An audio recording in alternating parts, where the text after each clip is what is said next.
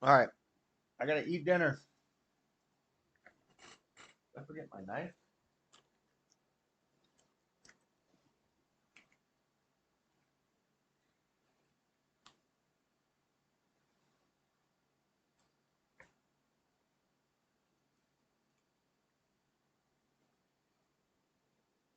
I just made an easy pork chop and french fries meal. Hit the like button on the way in, that's right. Um,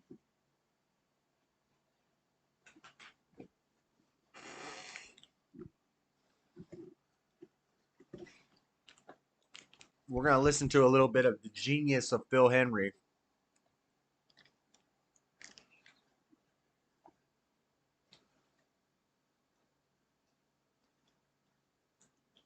The genius that is Phil Henry. I got to go get my knife. I don't have anything to cut this pork chop with.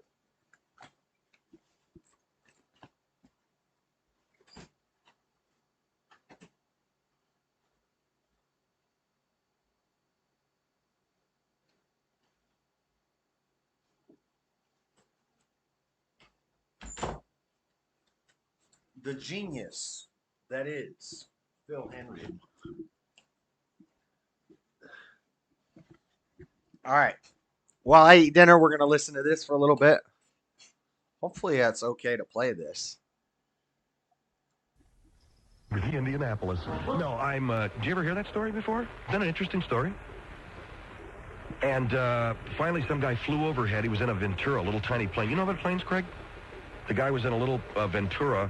He was a Lieutenant JG in the Navy. He saw these guys. He radioed back, and then they sent out a PBY and started picking these guys up. And these guys were so nuts from lack of water that when the ship pulled up, the rescue ship was there, and they said, "Come on, buddy, we're going to help you." There's one guy floating. He says, "Unless you got drinking water on board, piss off, get out of here. I don't want to talk to you guys." He wanted the ship to take off unless they had water. Unless you've got drinking water, get out of here. All right, anyway, Phil Henry's show here. Our number. This is Phil Henry from AM Radio. This from the year 2000. This one is so funny. Is 1-800-449-8686. 1-800-449-8686. The Jungle with Just Jim bite Rome. it. Weekdays at noon. More Phil Hendry in minutes. On Super I could, but About I time put now. sauce Phil on it. Hendry on Super Talk. I put a bunch of sauce on my pork chop, like ranch and hot sauce. So if I pick it up and try to bite it, I'm going to get sauce all over my face. Pause. Pause. 940. Aren't you the clever one? This is really bizarre. At least 7 women enjoying a warm afternoon in a crowded area of Central Park were attacked by gangs of young men who ripped off their clothing and in some cases robbed them. This was in Central Park, New York, and this was in broad daylight. 2 men were arrested in Sunday afternoon's attacks, some which were videotaped and other suspects are being sought. I saw this videotape. These women are going through crowds of guys and they're surrounding them and like pulling their pants off and stuff. And then taking their purses. Did you guys hear about this? A teenage British tourist said about 15 men surrounded her, ripped off her clothes, and fondled her before stealing $200. 2 of her friends were also accosted. They were trying to pull my top up, and at the same time, guys were trying to pull my shorts down, the 18-year-old tourist told a television station on Monday. I was touched everywhere, and it was really humiliating. There must have been 14 guys touching me just trying to take my clothes off. Hold on, I gotta fix something first. I deactivate that. And I should be able to. There we go. There we go. And now if somebody comes in the Discord, they can hear what I'm listening to. David Rowe of Hempstead and Tremaine Bain of Brooklyn were charged with robbery and sexual abuse. This was a... I usually put ketchup. A1 is good. Ranch.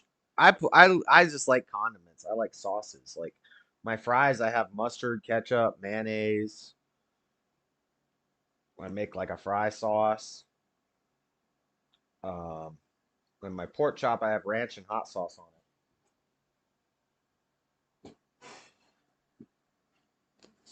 But I love A1. Fondling, it wasn't any, I don't see any reports of rape. All the attacks took place shortly after 6 p.m. along Central Park South. This is in New York. This is during tourist season. There are a lot of tourists there. This is like one of my idols. I don't like to say idol. I don't mean like I worship him. I just mean like somebody I look up to. Somebody like a Rush Limbaugh or an Art Bell or an Alex Jones. Phil Henry is one of these guys. This is an AM radio guy. This is what I wanted to do when I was a kid. Well, I hated listening to it when I was a kid riding in the car with my dad. Well, I hated listening to talk radio, but I loved listening to this guy when I was a kid. And I always wanted to be like a radio DJ. And I loved this guy. Honey mustard. Oh, honey mustard must be my favorite sauce. Might be my favorite sauce. Not a big fan of honey mustard. I do like honey, and I do like mustard. As there are in a lot of cities in the United States. With us from her travel agency in Costa Mesa is This is so funny. Brewster. And Colleen... Yo, Colleen is so funny in this call. This is so funny. You are a travel agent. You're 27 years of age. You're sort of right there in the, right down the alley of the people we want to talk to. Now, you do a lot of traveling. Yes, I do a lot of traveling, and I really enjoy it a lot. I think it's a lot of fun. I think that New York is a lot of fun. I think that there's a little bit of overreacting going on, Phil. Okay, that's what I wanted to ask you about. What overreacting are you talking about?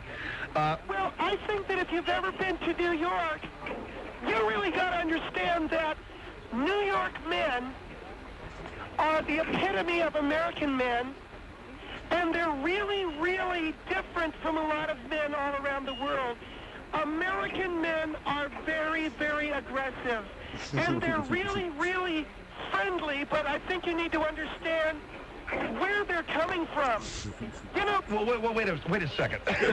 Excuse me. American men are really, really... But these are New York men, Phil. So somehow they're different. I'm sorry? So somehow New York men are... Oh, absolutely. New York men are really different because they're very aggressive. They live in an environment that I think encourages that because New Yorkers are very honest. And when you're really, really honest, I think you don't put too many inhibitions on your behavior, and I think that's what makes them interesting. And all right, well, let's talk about these women because they were, some of them were extremely shocked and frightened by what happened to them. Bill, you really have to be prepared when you come to New York. I think a lot of these women that are, in New York, on vacation, they don't get what's going on with New York men. And, well, when you go to New York with your business, don't you? Yes, I do. I go to New York at least 4 times a year. I think it's a great city. They're really friendly. I think you need to expect certain things. Do you go to Central Park? Yes, I do. What do you do there? Oh, I do a lot of jogging. I do an awful lot of jogging. I do an awful lot of visiting and walking. And do men put their hands on you when you're in New York? I think it's something you expect. I really do. And you got to just make sure that you expect guys to fondle you? Philip, you know something? There was a time... Colleen likes it rough. when we called it being felt up or copping a feel. And now we call it molesting. Now we call it fondling. Face, Colleen. And we forget what it is to be women, and we forget what it was that we sort of expected when we were out with guys. So that's really what I'm talking about. Well, wait a minute. What do you mean being felt up? These guys are in the park in New York. It's broad daylight. Women are going through there, and they're having their clothes ripped off. They're having. But that's the aggressive New York man that I'm talking about. So I don't know what it is that you don't understand. Well, look, I've been to New York, and I know that they're a breed apart. Everybody talks about New Yorkers. There's a little bit more honesty, a little bit more open. What has that got to do with grabbing a woman and taking her clothes off in Central Park? As 7 women complained... Were they New Yorkers?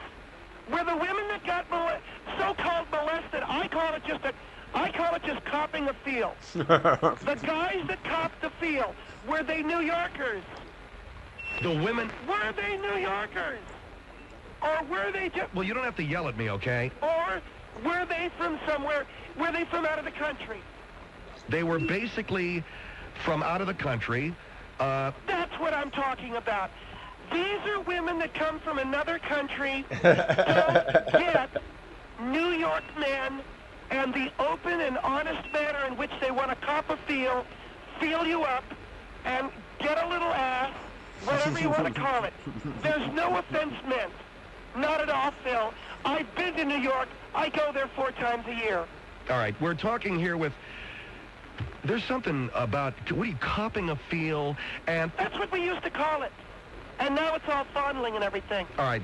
1-800-449-8686. Calling Kristen Brewster is talking to us. She's a I love when the callers call in and either they play along really well, but I think there's a lot of callers that used to call his show that didn't understand what was going on. They didn't get they weren't in on the joke. So they would call in and they're like actually upset at the guest on the show. And they just weren't in on it. And they would freak out at the guest. There's one that's so funny that I listened to at work the other day. And he's like, Phil, the guest is like, Phil, I want you to host a game show. Phil's like, what's the game show about? He's like, it's called Pitfall. Because they don't let handicapped people onto these shows like Jeopardy and Wheel of Fortune because they don't look attractive. So we're going to have a show called Pitfall where there's a blind person and there's a staircase of steel stairs and there's 2 people yelling and one's trying to guide him. One's telling the truth and trying to guide him to a bag full of $1 million. And the other's trying to lie to him and get him to fall down the stairs. And Phil's like, well, what happens when they fall down the stairs? And he's like, blind people stay loose, so they're not as likely to get injured because they're not prepared for the impact. They stay loose. And the caller's called in. She's like, I have a blind family member, and this is absolutely disgusting that you would have somebody like this on your show, Phil. This is horrible. It was so funny. The callers when they yell at the guests is the best part. Travel agent, 27. She goes to New York 4 times a year. She's commenting on the reports of women being accosted and molested and physically molested in Central Park, New York, this past weekend as they were either running or jogging. Phil, I really don't think you've been properly welcomed to America in a lot of ways if you haven't been in Central Park and had someone try to feel your rear end up. And I think that is... In New York City. Right, and I think it reflects a lack of understanding on your part of the New York man. Because they are very different, they're very interesting, and they're very exciting. And the way my dad, cued me off to it, he's like, pay attention to Phil and the guest and see if they ever interrupt each other or see if they ever talk over each other. And I was like, what are you talking about? He's like, just see if they ever talk over each other. Okay, let me, very interesting and very exciting. You said yourself, there was no report of rape, isn't that right? No women were raped, thank God, because there was somebody standing there with a video camera, and... There wasn't any report of rape because there wasn't going to be a rape. And that's really what it's all about. Going to New York, getting felt up, feeling like you're a part of something. All right. There's one other thing I wanted to mention to you. In the news stories that I was reading, these women who were there... Go to New York, get felt up, feel like you're a part of something. The caller will interrupt Phil, and Phil will interrupt the caller, but they'll never talk over each other. Isn't that interesting? And they had their things taken from them. Their things were stolen. There was robbery here, Colleen. Phil, that's not robbery when guys are getting exuberant and you lose your purse. Guys are getting exuberant and you lose a few dollars. that's not robbery, and I think you need to.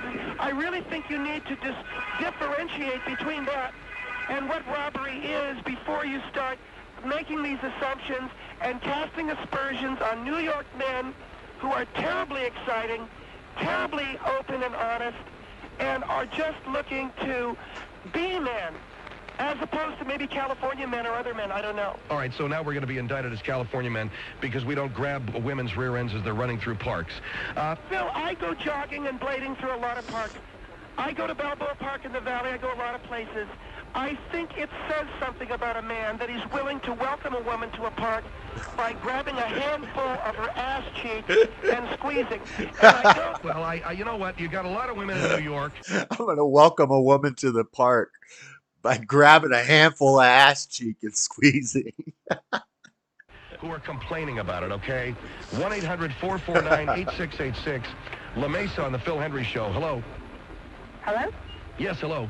Callers. Hi. It's so funny. I think that the caller just before there is just out of her mind. I'm out of my mind because I believe in women going... Because anybody in their right mind would not think that it's okay. Oh, it's not okay? I'll tell you what. Have you been to New York? Are you just going to be a lemming for the rest of your life? I grew up in New Jersey. You're going to be a lemming. New York and men... it doesn't matter what a man is. The New York men are really aggressive. They're really, really aggressive. My husband would kill me if and he knew I they're was really, really a lot of fun, okay?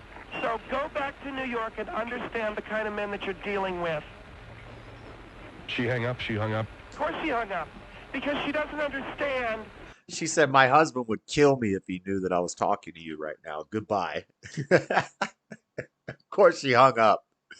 What it is to be a woman felt up and fondled by a New York man. Yeah, that must be a real treat. Oh, Phil, you're not a woman. You don't understand. Right. 1-800-449-8686. We have calling Kristen Brewster on, travel agent from Costa Mesa, about the sexually aggressive and friendly men in New York who, over this past weekend, 7 women were crowded and attacked by these guys and had their clothing ripped off. 1-800-449-8686, Phil Hendry Show. Get a refill tomorrow morning at 9. And I mean, I'd like you to call them now and mention my name. 3-digit times isn't. 800 Earthlink now. Mention Phil. I'll love it. The Dim Concert. To a new time. Up cash. Now might be a good time. Their money market account, DIC insurance. So keep count. At their worst. I've got my friend Who got that? Inviting you to tune in and That, Colleen, you know, you don't think women should be raped, do you? absolutely not, Phil. I certainly don't believe in that. But I do think that you really haven't been properly welcome to America until you've been felt up in Central Park. Now, that's the truth. And That's something I don't get, okay? As a man... you come from California, and that's a different thing.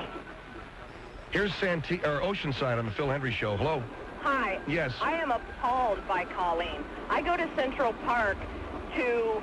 Why do you go to Central Park? Have a nice walk through the park. I go to New York City to see a Broadway show. I don't go to New York City to be accosted in Central Park. We need to allow men to be gentlemen by letting them cop a feel once in a while. No, Stop pressing charges. You get welcome to America. And Just let the men cop a feel every now and then. Jeez. Colleen is awesome. Colleen is based. New York City by going to the Statue of Liberty, not by... Oh, that is so over. Not by getting felt up, by... That is so over. You let them stop pressing charges whenever a man grabs your ass. Let men be men. Okay? All right, ma'am, your car phone is breaking up a little bit. I'm going to put you on hold here for just a second. Santee on the Phil Hendry Show. Hello? Santee, yes, ma'am, you're on the air. Hello? Hi, Hi. I think the comments that she's making, there's a huge difference between copying a feel and trying to rip off 14 men trying to rip off a woman's clothing and fondling her. There's a huge difference. Copying a feel is when you're out on a date with your first-time boyfriend and he sticks your hand up your shirt or something. That's copying a feel. Do you remember that? Because all I'm saying is that was exciting. No, that's different. If you're on a date with, okay, there's 14 men you do not know. You're in Central Park taking a walk. But that's the you want to key. be by yourself. It's New York. That's the thing you need to understand. Okay, I know New York. Trust me, I know New York. Okay. Well, My father and me were born and raised in Queens, New York, in the middle of it all. All right, and that does not happen. Then you've been to Central Park on a Sunday when guys are going to be guys. No, see, that's not right, because if you're giving guys permission, 14 men to come up to you and fondle you to high heaven, take your money, then you might as well give them permission to rape you. See, these women were stripped. They were... Phil, the money thing you guys keep referring to, if a bunch of guys are grabbing a little cheek, you're going to lose your money. I don't think these women were ripped off. They shouldn't be grabbing your little cheek. That had nothing to do with it. They were grabbing, okay, one guy walks up and grabs your ass. Okay. Are you sure you're from New York? Yes, I know I'm from New York. I really don't get you. I don't get you at all. I do not get you. If you are any kind of a decent woman, maybe you're a slut, because only a slut would like to be grabbed by 14 men. Oh my God. Oh my God. Only a slut would want to be grabbed by 14 men. I'm telling you, I'm a decent woman, and if 14 men came up and accosted me, I would scream murder. I would scream the high heaven. That's the New York way. That's the New York way. Oh crap, it is not the New York way. It is. You know, okay, so basically you're saying New York is separate from the rest of the United States? I'm saying New York is a different country? New York is very, very typically American. Those women probably got so hot that they forgot where they put their purses. I'm serious. Yeah, okay, right. They forgot where they put their purses. They forgot where they put their purses because they got so excited by 58 guys groping them. Exactly. Sure. I'm going to believe that. Oh, listen to you. You think you know where it is. Yeah, They lost their purse. What? I'm sure their $200 right now is just lost somewhere in Central Park because they forgot where it was. You haven't been to New York in a long time. It doesn't matter if I haven't been there in a long time. Thank you, ma'am, for your call. Here is El Cajon on the Phil Hendry Show. Hello. Jeez. Yes, hello. Yes, I want to talk to that piece of slime you got on the radio. Oh, I'm a piece of slime. Oh, yes, you're a piece of slime. Oh, well, you're not going to talk over me, and I'm not going to hang up. Oh, good. Okay. We'll have a conversation then. We won't scream at each other. Okay. You telling me you don't want to get felt up? Are you another one? I'm sorry? Are you another lady that's going to claim she doesn't want to have New York men feel her up? Well, no, I want to talk to you about what you're talking about, copping a feel. Right. All right, well, what you're talking about, copping a feel, is not copping a feel. And believe me, I'm old enough to know what it is. What is it? Copping a feel is touching your rear end or touching your breast. It is not holding you down and tearing your clothes off. Is it touching your own breast or a guy doing it? No, it's a guy. Okay, that's what I'm talking about. Okay. That's what I'm talking about. But it is not ripping your clothes off. And I am terribly upset that you're defending these scum in New York, and I don't care if it's New York, San Diego, Wichita, or where. These guys are scum, and they molested these girls. Are you honestly telling me that you never let a man feel you up? I am honestly telling you that, yes. You've never been felt up? Pardon? You never let a man feel you up? Oh, Why yes. are like you... I said, I'm 62 years old. In a park? I come from the time when copping a feel and being felt up was the thing. So you're not going to tell me in New York that what these guys say, it doesn't make any difference. Don't talk to me about New York. If you were I don't care where it is. These guys are scum, and they should be prosecuted. You cannot do that to a woman. I don't care if it's in the United States, across the ocean, or on the moon. But wait a second. After World War II ended and everybody... I don't care about World War II. I'm talking about what you were talking about, copping a feel and getting a piece of ass. That is not what these guys did. But wait a second. Okay? You said something ridiculous. You said they're copping feels on the moon. That's absurd. Oh, well, come on, give me a break. Well, that's just like you Give me talking a break. over all these women and let them say what they want to say. Like I said, you're not going to talk over me, and I'm not going to hang up. I'm not because trying to you talk. are a piece of slime if you think that it's okay for a guy to hold you down, rip your clothes off, steal your cell phone, steal your money. That is not copping a feel. And I agree. It is not right. I agree with this lady. But, Mr. Henry, she said something stupid. She said that women were being felt up on the moon. Oh, well, come on. You did? Get a was... life. The woman that was is making... just a saying. She was a figment. It was a fragment of speech to make a point, okay? Oh, listen to you stumbling around. You don't even know what you're talking about. She said she got felt up on the moon, and you're... Oh, I did not say I got felt up on the moon. It was like you putting it in New York. And you harping on New York men being so open and so flagrant, and this is the way they are. I'm telling you, it makes no difference where this man is, what property he is on. If he is doing something like that, he is not copying a seal. He is not getting a piece of ass. He is a slime bag who is molesting a woman, and it is not to be held up, and it is not to be permitted. Well, I believe that you suffer from old-timers disease. And Old-timers disease. Everything this lady said makes sense. Everything you said, ma'am, makes perfect sense and is in complete agreement with most of our callers. A woman gives her consent to any advance by a man, or it becomes a molestation, or it becomes... Oh, listen to you. Get you. He is perfectly right. You listen to him. If you do not okay it, it is molestation, and I don't care where you are. So you're giving the big thumbs up to some guy copping a feel on the moon, but you are on the moon. You are from the moon. You were on the moon. You are a travel agent. God forbid anybody that goes any place that you suggest to them when they go for safety, and you think this is okay? Yeah, exactly. And you're going to recommend... I suppose you're sending people down to Haiti this time of year, man. I'm sure... Phil, On the Go with Colleen Kristen Brewster is a wonderful travel agency. And is that the name of your travel agency? Yes. Well, thank you for naming the travel agency. Yeah, so we'll stay away from it. Now everybody knows that any place they go on this travel agency, they're not going to be safe. Because you think that holding one down and ripping her clothes off is copying the seal, and it's perfectly okay. It is not okay. We try to put a smile on the face of all our clients. Well, I bet you do. I bet you put a smile on the face of every man client. Yes, I do. What's wrong with that?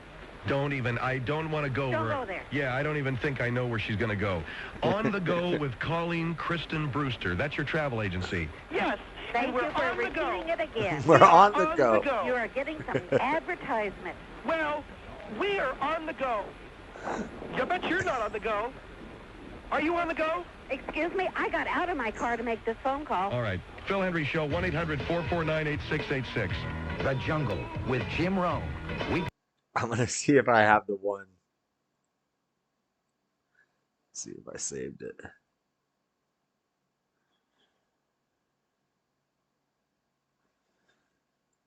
I don't know if I have it saved.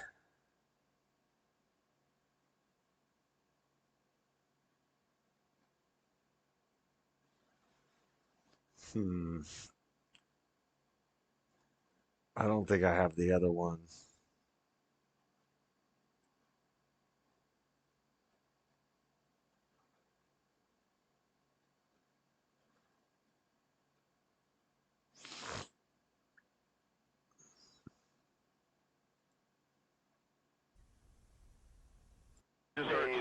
Windows 95. See, this guy's making a good point, Ted. What good point is he making? Whoa. I mean, the guy...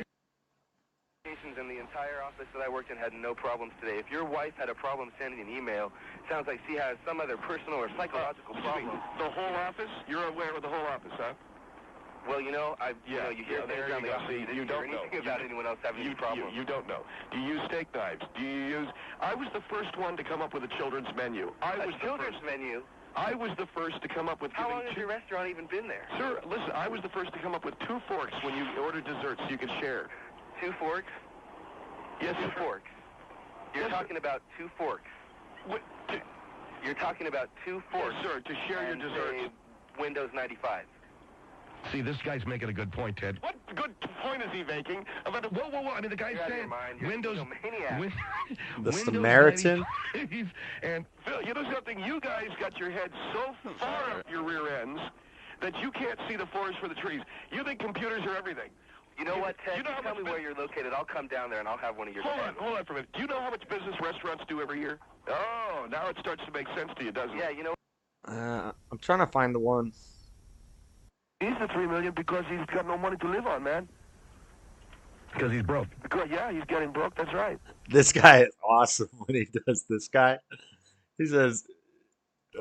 I mean, it's beautiful, man. And then he says, how do you like me now? How do you like me now? How do you like me now? You peeps, you thought you was going to take me down. How do you like me now, you know? All right, 1-800-449-8686. That's an interesting idea, but I don't know how it goes over being, popularizing OJ Simpson. A lot of people... Oh, so he says... So they were putting out like a $3 million reward if you could find evidence that could convict OJ Simpson. So this guy is saying OJ should go in with evidence that says that he did it and then take the $3 million reward. And then because of double jeopardy, they can't retry him. So he can just keep the money. Think that he committed the crime. I don't care what people think. All I care about, man, is justice to OJ, you know. Take the lie detector test, you pass it, you get your money, you know. And he can't be retried for the crime. Can't be retried for the crime because that's double jeopardy. Ha ha ha. How do you like me now? Yeah, I know. Ha ha ha. How do you like me now? And he can't. He can keep the money because it's. He can keep the money because he hasn't been convicted of a crime. So that gets around the California law that says you can't profit from your crime. How do you like me now, man? That's what OJ will say to all of them suckers, man. How do you like me now? Okay, your name's Dave? My name's Dave. Hold on for a minute, Dave, okay? Yeah, sure, Phil. That's Dave. That's his idea for OJ Simpson. OJ Simpson, who was offered to take a lie detector test, he wants somebody to put up $3 million as a reward money. Dave says that OJ should take the test. He believes he'll pass the test. Then he can admit that he did the crime. He'll collect the money for offering evidence of who the killer is. They won't be able to retry him for the crime because that's double jeopardy, and he'll get around the not profiting from crime law in California because he's never been convicted of a crime, so he's just made himself $3 million. What, he's a law enforcement student at Pierce?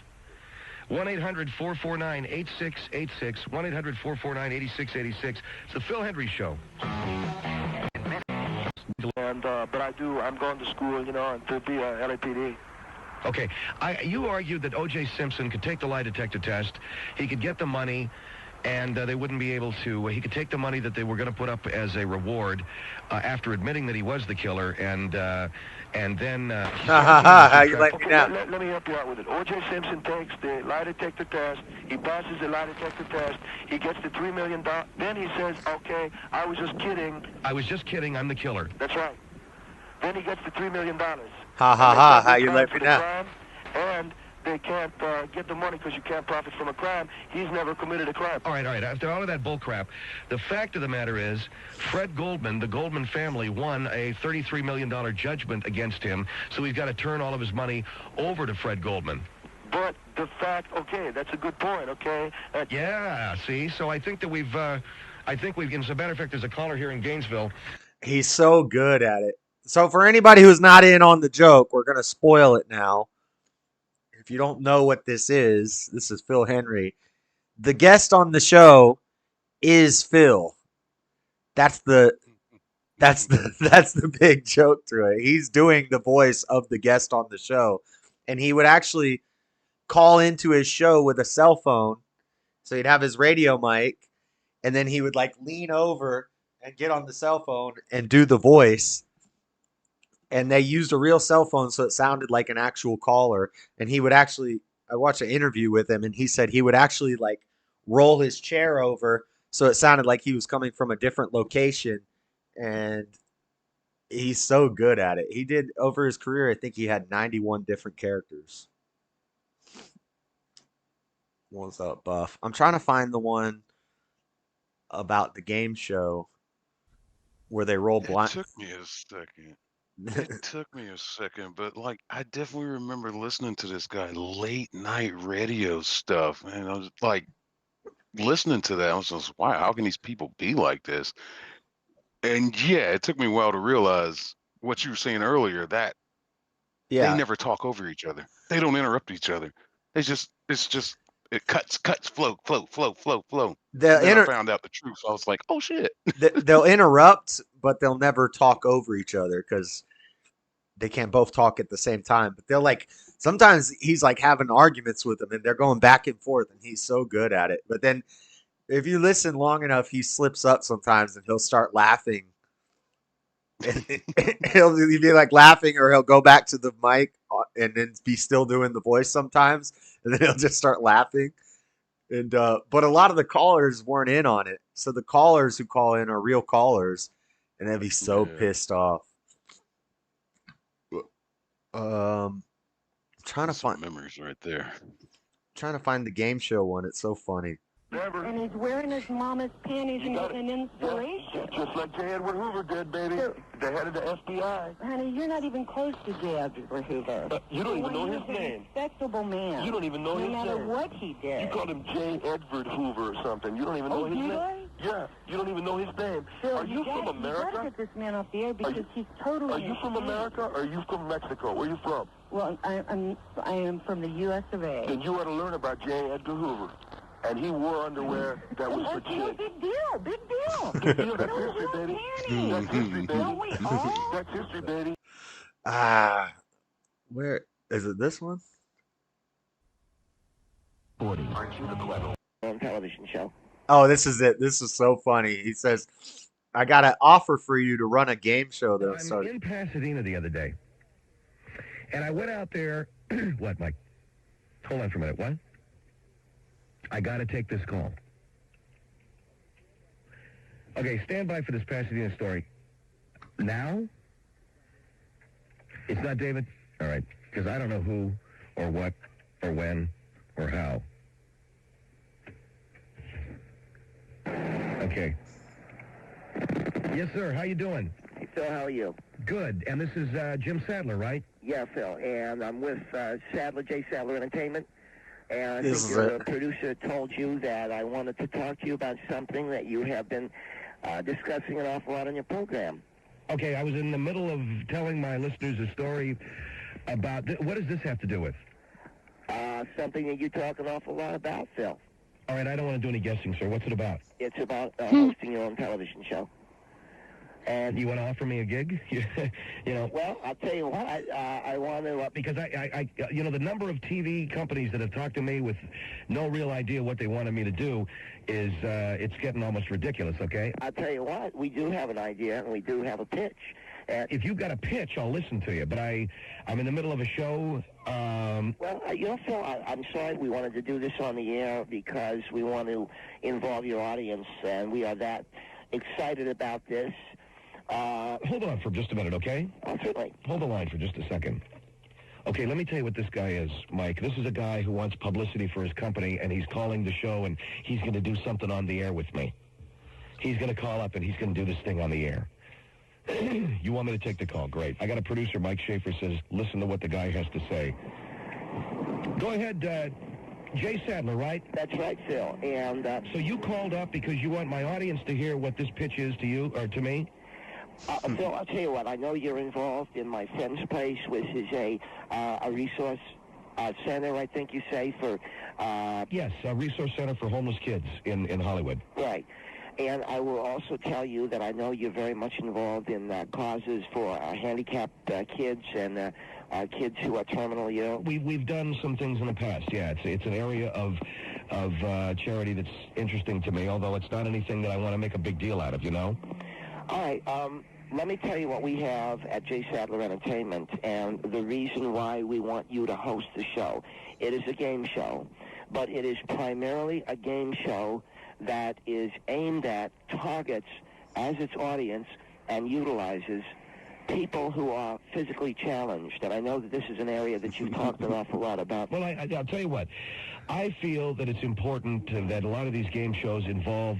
Look, I have a friend of mine who has eyes that don't exactly match up, and they wouldn't let him go on Jeopardy. This is a true story. They wouldn't let the guy go on Jeopardy because he didn't look right for the camera. And so I've made some statements in the past like, why not just show everybody, right?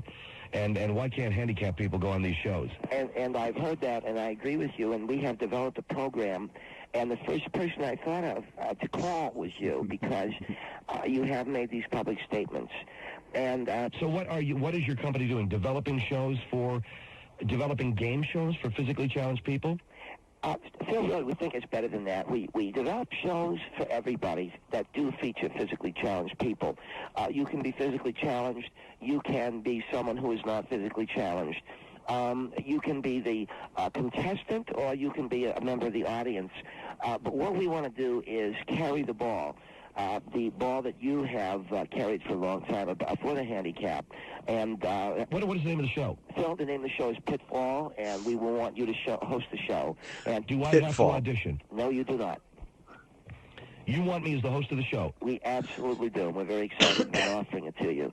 And how many stations have you cleared? Right now, Phil, we've got a clearance rate of probably about 80% of the country. And have you cleared it here in Los Angeles? We have not. We are talking to a couple of independent TV stations. Have you cleared it in New York? We have cleared it in New York. We'll be on Channel 12 in New York. And so as you can see, we are very serious. And you want me to host? That's right. Tell me the pitch. What is it? The show, Phil, is called Pitfall, and it features physically challenged people. Basically, the initial concept of the show, though, features people who are visually challenged.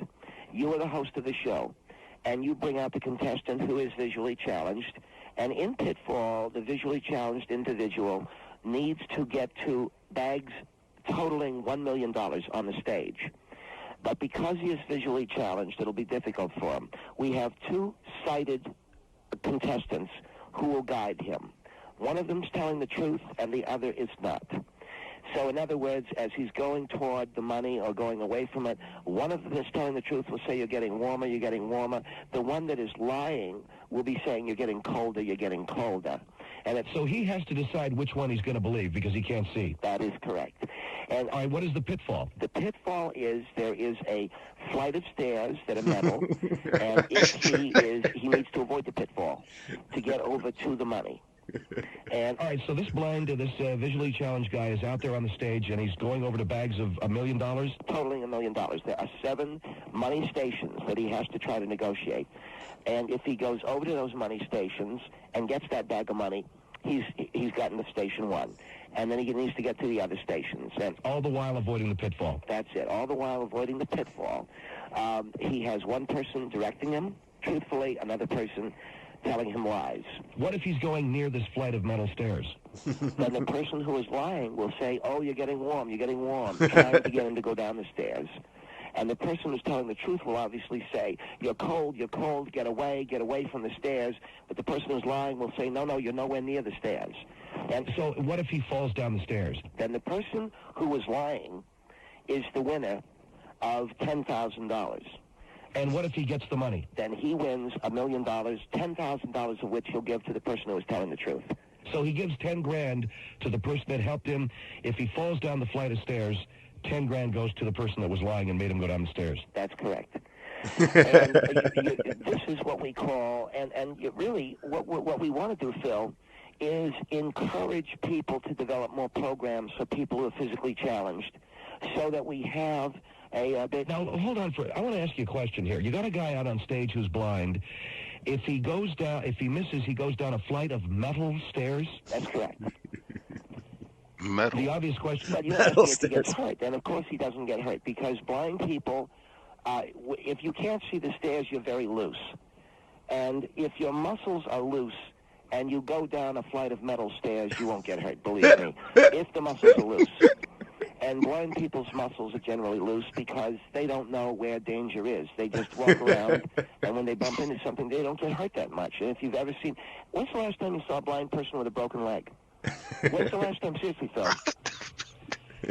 I guess never. Right. When's the last time you saw a blind person with a broken nose? Never. Okay? Oh, by the way, there is a time limit, and they do have to observe the time limit, so they have to complete this course, which is the pitfall, which is the metal stairs and getting the bag. They do have to complete the course. Let's see, probably they need to move very quickly, and so the time limit would be probably 3 minutes or something like that. I'm just using it. I'm just baseballing it. That's all.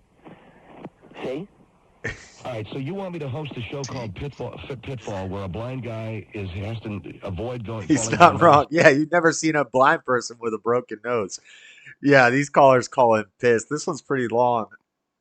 I probably won't play the whole thing. Eventually, he changes it to 2 flights of stairs. He's like, yeah, it's 2 flights of stairs. Wait, I thought you said 1 flight of stairs. Well, maybe 2 flights of stairs. And then he says, this lady calls in, and she's like, what if he falls down the stairs? He could die. And he's like, well, there's going to be a consolation prize at the bottom of the stairs, like a basket of food or something. And then she's like, a basket of food? That's not a consolation prize. And he's like, okay, maybe keys to a new car. There's keys to a new... She's like, why? How are you going to give a blind person keys to a new car? I'll play a little longer. Hold on. Stairs. Any, I want to get to the first caller. There's something about it that feels wrong, like almost like we're exploiting. You know what I'm saying? No, I don't. There's something about it that feels wrong. Our number, by the way, 1-800-449-8686. I'm giving out the phone number, Mike. Don't worry. Mike's screaming at me. 1-800-449-8686. And your name is Jim Sadler with J. Sadler Entertainment. Sure. There's something about it that... But if he falls down the flight of stairs, does he get anything?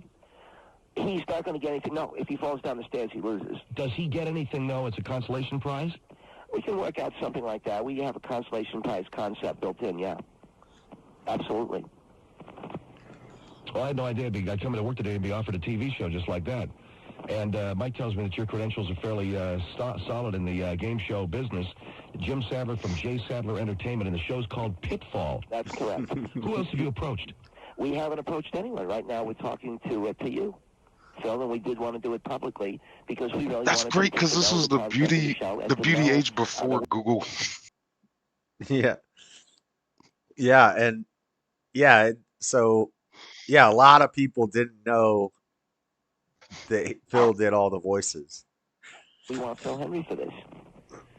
So a blind guy goes around a stage, and two-sided people, one lying, one telling the truth, guide him to either the money, and then we have some music, and here's our host, Phil Henry, and then you come out, and good evening, everybody. Welcome to Pitfall, the program that features the physically challenged in winning $1 million. Tonight, a blind guy is going to try to avoid falling down 2 flights of metal stairs. So, that's 2 flights of metal stairs. All right, well, hold the line here, Jay. Let me take a break, because we're past is 2 flights he believes. Does that make sense to you? Does that game make sense to you? 1-800-449-868. Advice of 2 players. One is telling him the truth, the other is not. Is that there is a consolation trying to get to a caller. The stairs. It could be products from Pillsbury, some food product or something, a radio. Pillsbury or a radio. You see? Oh, so he falls down 2 flights of stairs, but at the bottom is his consolation prize. That's right. See, to me, it sounds like the guy's going to get hurt. Phil, believe me, we can't do it. You are indemnified. We would indemnify ourselves. We're not going to let a blind guy, but we're not going to let a contestant get hurt, believe me. Okay, who do we have here? Some people calling in? Is this San Jacinto? Is that it? San Jacinto. San Jacinto, you're on the Phil Henry Show. Hello. Yes, I'm calling in because I think this is a ridiculous idea. I think it's exploiting the person. It's not really a matter of whether or not they get hurt. I thought I was going to talk to you, Mr. Henry. I want to hear what these people have to say about it before I commit to an idea, okay? Well, Hello? Yes, go ahead. Yes, well, I feel like it's exploiting the person. It's not their physical condition. That, one way or the other, would be bad if they got hurt. But what it would do to their pride. I happen to have a deaf son who's grown and does very well on his own, but I know certain things with him. For years, he wouldn't go to a restaurant because he wasn't able to communicate until their children was older. Don't deaf people make noises or something? They grunt. They make a noise, and you can understand the noise that they make? What do you mean a noise? Actually 3 deaf people in my family. Right, and I have 2 daughter-in-laws, and one of them speaks fluently, the other one you can't understand. Don't they generally communicate by grunting, making grunt noises or anything like that? Well, I don't know different ones are different, but that isn't even the point. Some can lip read and speak well enough to be understood. They read lips, Mr. Henry. Do you know that? I've heard of lip reading, yeah. But nevertheless. Some of them wave their hands and go, They don't know what they're saying, you know. Never mind about that, okay? So fucked up. To them. It doesn't. It would embarrass me if I'm going. You know, what we're doing. Well, if you were a deaf person wandering around on a stage, falling into a stairwell. No. This is stairs. Well, they sound. I think it's one of the things about deaf people, and God bless their hearts. They've got a, but they sound a little bit like chimpanzees, don't they? And what we wanted to do is chimpanzees. I don't think that's necessary. I'm sorry, man. No, I'm sorry, man. I'm sorry, Your intellect is just something. There's something wrong. What we're trying to do, ma'am, is we're trying to include the physically challenged. We have. Well, then do it in a graceful way to where they don't have to be embarrassed. What about this? Not it. Could I ask you a question since you're the mother of a deaf son? We had an idea for Deaf Star Search. We would have people who are deaf dance on stage, and then we would play a song while they were dancing, and the one who was in time with the music would go on to our next level. Well, that probably wouldn't be quite so bad, because many deaf people, if it's a stage they can feel vibrations on, Well, what if they do can't? very well What with if they're that. not in time with the music? Well, then that's a little comic relief for the audience. You know, you got this deaf guy. But why are we using people that are physically handicapped for comic relief? No, excuse me. Ma'am, I'm trying to help the physically challenged, because you're not helping them. Look, I made a statement, and I happen to know this is true. A friend of mine who has a muscle imbalance in his eyes, who's brilliant, by the way, was not allowed on the Jeopardy TV show because physically he wasn't pleasing to look at. I think that's unfair, Phil. I do, too. And that's what we're trying to correct. Well, So why can't a deaf guy... Why can't a deaf guy... I'm sorry, ma'am. Yes, ma'am, go ahead. This particular person knew what he was getting into, and he was willing to do that. I think that that's a little bit different than a blind person or But why can't a deaf person go out and grunt and entertain people at the same time, show his talent? Well, I suppose... Does your son grunt, or can he speak? My son does not speak. My daughter-in-law speaks fluently enough that she's able to work in a store. So your son makes grunting noises, or... They sign with their hands, the language. Oh, they do the sign language? Yes, they do. That's not quite as entertaining, though. No, as entertaining as what? Well, when they get up grunt, it's interesting, because... Would you not use that term? What is that? Would you not use the term grunt? Well, I'm just saying that grunting and going... May I ask something to this man? Yes, May I ask one question, Mr. Sattler? Yes, ma'am. How old a person are you? Ma'am, I'm in my late 30s. I'm 37 years old. Then that sort of helps me to understand a lot, because there's a lot of things evidently about this world that you haven't learned yet. And maybe down the line, you'll actually... She started laughing. ...person that's handicapped, and you'll have... See, I think she probably knows what's going on, because she just started laughing.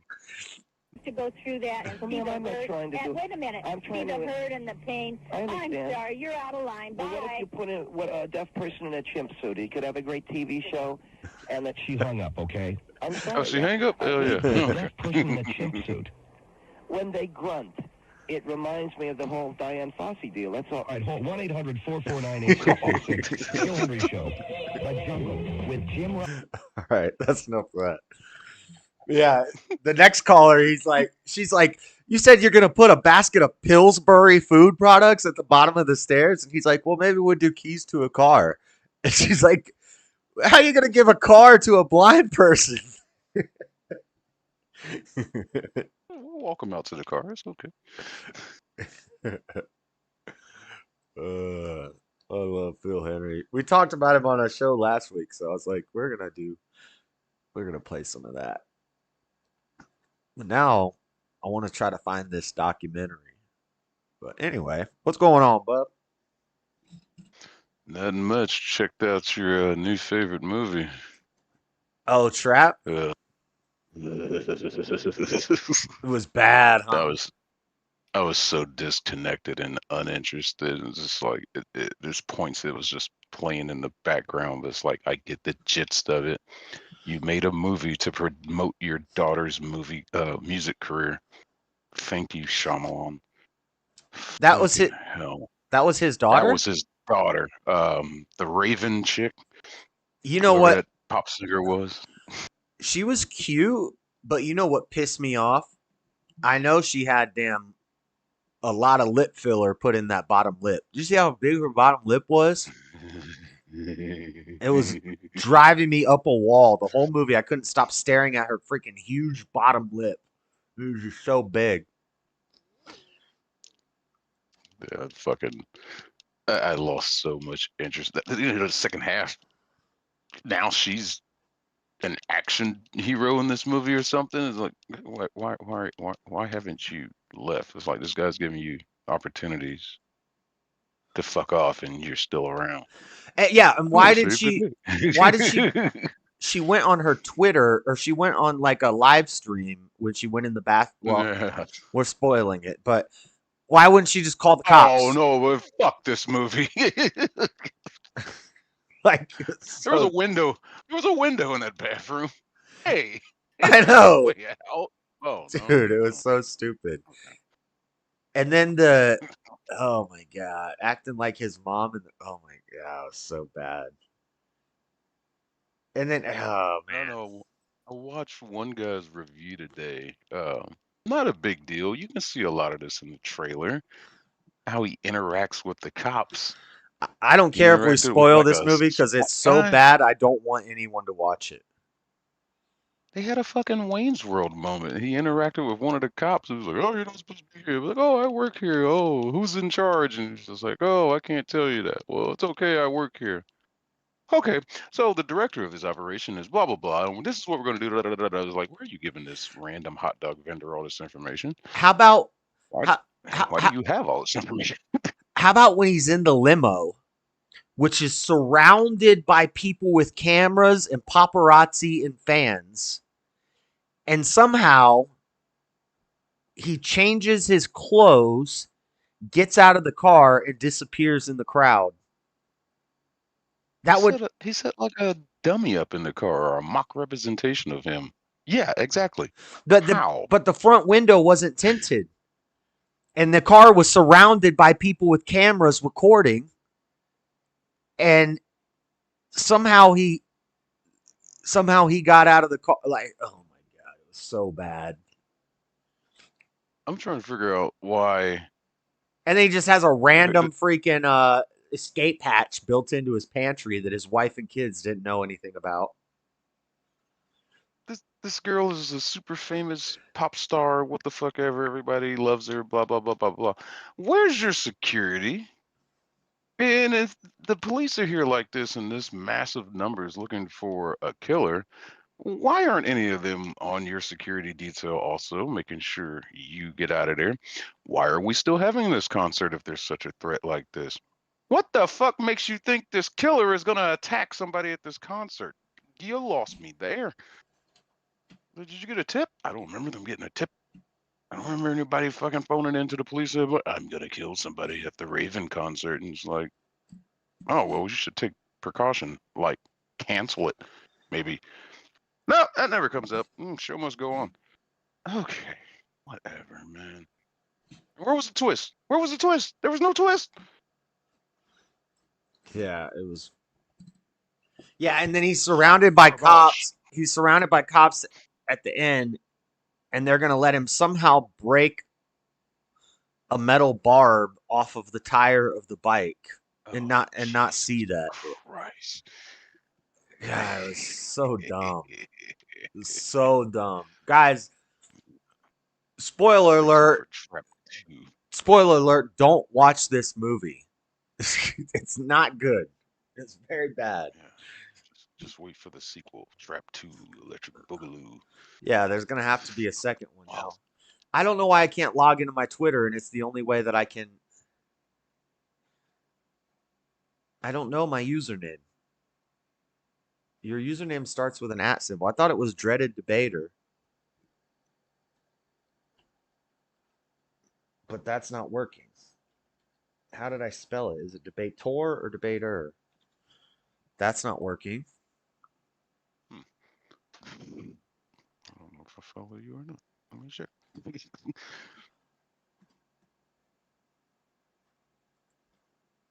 Give me everybody. Oh, I got to put an @ symbol. Maybe that's why.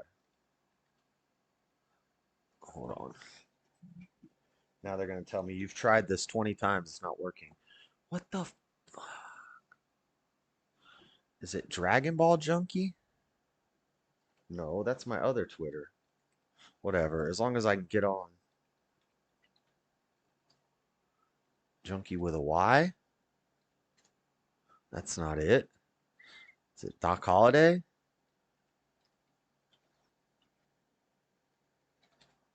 That's not it.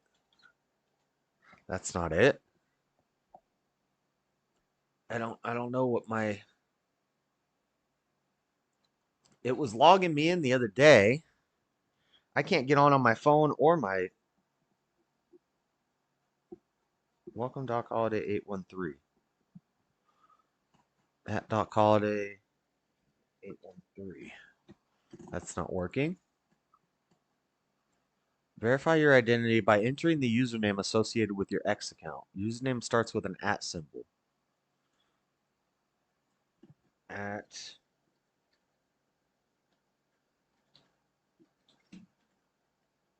Debator? Nope. Oh, wait. That's not spelled right.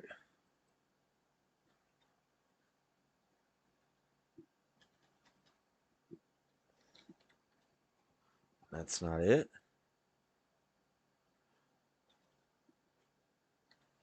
Oh, I got it. Suspicious login. This happens when we know you'll need to wait before you're trying to log in. Some blocks. We blocked an attempt to access your account because we weren't sure it's really you. Got it.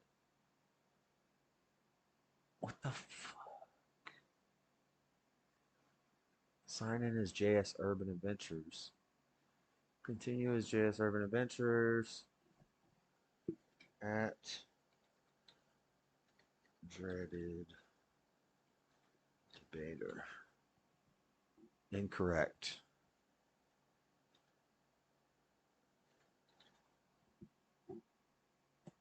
I don't know. Why am I being asked this information? Unable to provide an assistant. Keep your account. Contact our support team. I don't want to do all that. Thanks, Elon, making it so difficult for me to look. What movie? Trap. Barry Manilow saying Mandy. Not every joke can be a knockout of the park.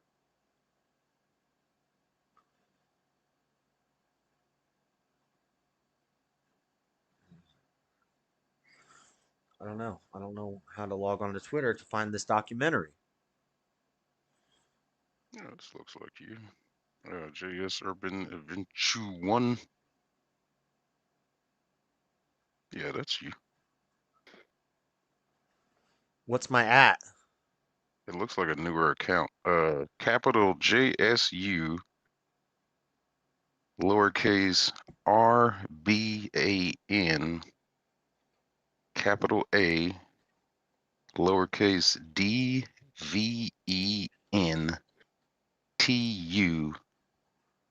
and the number 1. What?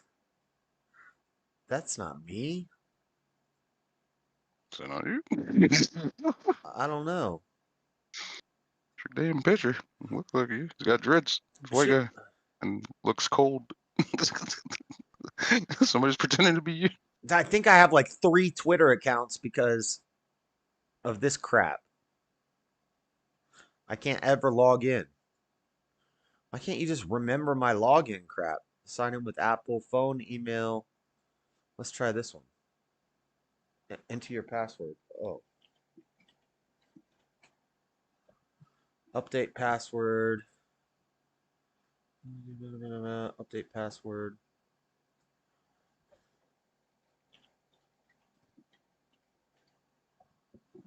Oh, I got it. Okay, I got it. So this is not the JS Urban Adventures one. Yeah, I have a Dragon Ball Junkie one. I have JS Urban Adventures one, and then I have this one, which is Dreaded Debater. It was supposed to be Dreaded Conservative, but it didn't fit. Okay. Now, Tommy Robinson documentary. He said the only place you could find it is on Britain's banned documentary, Silenced. It's an hour 45. The weaponization and the politicization of these buildings, court buildings across the West.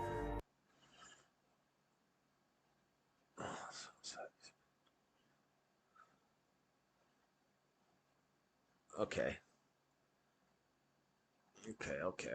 I got it. I found it.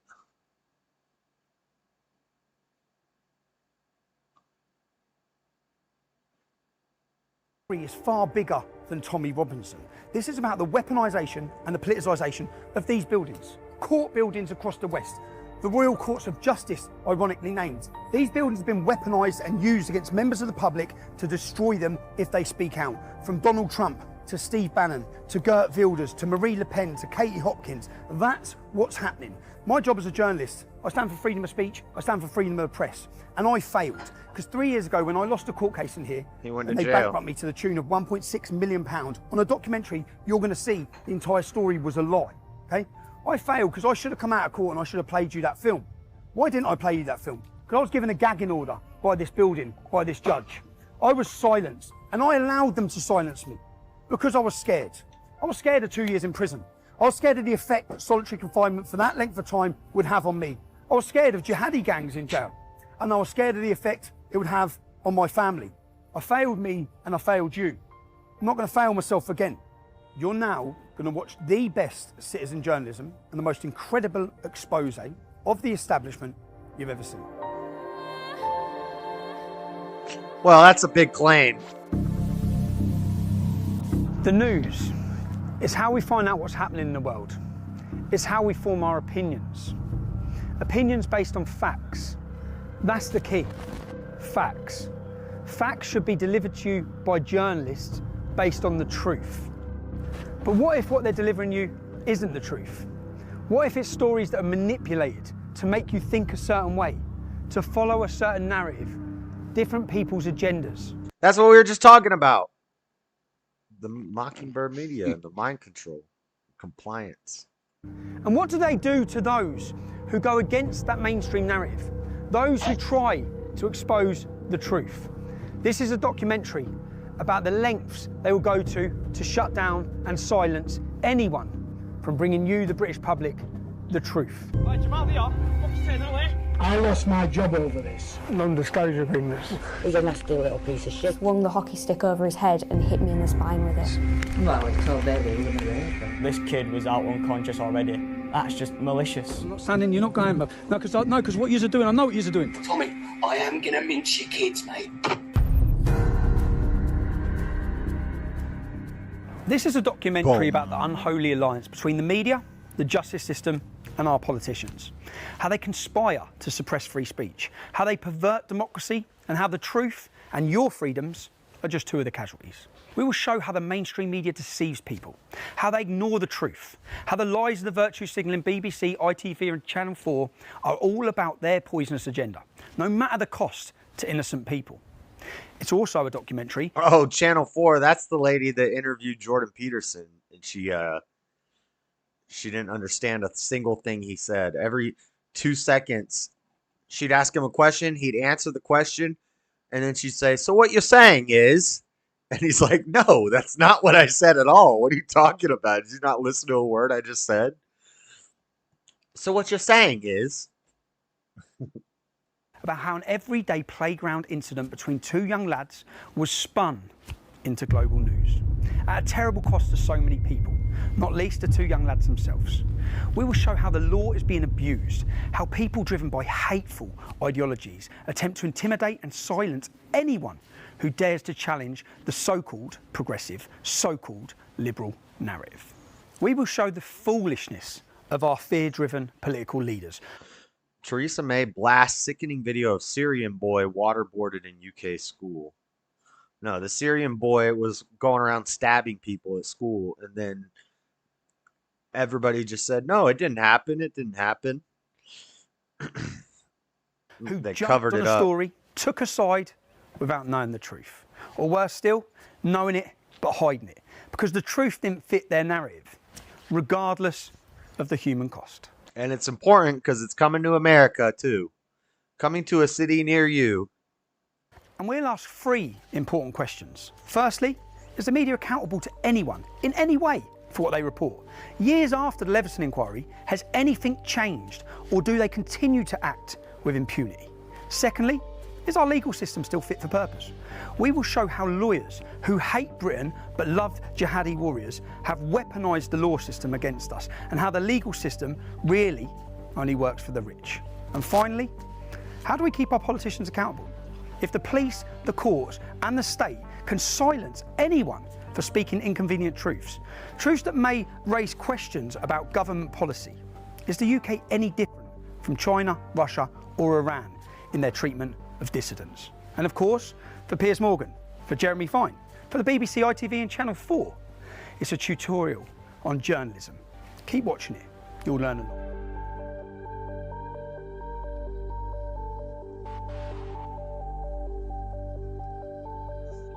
Our story appears to start and end in a brief playground incident at Almondbury Community School in Huddersfield. A playground scuffle. One boy poured a bottle of water on another child. The school dealt with it, and that should have been that. 3 weeks later, however, a video clip of the incident surfaced, and within hours, with the help of lawyers and the ignorant rantings of ITV's Piers Morgan and the BBC's Jeremy Vine, it was made into a global news event. And the lives of so many people were turned upside down. Such playground incidents happen every day. So why was this spat between two boys transformed into global news? Well, one of the boys was white, and the other, a Syrian refugee.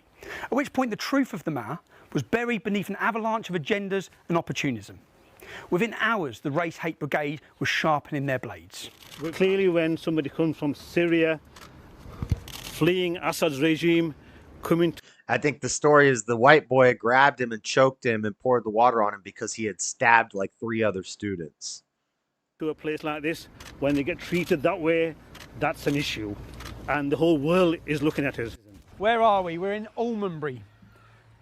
Do I say the scene of the incident? Is it a scene in the incident? It's the scene of the great lie. I call it the great lie because this lie was pushed around the globe. Yeah? This here is the school where the world was told a Syrian refugee was waterboarded by a racist English bully. It was in a playing field here, and do you know what? This is the first time I've been here. Because when this blew up on the news, it's a child's school. Kids are in school. I didn't come outside here. You'd see the scenes outside here where the imam was here with mobs of men, yeah? Mobs of Muslim men. Extremists travelled up from London, such as Ali Dawah, to cause a scene outside this kids' school. Anyway, but I'm here. Why am I here? I'm here because I face a court case. I'm being prosecuted. It's gone to the High Court, and I have to prove. I made a video stating that it was a lie, stating that Jamal wasn't innocent, and telling some facts about Jamal beating up girls, an instance that I'd been warned about by the members of this community to tell the truth about what happened at this school. I've got to prove it in court, so I've come to Huddersfield. I'm now going to knock. I need to find witnesses. I've got addresses for many. I need to knock and talk to them and see who I can get to come to court to help me prove to you, the public. This is about as much as proving in court as proving to you, the British public, that I was the only journalist in the country who told the truth about what happened in this community. The story you were told. You were told that a vulnerable Syrian child refugee had been bullied and waterboarded by a nasty white boy. You were told it was a racist attack. You were told of the dangers of far-right extremism. You were invited to agree that this kind of intolerance could not be tolerated. Was he vulnerable? Was it a racist attack? Our evidence shows the answers to both these questions was no. Was the Syrian lad waterboarded? Why was this word used? What about this? Yeah, is that waterboarding? Take a look at this.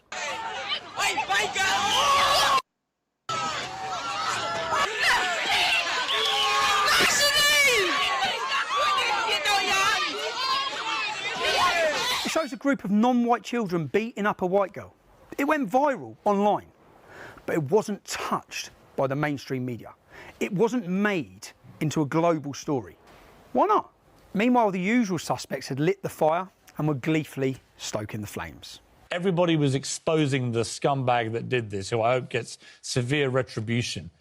And of course, the politicians. They're always quick to jump on the bandwagon. Theresa May, Sajid Javid, Naz Shah, Nicholas Soames, Winston Churchill's grandson. Such moral outrage. And it's not just the media and the politicians. In today's Twitter and Facebook-driven worlds, where celebrities and groups compete to virtue signal, most of them driven by the warm feeling they get by expressing their moral outrage, or by fear. The fear of what might happen to them if they don't. Everyone who's anyone pumped the Bailey Jamal story. Boxers, Lennox Lewis, Huddersfield Football Club, celebrities from across the globe. Let's have a look at all of the celebrities and blue tick brigade who pumped the Jamal story. And here are some of the people who pumped the story you watched earlier of the white girl getting beaten up. Crickets.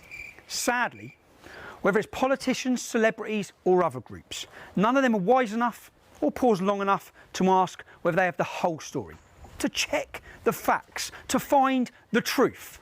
But why let the truth get in the way of such a good story? And this story was just too good a story Two lads in a playground scrap is not international news. But racist white thug waterboards helpless Syrian refugee, boom! Racism can't be tolerated, beware of the far right. That's their kind of story. We'll hear more about the militant left later, but they clearly weren't going to miss out on this. Chapter 2, setting the scene.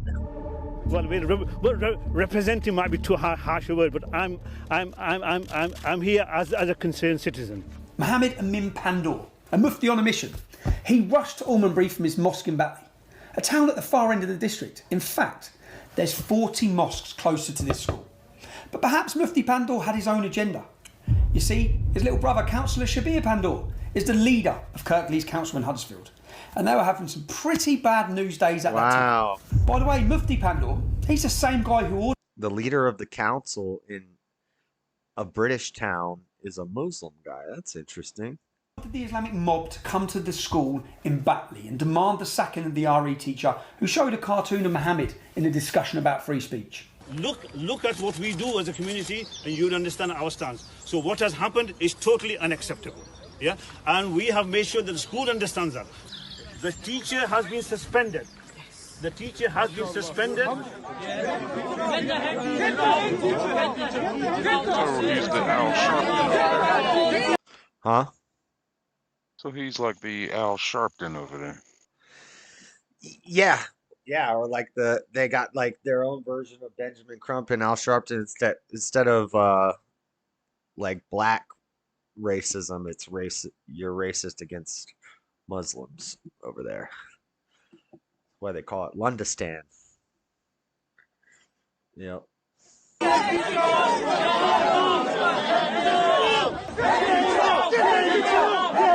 You may recall the teacher had to flee and he's still in hiding under police protection. Luckily, he hasn't ended up like Samuel Paty, the French teacher who was beheaded for having a similar discussion in a classroom about free speech. You see, free speech is essential for any society wishing to maintain intellectual and social... Teacher decapitated in Paris for speaking about free speech in the classroom. Wow. Social progress. But not all societies are bothered about intellectual and social progress. Should we be silenced by the demands of Mufti Pandor and Sharia law? Should we sacrifice our freedom of speech? Should we sacrifice the free and open exchange of ideas? Should we sacrifice the cultural inheritance of which we are all custodians? But back to the bad news days in Kirklees and the playground incident in 2018. There was also Kirklees councillor Masood Ahmed. I'm not aware of there's a problem at the school. That's something obviously I need to find out in terms of that if there is a problem at the school, and that is something I will definitely be picking up. Now, some of you may remember this. My colleague is going to explain what's going to happen next, right? Am I being arrested? I am being arrested. Causing a breach of peace. I've caused a breach of peace. I'm being arrested. But the content of what you're streaming. The content of what I'm streaming, I'm being arrested for breach of the peace. I'm being arrested for breach of the peace. You've all watched this. You've all watched this. You've all watched this. You've all watched this. Can you get me a solicitor? Can you get me a solicitor? Can you just turn off your live feed? Can you get me a solicitor? Turn off your live feed, please. Yeah? Do you understand what I've just said? No, can you explain it again? What does that mean? What does that mean? At the same time as this playground spat between two young lads, 20 Huddersfield men were being jailed across Yorkshire at Leeds Crown Court for what would be the biggest grooming gang Britain has ever seen. Ultimately, you're not allowed to talk about them. Almost exclusively Muslim men would be given 380 years in prison for grooming, trafficking and raping young children, most of whom were known to Councillor Pandor's Kirklees Council. Mufti Pandor travelled for half an hour to rabble-rouse a gang outside the school gates over this playground incident, when within a couple of mile radius in Batley, police have arrested a further 99 men in relation to historic sex crimes. So far, 32 have been charged, including one Ibrahim Pandor, 41 of Batley. That makes it the highest destination of grooming gang arrests anywhere in the UK. We Googled to see what Mufti Pandor has said about these grooming gang atrocities. Nothing. We Googled to see what Councillor Masood Ahmed's condemnation. Nothing. In fact, we can't find the condemnation from the Mufti's brother either, Councillor Shabir Pandor, leader of the council. Just one statement from him, reported in June 2019, telling the National Working Group of Child Sexual Exploitation Response Unit that his authority had moved forward. That's it. They've moved on. Never mind grooming gangs, gang rape of young children. All these men seem to be far more concerned about what happened in a playground at Almonbury Community School, or about cartoons of their prophet Muhammad.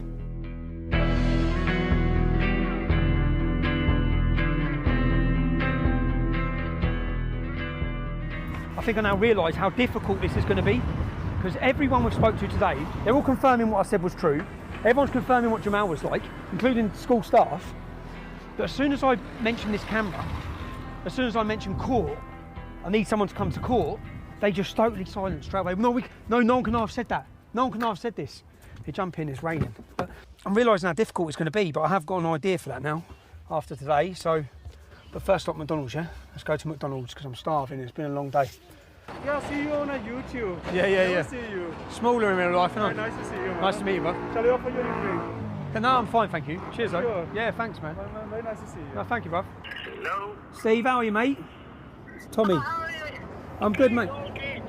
Bro, mate, have you still got all those hidden cameras? Yeah, of course I have, yeah. Could I borrow them? Yeah, but when I say borrow them, can I borrow? I'm going to need to take them for weeks because I've got so much to do. It's a long story. I'll explain when I see you. But I'm in a bit of a situation. I need some hidden cameras. This is not a problem. I'll put some kit together for you. That's it. So that's the idea. The idea is, I've got a friend there, Secret Steve. Secret who has Steve. all sorts of cameras. Yeah, he's a private investigator. I need to show the public everything that I've heard today. I need the public to hear and know the truth. I need them to know how much they've been lied to by the media about what happened in this town. And the only way, unfortunately, the only way I'm going to be able to do that is with hidden cameras. Because today, I've heard the truth, but I need every one of you to know the truth. And everyone's too scared. That's why I said Project Fear. Everyone is too scared to speak the truth or to come to court. So I'm going to end up getting hammered in court. The whole world told I've lied when I haven't. I was the only journalist in the UK who told the truth. So we need to prove it. So we'll shoot down the motorway now. We'll go get these hidden cameras. These are all, so this is a tie. There's a camera in that. That's the camera. Mad, isn't it? It's the camera there. You've got everything here. Cameras, glasses. I don't wear glasses, so that's going to be awkward. That's the bottom of a coffee cup. So you put that on the bottom of the coffee cup. You feel like James Bond.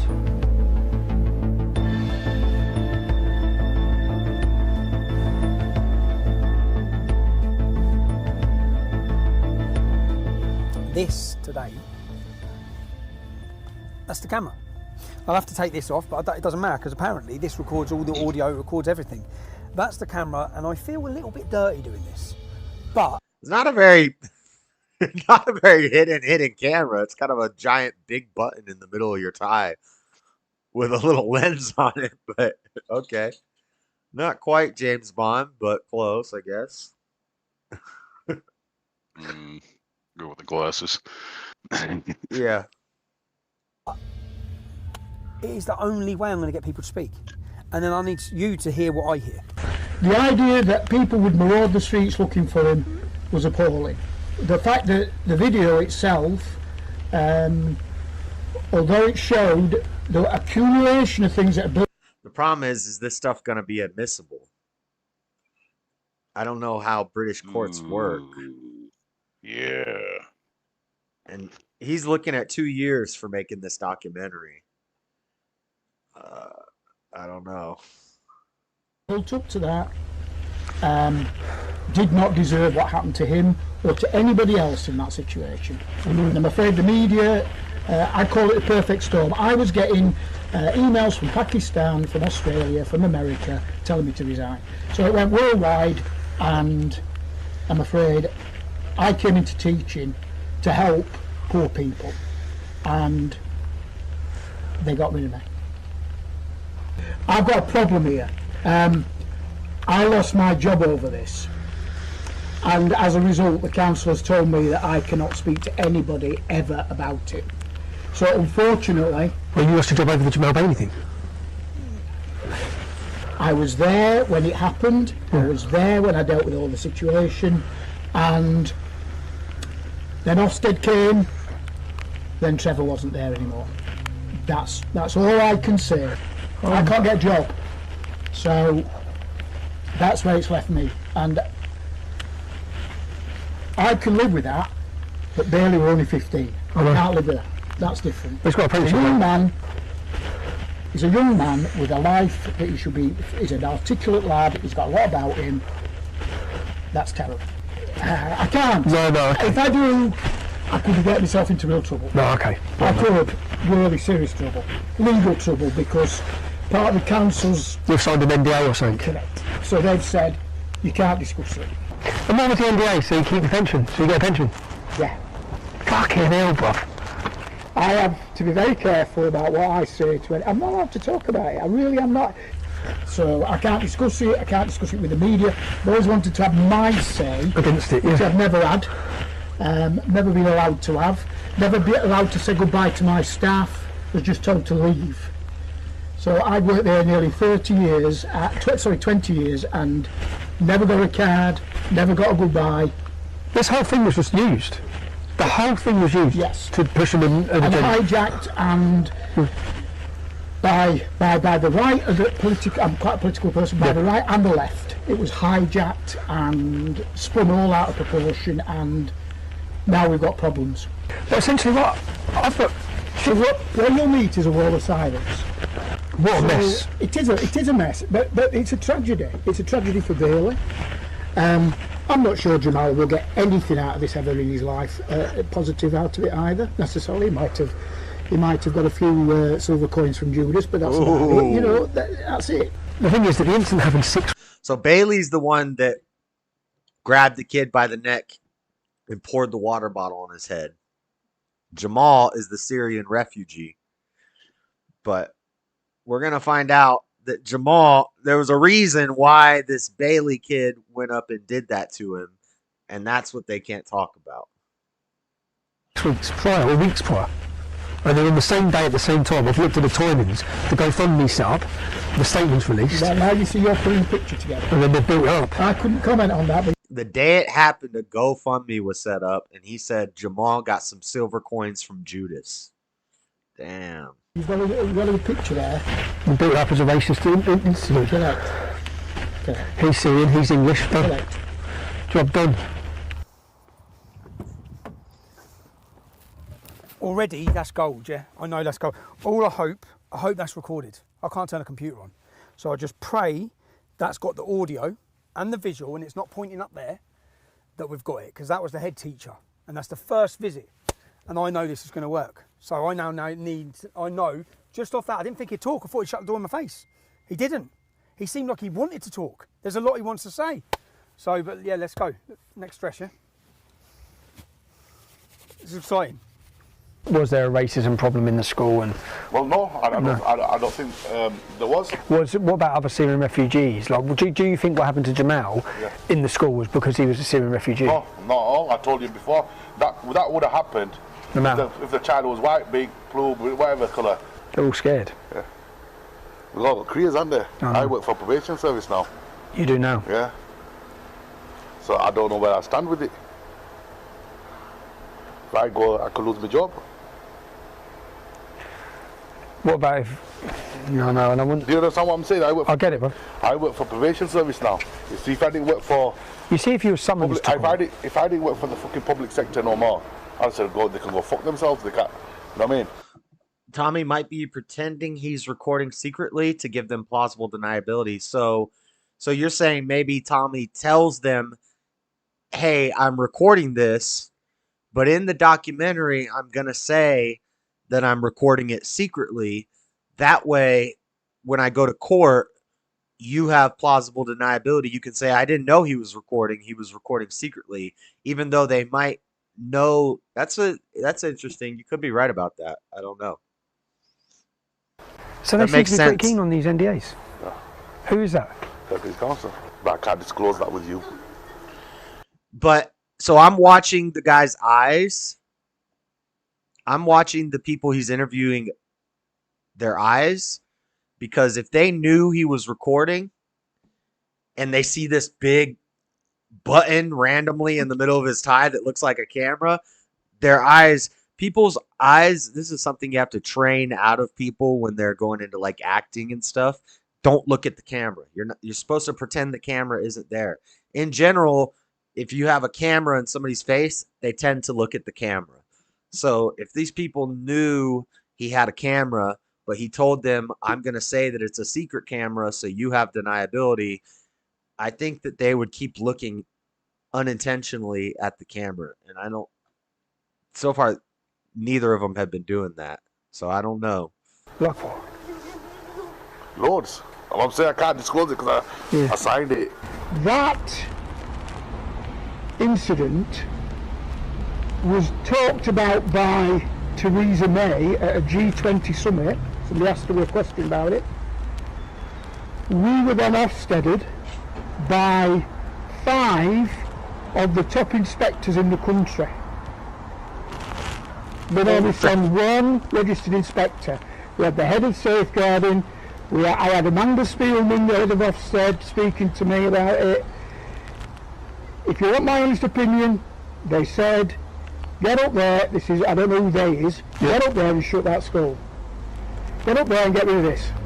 Get rid of the problem, over the Bailey. Correct. Over Jamal. Correct. Get up there and get rid of it. And why do you think that is?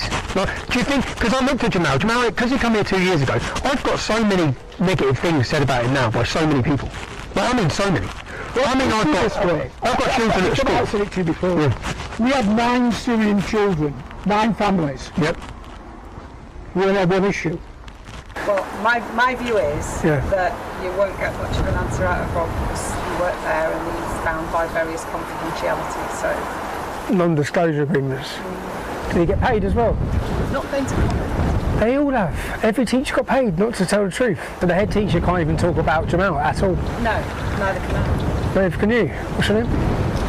Well, if you work it out, it must be a good one, mustn't it? Oh, yeah. So, did you work there as well? No, I was the chair of governors there, but so it's not... My issue is... You're not going to get anywhere, really. No, yeah. And Rob wouldn't talk to you either, so it's... They're trying to... It's pointless me even giving you... I told the truth. Your contact details. Okay. It wouldn't work with it. I told the truth about what happened that day. I am not even arguing. His life was destroyed. Well, that's not fair either, is it? As a racist bully, and he weren't. And he wasn't. I know. You and I both know that. I know. He wasn't. She said, you and I both know that. He said his life was destroyed as a racist bully, and that's not true. And she said, and I know that, and you know that. The truth is just... How much money is it? I can't say the figure because if I say the figure, it goes out.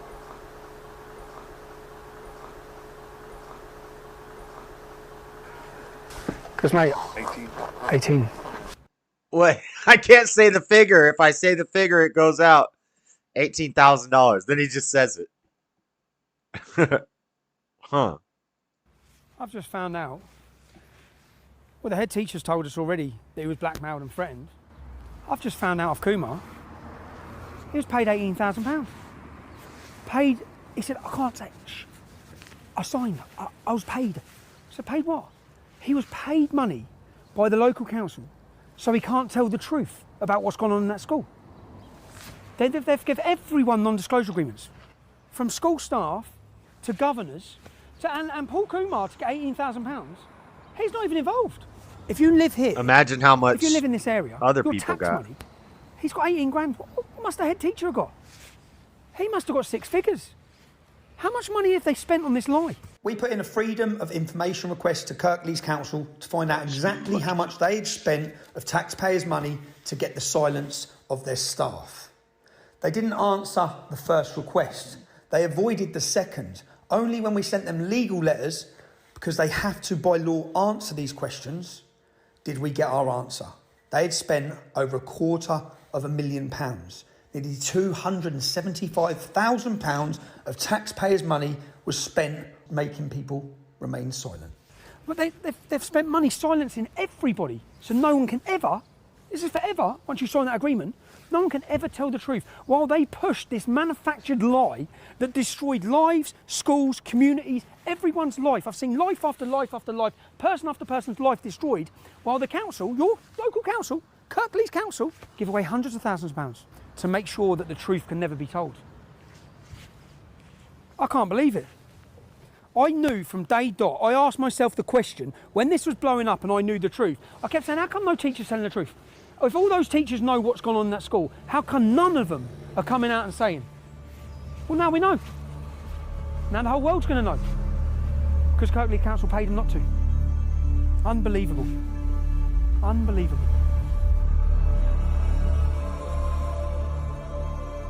The victim, this is where it gets interesting. Jamal was in your year? Yeah, he was in the same year as me. What was Jamal's attitude like at school? He wasn't very nice. He called female teachers bitches. He just didn't really have respect for the female students, to be honest. Yeah, basically we were in a PE lesson and we were playing hockey with a teacher called Mr. Cattell, and I had taken the hockey puck off of Jamal because I was on the other team and sent it to the other side of the room where my teammates were, and I then turned around and just felt a really sharp pain in my back, and he'd swung the hockey stick over his head and hit me in the spine with it. She's cute. She's cute.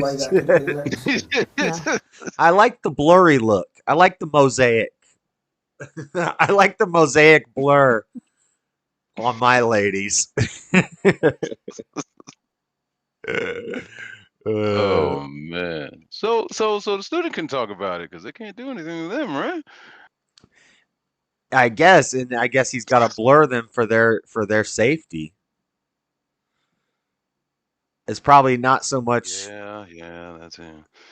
Not so much blurring her because she's not allowed to talk about it because she probably didn't get paid, but blurring her for her safety from other people in the area.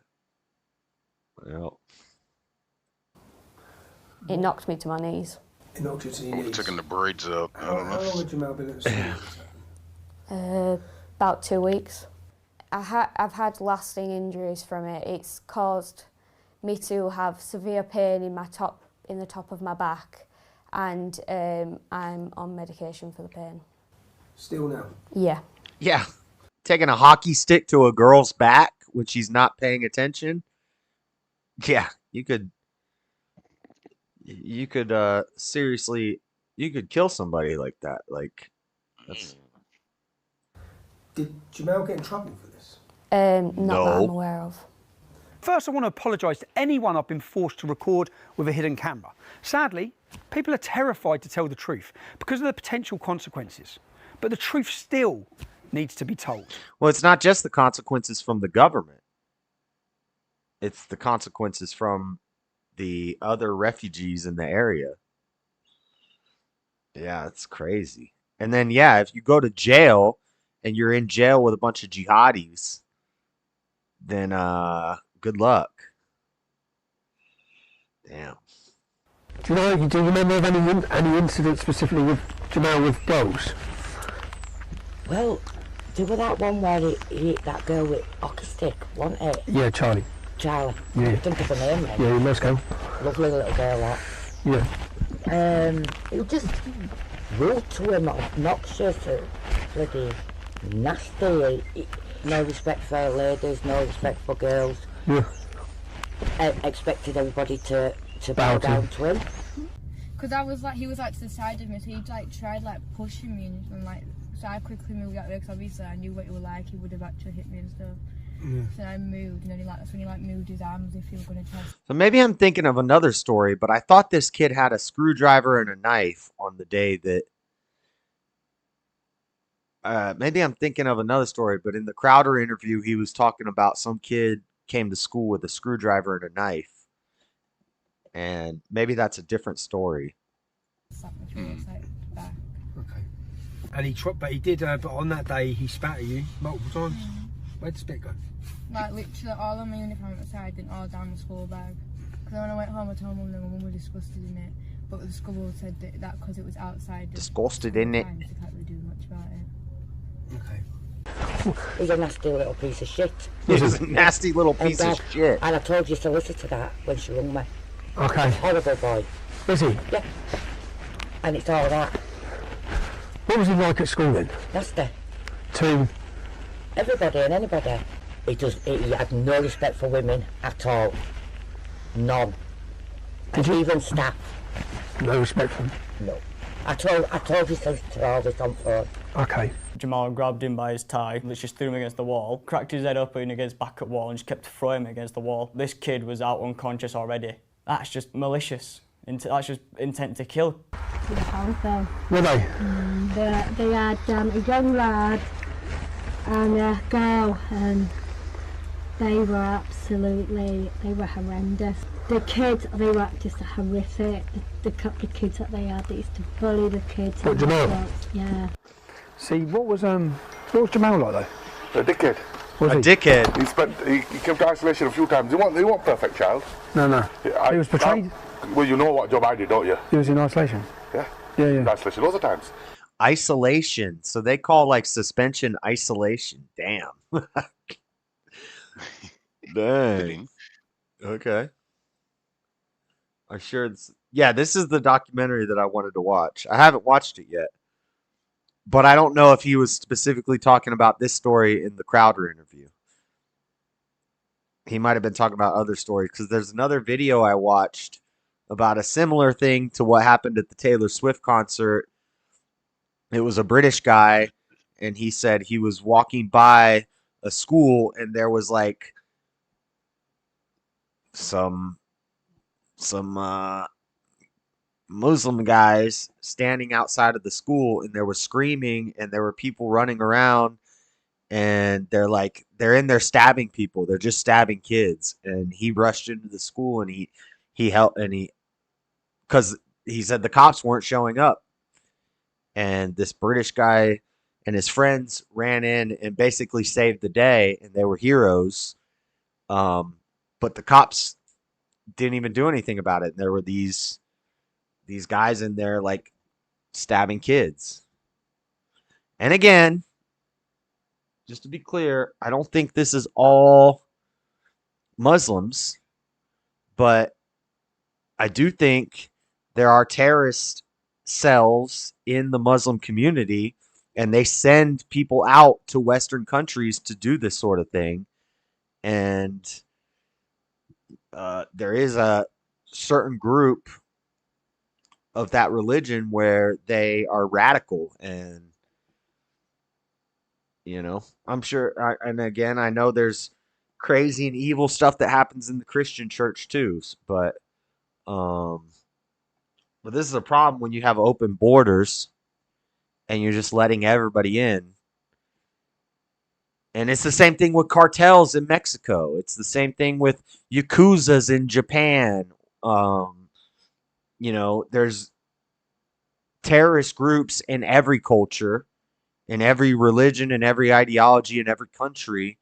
And when you don't protect your borders, they will send people to other countries to do this sort of thing. So the whole point is defend your border, defend your home. Was he? Yeah. What was he like though? Troublesome child. Yeah. He used to make up fucking stories. He used to make up stories? Yeah. At one stage, I think he said something to do with his sister. Somebody said something to his sister, and I was in isolation. And I just got come out, and he was waiting outside isolation and wanting to beat the girl up or something. I can't remember. He wanted to beat the girl up? Yeah, that said something to his sister. Just 1 second, I'm just going to... Yeah, no problem. Yeah, no problem. Well, he used to lie a lot. But this whole thing was built off what he said, and if he lied a lot, it's a big problem. What's that? He was quite a violent person. He was a violent person? Yeah. So I was the year below, and he was the year above. Yep. He used to, every time I walked past, try grabbing me. And every time you walked past him? What happened with you and him? In the toilet, he just comes up and tries wrestling and take it on. What was that over? Nothing else. He did it majority of the day, every day. Every day? But when you saw him, he just attacked you? probably my mates or not. Is he like that with lots of kids? Not really, no. Just certain kids? Yeah, I would say I'm exactly the strongest person. So he thought he could? No. Well, he just randomly attack you? Yeah. From the spot, anytime.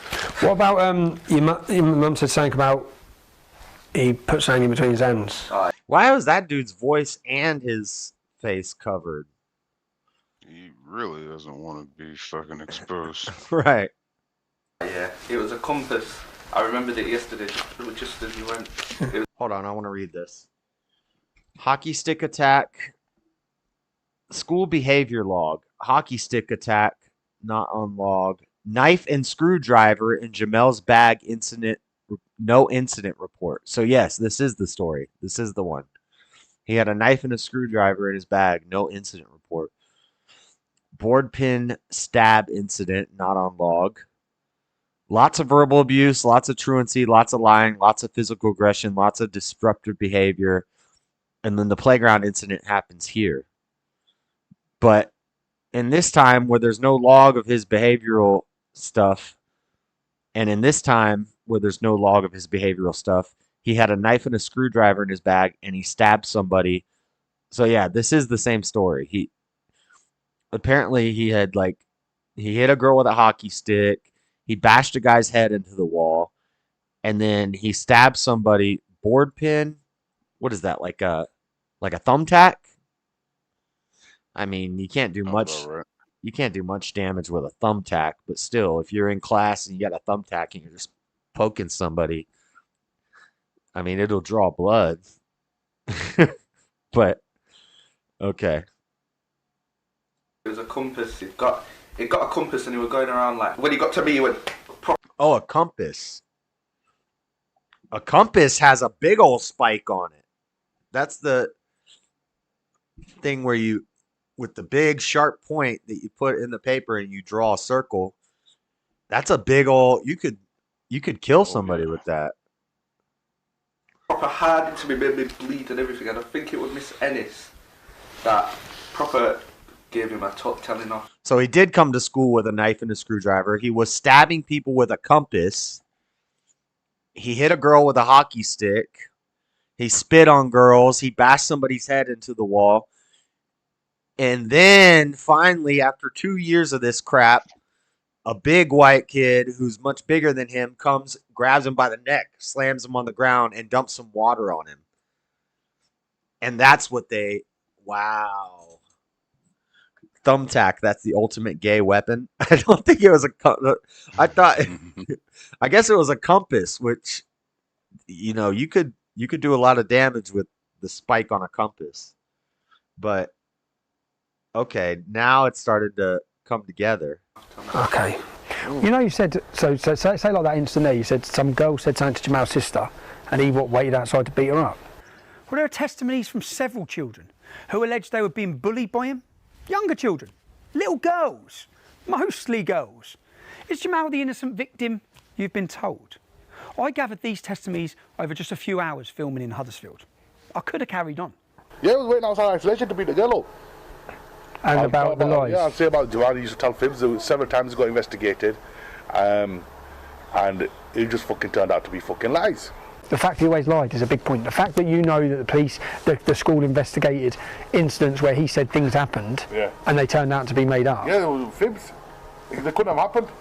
It couldn't happen because I think there was one. The child wasn't even in school that he accused. I can remember. No, it's not your mistake, Rome. I said thumbtack because it said, I don't speak British, so it said postboard or something. And I assumed it was a thumbtack, but that kid said it was a compass needle.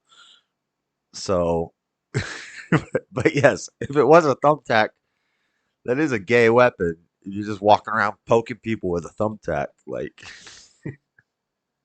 Oh my God. Yeah. Oh my God. I'm sure he accused us another guy called Jaden. I can't remember his last name. Called what? Jaden. Jaden. He accused Jaden of something. And when me and Miss Ennis investigated, it was fucking bollocks. Not very likeable, really. No. You know, about what he was going to do to sisters and what have you. Who, Bailey? Severely anti-lovers. Oh, anti-lovers. But not a very nice boy. When you say, what was he going to do to the sisters? Well, he told Baby he was going to rape them. Oh, so the kid who choke slammed him, he threatened to rape his sister. Oh, huh. So was it a racist attack, or was he defending his little sister? Huh. He's going to rape his sister. Oh, no, and I've tried to argue that it was in the public's interest for them to know the truth about Jamal. And they was just retaliating. Yeah. You know, which most people do if somebody threatening their sisters. Yeah. Wow. Jamal seems like every kid I've spoke to that he attacked was younger. Yeah. Bully. Who, Jamal? Yeah. Yeah, that's what I'm finding out. Yeah. That's what I remember. Bully. Until you bully my little sister. And then you find out who the real bully is. Everybody's a bully until they meet a bigger bully. Yeah. I stabbed him because I think it was science or something. Yeah. If I remember. He said, yeah, so he goes, come on then, what are you saying now? Because that thing of him getting caught with a knife in school, it's like, what? Caught with a knife and a screwdriver? Yeah. Bailey gets expelled for pouring a bottle of water? Yeah. What the fuck? Surely you get... You got a statement on that? No, because it... Jamal was told to go to the house office to check he had anything sharp in his bag. A knife and a screwdriver were found. So he's showing up at school with knives and screwdrivers. What's he gonna fix a friggin'... What's he got? Some carpentry? He's at home ec and auto tech class. Yeah, he's home ec and mechanics class. Yeah. It's fine. It's fine. Right. He's got a giant butcher's knife and a freaking sharpened screwdriver with tape on the grip. I gotta fix a car and bake a cake later. There's things missing. But I've got his dad mention it in the minutes of a meeting. His dad mentions it in the meeting with the school. His dad mentions about them catching him with a knife and a screwdriver. His dad brought it up. I've got it in black and white. Yeah, so you've got a good case there. I've got it. Yeah, he got caught with a knife. They can't deny it.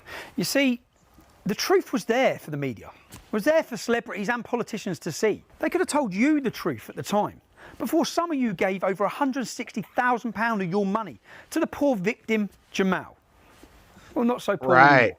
That $250,000 of taxpayer money that went to silence the teachers, that's not the GoFundMe that was set up for Jamal. $157,000, which is British money, which is worth more than American money right now. That's like $200,000 American money for this kid. Oh my God. Stuff like this pisses me off. But none of this was true. A key part of this case is that I reported what I was told. Before my involvement in this story, a mother went online and said her daughter had been attacked by Jamal. I contacted that mother. She sent me... Hold on, let's see. Was it your daughter? Hi. The refugee was attacking. My little girl got beated by 3 girls, and he jumped in and bit her on the head. Oh, yeah, this is the story of the girl he bit. He bit her on the head and drew blood. Look, she's got black eyes, swollen face. We'll find the pic from her bite mark in just a minute. And he bit her on the head. A biter, eh? I didn't know that Wachutu were biters. While she was getting jumped by 3 other girls, he jumped in and bit her on the head. And I bet you they were Syrian refugees too. Images of her daughter. She said her little daughter was beaten by 3 Muslim girls. 3 Muslim and that girls. Jamal jumped in and bit her daughter on the head. She sent me the images of the bite marks on her daughter's head. I said, can I speak to you? Can I interview you? If you've ever been bitten by a child, it hurts. Biting is one of the worst pains. Like, you ever knew a little kid that bites? Oh, you want to punch him in the face. If there was ever time I wanted to punch a child, is if they bite me. I wouldn't do it, but still, little biters. Oh, biting is painful. Imagine getting bit on your head by a Muslim. I rang the mother, but the child was too scared to talk to me. She's scared. We're getting banned for this stream, guys, because just so you know. Oh no, everyone's scared. A girl went online and said that she had been attacked by Jamal. Both of these victims deleted their comments. Why? Both of these victims have gone on. How didn't any of the kids in the school whoop that punk? They did. One of them did. That's what the whole thing's about. One of them finally did. And he got his whole life destroyed. And the whole world called him a racist for doing it. And the media and the kid who did all this got $200,000. And all the teachers got paid to not talk about it. This is fucked up. This is messed up. This is bad. But they'll discredit this documentary and they'll say, well, he's a far-right racist activist. Mm-hmm. And I don't see him making racist comments about, you know, the community. He's just telling the story. He's doing journalism. This is what journalists do. He seems to be being he's not being hateful about it. Like, this is ridiculous. And it's coming to a town near you. So, yeah. Online and reported this before my involvement at all in this case. I simply reported what they were saying. We revisited the mother's house to try and get confirmation as to why she backtracked on the story she had put out and the story she had told me. She got I don't paid. care if you're driving, Tommy Robinson's there. Tell her not to worry, don't worry. He said don't worry. Yeah. So when you put online about Jamal, what happened? Like, what did you what happened? What was the response to that? What do you mean? I mean, did you receive any... Did I receive threats? Yeah, I did. What sort of threats? Rape, all sorts, Tommy, all sorts. And I'm just, because what I'm trying to understand is that, and is that, because what I've looked at, and then, because Jamal's solicitors are using a statement that you made saying that Jamal had nothing to do with it, but was that, I'm asking, was that in response to the threats you received? Yeah. It was, okay. Liar. Straight, he was just a liar. Jamal telling fibs all the time. And now remember, 6 days after Tommy Robinson organizes a giant gathering of people to protest this crap, and a couple weeks after the documentary releases, while he's getting faced with jail time, a British-born Rwandan boy stabs to death 3 girls at a Taylor Swift concert. So, Several times investigated, fucking found out those. Just so you know, if I lived in England, if I lived in the UK, I would be rioting too. I would be right there with them in the streets. I would be saying, fuck this. We need to stop. This needs to stop. This is over. No more of this crap. But, what are the women police in Great Britain? What are they saying? They're going to lock them all up. All the protesters. This is crazy. Yeah, it's upsetting to me too, Nada. And it's upsetting because we're following right in this path. This is happening in all of the Western world. It's happening in Australia. It's happening in Canada. It's happening in UK. It's happening in America. It's happening everywhere. We need the next Crusades, because the more I see stuff like this, the more I think the Crusades were totally justified. Just talking fucking shit. I don't think the whole... But then I read Jamal reading what was blatantly a prepared statement on the news. I don't feel safe at school. Sometimes I say to my dad, I don't want to go to school anymore. I was just crying, and I didn't do nothing because I respect the school rules. Yeah, he used to break rules all the time. Yeah, he used to lie. He used to lie a lot. He lied several times. He lied several times. I caught him Several times lying. He's suing me for defamation. I don't care so much him. about the lies. And I'm finding out after Kids teacher lie, after teacher after teacher, he's far worse than what I said. Far worse. I mean, like, far worse. He was put up on a pedestal by every single media outlet, politicians, footballers, celebrities, boxers, everybody. And he's suing me for defamation for what I've said about him. All I'm knocking on the door and asking teacher after teacher after teacher is, what was Jamal like? And it's just flowing. It's just boom. And he was far worse than anything I said. Far worse. I find it insane. Because there is no way that all the things I'm now finding out, that no other journalist has found this out. They must have known what it was like, because it hasn't been hard. But yet we're making fun of the Last Supper at the Olympics. And men are beating women in boxing. Like, come on. The how they portrayed Paul Bailey was disgusting. It really was. Cole, because that's what I spoke to loads of people who said, no, Bailey wasn't a bully. No, he wasn't. He wasn't racist. His mum had a bit of a gob, don't get me wrong, because they used to live up here. Yeah. Bailey wasn't like that at all. He had two half-caste sisters, so how could he have been with her, you know? But Bailey wasn't racist. That far from it. Yeah. He wasn't a bully, he was a good lad. Oh no. I see him along there and he'd always say, oh yeah, no, she was right, you know.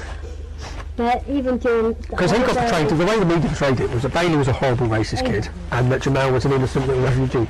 He wasn't. That far from it. So you were told Bailey was a bully and he was a racist. He wasn't a saint in school. He'd be the first to admit that. But he wasn't a bully or a racist. The police concluded there was nothing racist about the scuffle. Yet you were told he was vermin. You were told he needed to be dealt with. He was vilified by the media, by politicians and by celebrities. Bailey a bully? Bailey a racist? Not according to his teachers and other children. Not according to his head teacher of his school. He was a 15-year-old kid, and he would have been, could be, have a great future. He's a very articulate lad. He's got a lot of... And let's not forget, it's not like they ganged up on this kid and beat the hell out of him. He grabbed him, threw him on the ground, and dumped some water in his face. And it wasn't boiling hot water like Sonia Macy had. It was a bottle of freaking Evian that he dumped in his face. Or that story drove me crazy. Yeah. Yeah, that was one of those instances I had to look at one of my damn fucking brothers and say, you are a trigger happy son of a bitch. You have no right to have a badge and a gun and the authority you have. That should not have happened. Yeah. Holy shit. Well, and people What were scared of. I said the same thing. I agree. And I was getting backlash for that. People were saying I was wrong on that take. And I think I was on the ground with no pot, and he walked around the corner still pointing. It's like, dude, she's down. She's down. No, he walked her down. He walked her down. She was getting down, and he walked up, and there's a counter between them, and he was far away. And then he told his friend, look how close it came to our feet. Like some water splashed near your foot. Like, now, if she lifted the thing and came at them with it and was splashing it, you could back up and shoot. And if you're backing up, if you're retreating, because you're a cop, your job is to de-escalate. If you're backing up and she's coming at you with a pot to throw it at you, yeah, I understand that could cause a lot of physical damage if you get a pot of boiling water splashed on you. But that's not what happened. What happened was she was holding it, and he said, I'm going to shoot you in the fucking face. And then when he pulled his gun, she got down under the bucket, and he walked her down and leaned over the counter and shot her 3 times. Like, I'm just being fair, and even I got backlash for that take. And it's like, come on, we got to... It's because... And this is the media mind control. Yeah, he did that in The Partner. did nothing. The way they went outside when backup showed up, the partner even looked at him. Other guys looked at him and was like, dude, what the fuck did you do? Oh, the partner didn't know Holy what the hell. shit. The partner was. Remember when the partner goes to his car, and he leans in and he's like hyperventilating and he's having like a panic attack. He's like freaking Yeah, 'cause out. he's part of this. He's like, what the hell just happened? And bro, like, come on, man. And the problem is the media, it gets everybody so divided that the left is going to defend the victim every time, and the right is going to defend the cop every time. And we can't ever be fair. We can't ever observe something and be fair about it anymore. And the court systems are the same way. And if there's a jury, they're gonna be emotionally invested.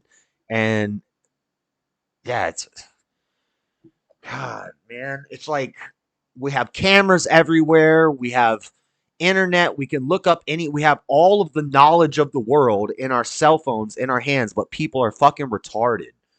Like, Yeah, we got that. You know what that cop had? A taser.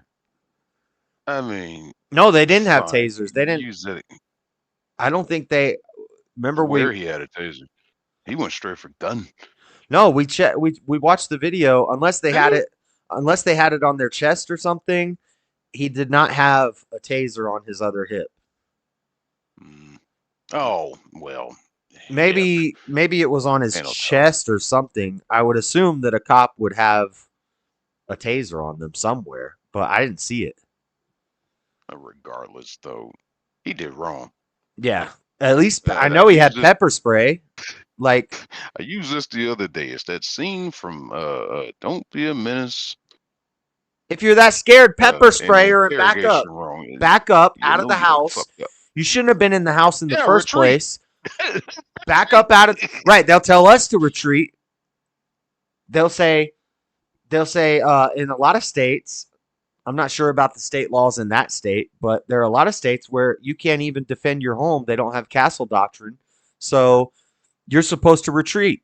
The cop could have retreated with pepper sprayed her, get out of the house. Okay, buckets down, call for backup. She's pepper sprayed. She's in the house. She had a pot of water, and yeah, that was not justified. But everybody on the right is like, we're gonna defend the cops at all. And I'm not an anti-cop guy. I'm not an anarchist. But at the same time, I'm not a thin blue line. You know, can we just be fucking fair? Can we just look at things and take a fair stance on it? No, we can't do that anymore. It's everybody's got to pick a side. It's crazy. They supposedly did not have tasers or less lethal. Yeah, that's what I said from watching the video. I looked at and we reviewed it. We played it in slow-mo and we went through every freaking frame of it, and from what I saw, they had no less than lethal options. But that doesn't mean they don't have at least pepper spray on them somewhere. Like, what are these cops doing that all they have is a gun and handcuffs? You got to have some sort of less than lethal option, and that's a fault of the police force in that area. But yeah, this piss ass training, or this guy was just he was having a bad day. He was pissed off. I mean, the dude had multiple DUI. Like, I was a scumbag for the majority of my life, and I only have one DUI. You're a cop and you have 2 DUIs? How does that happen? Like, how are you even allowed to drive a car? Fuck, do you get a job? Yeah. Yeah. These smaller departments, man, they'll hire you. Oh my God. And it's just everything is so messed up, man. Everybody is we're getting so dumb as a society. Groups of people are dumb. Individuals can still be smart, but even then, as we saw earlier with the Mockingbird and the Ash conformity tests and the Monarch mind control, subliminal messaging, all this crap, everybody everybody's retarded now. We are puppets on strings, but we're puppets of the world now. We're puppets of the media. Oh man, it's crazy. All right, back to this issue about justice. Yeah, I think, I could have seen him being a lawyer or something like that because he has that in him. Really? Yeah. And he would stand up for his peers in school where he felt things were fair. Yeah. He would do that. I just want to tell the truth. How do you have to buy? Well, his life was destroyed. well, that's not fair either, is it? Bro, that was so funny in your video where the Asian lady popped in and said, "How do you have to buy?" from behind the cereal box. I use that like twice. I love it most in the talking about the Disney formula. That's essentially their motto. It's like, don't think about it. Just hurry up and buy. Consume, bitch. Yeah. It's Disney, man. When I make my dreadlock maintenance and cleaning video, which I got some clips. I'm going to use a little bit of Buffy-in editing. So I got some clips from some movies. There's a clip from Bradley Cooper. What was it called? Hide and Seek? Was it Hide and Seek or? Bradley Cooper has dreadlocks in one of his videos. And he also plays another character in the movie who doesn't have dreadlocks. And there's a scene where they're both standing there together. And he looks at him and he's like, "Oh, you look pretty good." And so I'm gonna clip that in. So you got the guy you got him with dreadlocks and him without dreadlocks, and he's like, "Yeah, you look pretty good." But I'm gonna clip that into it. But oh, that'll be good. Yeah, hell yeah. And I've got some Johnny Depp clips when he was Jack Sparrow, and I'm gonna edit some famous white guys in Hollywood with dreadlock clips into the video.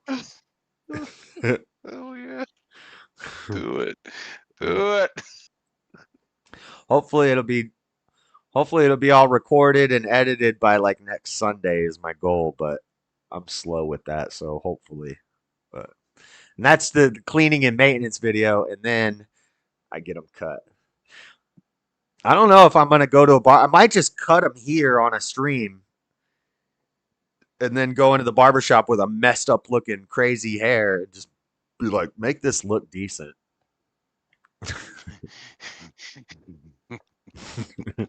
Do something about it. Be like, what the hell's wrong with your hair, kid? I'm gonna say, I just cut off 11-year-old dreadlocks with a pair of scissors, so help. Fix it. They're gonna be like, well, we're just gonna shave your head. Worst case scenario, I just have to have my whole head shaved down to a 1, and I look like a skinhead for a little while. And no, you gonna get that guy and the guy that has the chair that's next to the last chair and be like, I got you. I'll just wear a hat. I'll wear my MAGA hat for a little while till it grows out, and then I'll get it cut and have it look nice. A racist bully, and he won't. And he wasn't.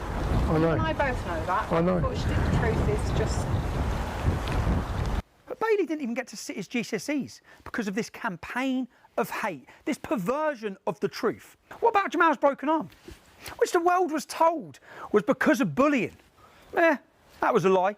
School incident reports record that he had been punching a much younger child in the face while holding him in a headlock, and he was pushed off him, fell and broke his arm. The police considered the incident to have been dealt with properly. You were picking, I think he picked. Wow. I don't know who. So he had a broken arm because of another incident where he was attacking a younger child and somebody pushed him off and he broke his arm. That's why he had a broken arm. Wow. Somebody pushed him to get him off. He started calling my mum a white fat bitch and stuff, and then he like... You start calling your mum a white fat bitch. A white fat bitch. And then... Hold on, what did that say?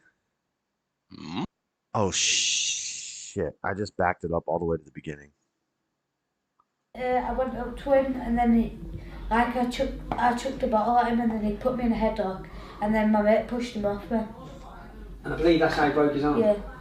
So he had you in a headlock? Yeah. So he physically assaulted you? Yeah. I think it said when this happened, this kid was 7 and he was 16. You said he called your mum a white bitch? Yeah. Is that sort of terminology he uses A lot? Yeah. There were all sorts of misconceptions, like the fact that he had a broken arm. Oh, I've got 2 independent witnesses to No, it. he hit a year 8 kid. An 8-year-old kid. And another kid in year 11 stepped in and said, "What are you doing?" Pushed him over. Broke his arm. So he was 16, which is like 10th grade, and he was hitting an 8-year-old, and then a kid who was bigger and stronger than him came up and shoved him off the younger kid, and he broke his arm. Who he had in the headlock. It must have been just start of year 11, put this kid in a headlock. One of my friends wasn't having it, didn't like how he was behaving, grabbed him and just threw him off him. Like anyone do break up a fight, they just like throw him off him, but this wasn't a fight. This was just an all-out brawl, one-sided, completely one-sided, because this kid had no match against Jamal. Just threw him off him and it landed on a curb.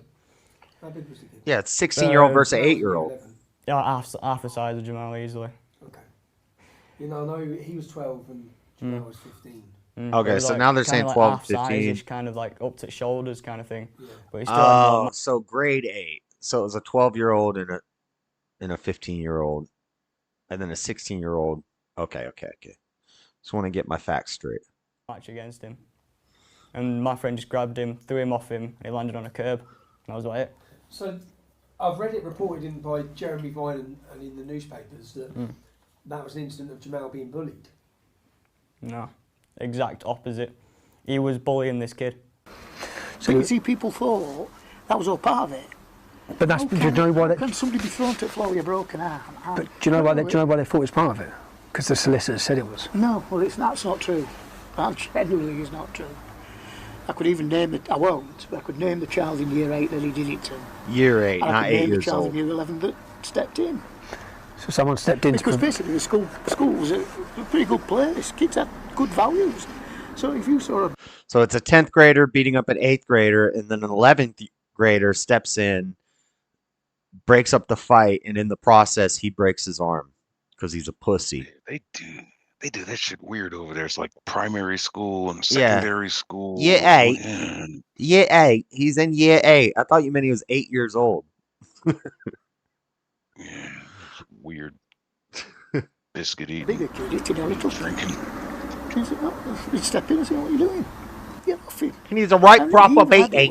Do you know what he said to the year 8 kid? No. Called his mum a white slag. Yes. Now I've got that on camera as well. Now you say it, yes, he would have done that, and that would have been incredibly provocative for him. Even in his statement to court, Jamal claims they were forced to relocate from Huddersfield for their own safety to a different part of the country. Right. They Really? relocated because they made 200 grand. There was no racial motivation, and there was no threat. They made 200 grand off this bullcrap, and they bought a mansion At home. That's what the records say. And this is why the authorities, they refused to move them.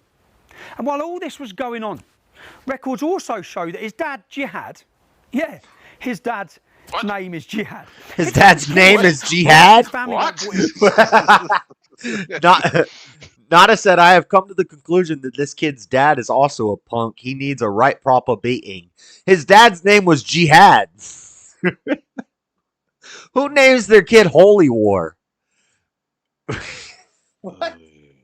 Could you imagine if I had a kid and I named him Crusade? That's kind of a base name for a kid. I actually might do that. My first kid's name is going to be Crusader. Paladin. Paladin and Crusader are cool names for boys. I'm going to do that. It's better than Jihad. From Syria. It's not surprising that some authorities expressed concerns that Jihad Hijazi was trying to manipulate the system to get what he wanted, including... His name was Jihad Hidas. Jihad Hidas. Bagalaga Dirk Jihad. What a name. Jihad Hijab Malekmar. I think Malekmar means grenade because when I used to play Call of Duty way back in the day, if you played on the terrorist side, and you threw a grenade, they would go, Malekmar. So I think that means grenade out or something like that. Housing. You were not told the truth, the whole truth and nothing but the truth. You weren't told anything approaching the truth by the mainstream media. And in Jihad Holy War's statement to the court, Jihad said that he wished he had died in the war with his family rather than go through what happened at Almondbury Community School. What? Really? Yeah. He wished he was dead and all his family were dead rather than go through this school playground incident. Listen to the clip again. Say now then. Nothing. Say now then. Say now then. Hey, nowhere. Fuck, say nowhere. Listen to what Bailey's saying. Yeah, He's what is asking he saying? Jamal repeatedly, what are you saying now? It wasn't a random attack. Yeah. It wasn't a racist attack. So basically, in English, it would go something like this. What now, bitch?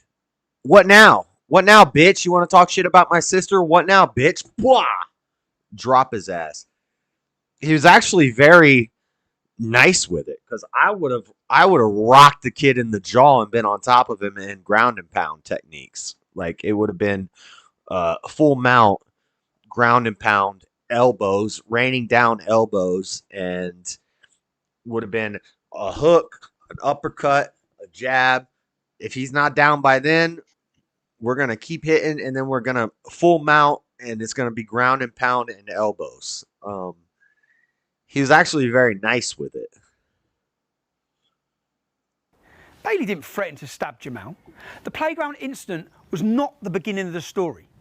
It was a culmination of many events. Not least, it was a response to Jamal's alleged threats to rape Bailey's younger sisters.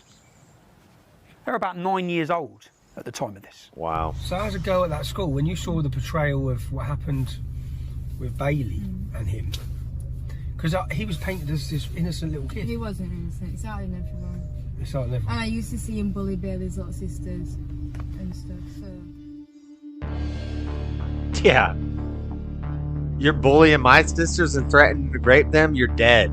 Like, everybody was exposing the scumbag that did this, who I hope gets severe retribution. Shut up, Pierce. Take action. God, every time I start to respect Pierce Morgan just a little bit, I find out something like this. Oh my God. I I kind of like Pierce Morgan. I like his show. He has a lot of good guests on. They have good conversations.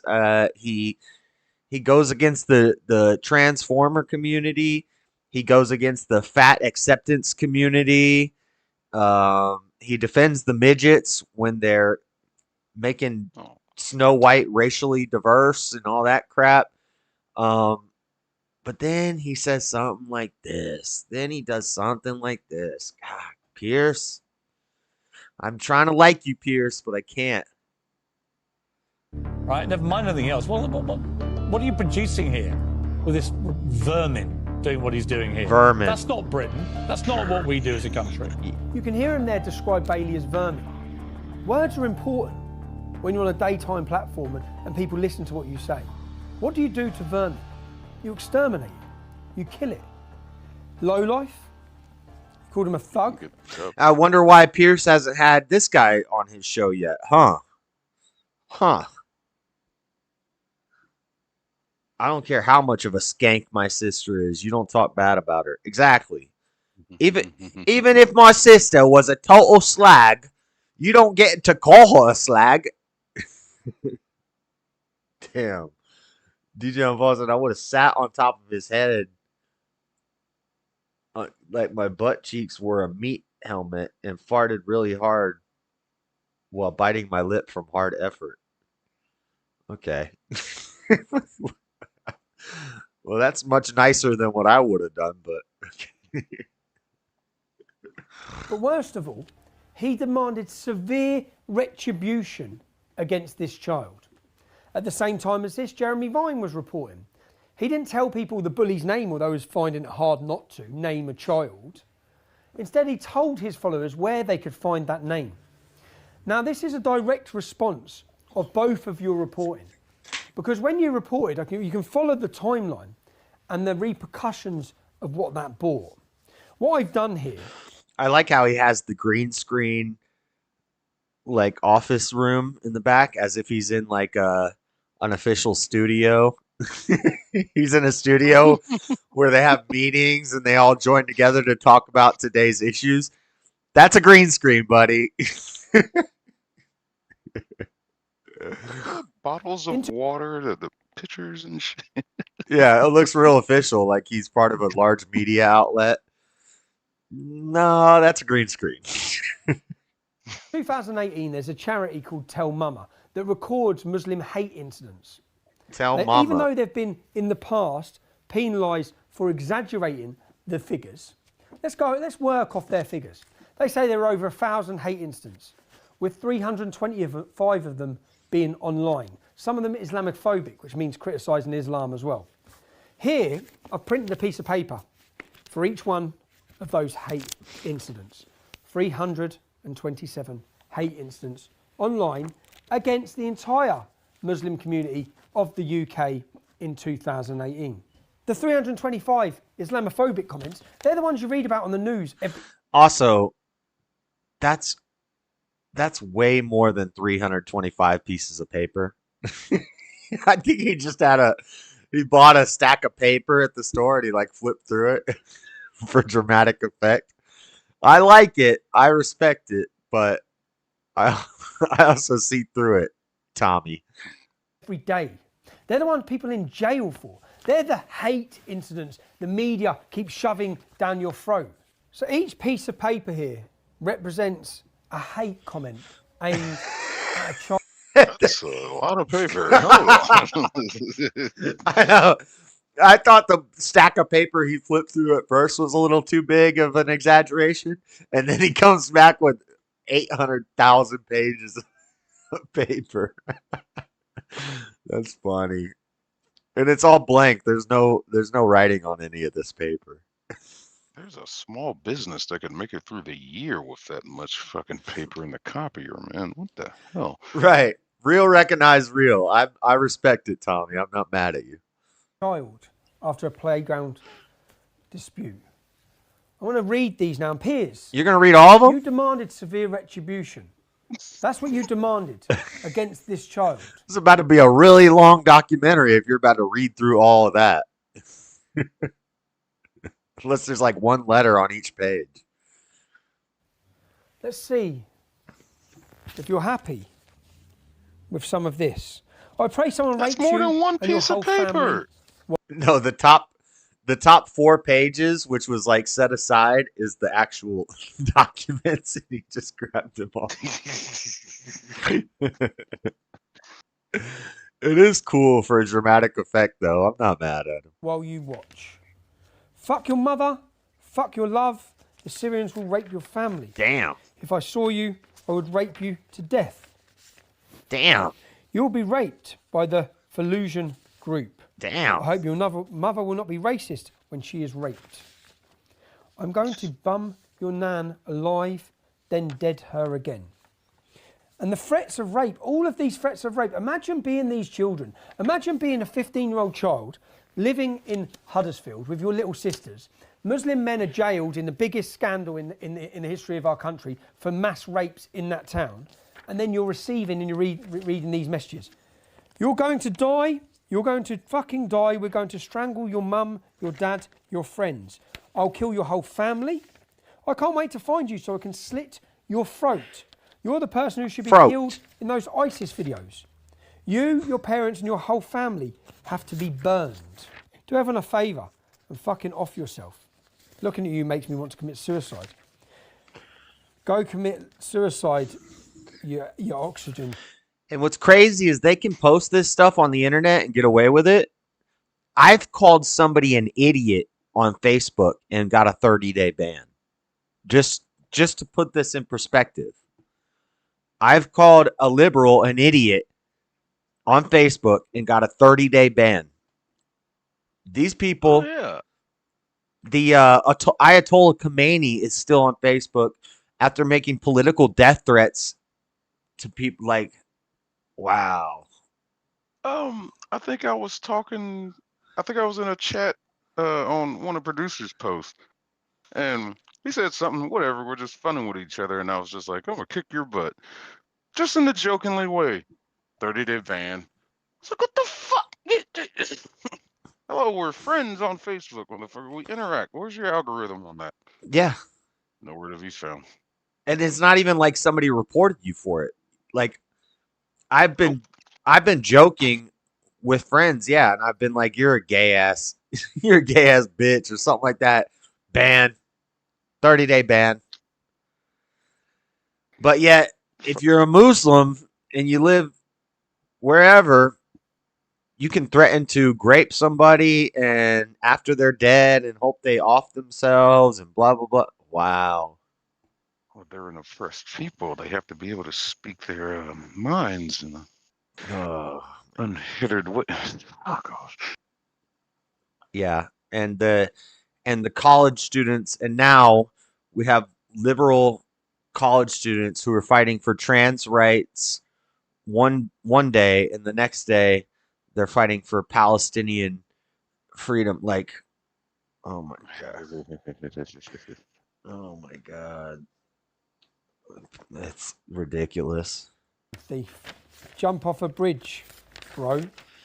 Do humans a favour and kill yourself. We don't want you, and you don't belong in this world. Again, imagine being that child reading them. Piers, is that severe enough for you? This is a mental health record for Bailey McLaren. Bailey was referred to Luton CAMS by Luton and Dunstable Psychiatry Liaison on the 31st of December 2018. Reason, patient involved in incident in Huddersfield and has been relocated to Luton with family. Patient unable to cope with not returning home and has taken an overdose. So this lie, this narrative, this agenda, which comes before anything else. He overdosed. He was depressed. By the politicians, by the... Could you imagine being a kid defending your sister? Some little punk threatens to rape your sister, and you don't even whoop his ass. Like, at least you would have got some pleasure out of whooping his ass. But all you do is dump some water on his head, and now all of a sudden celebrities and media across the world are calling you a racist, scumbag, piece of crap. Your heroes, sports, people in sports, people you looked up to are all demonizing you. And then he overdosed. To wait for the truth. He overdosed on medication, and wow, this is messed up, dude. Media that was pumped. This child. No, just one thing I want to say real quick. And I know I've heard a lot of people say it, and I've always agreed with it. Social media, the internet, was the birth of the end of this fucking world of civility. Yeah. Too many people have a voice and think they need to be heard, and just internet gangsters, bullies, and all that crap, blah, blah, blah, blah, blah, with nothing but empty threats, and the effect you're doing to people just makes no fucking sense. It's like the shit that happened with Dave Chappelle's friend. Joke. It's not a joke, but it's a story he told in one of his specials about the trans girl that would open for him, and they had a good relationship, and she tried defending him and got the hate from her own people and ended up offing herself. And it's just like, that's fucked up. Your own community turns against you. That's Yep. Yeah, that's and I like to think that history is cyclical and that it's not getting worse. It's just our perception of it. It seems like it's getting worse, but there's nothing new under the sun. And like biblical ideas like this, that even like Ted Kaczynski, the Unabomber, when he wrote Industrial Societies in His Future, he was talking about how the car could lead to this stuff. And Nada, we've talked about this with Nada, with like AI, and how it's just a perception that we have that it's getting worse, but really it's always been that way.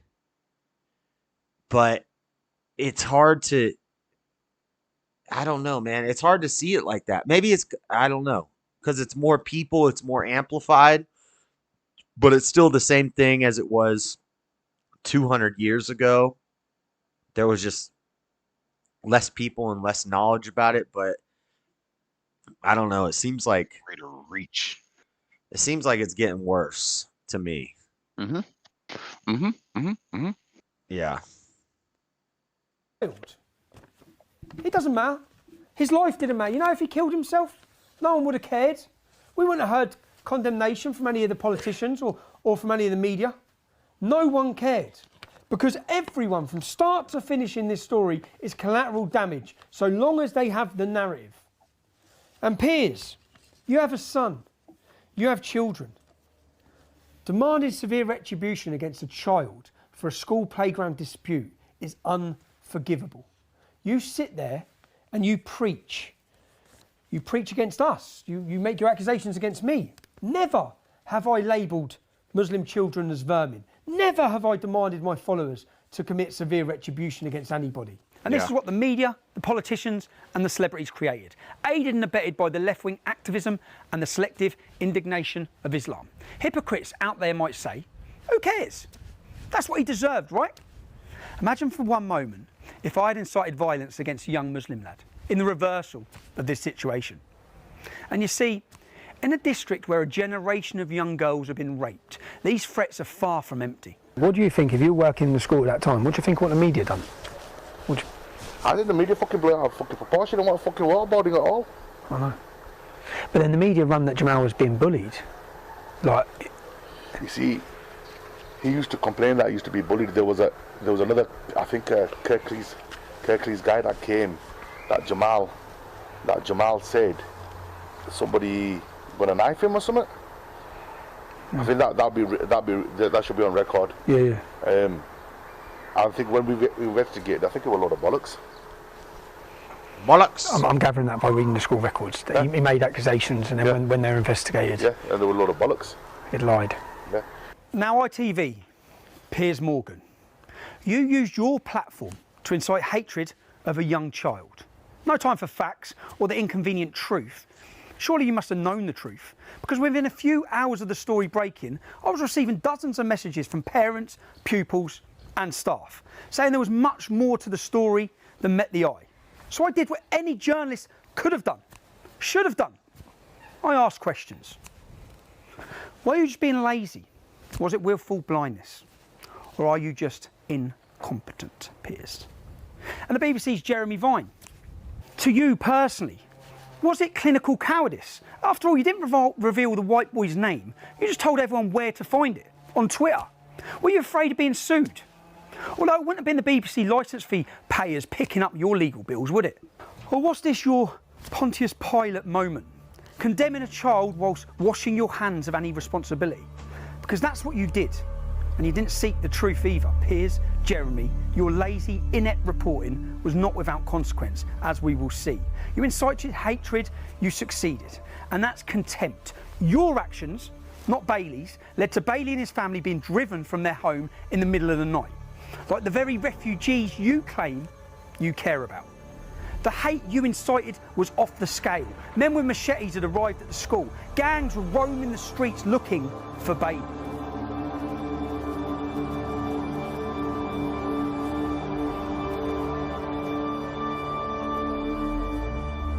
West Yorkshire police told Bailey's mum that the terrorism threat had been raised to red.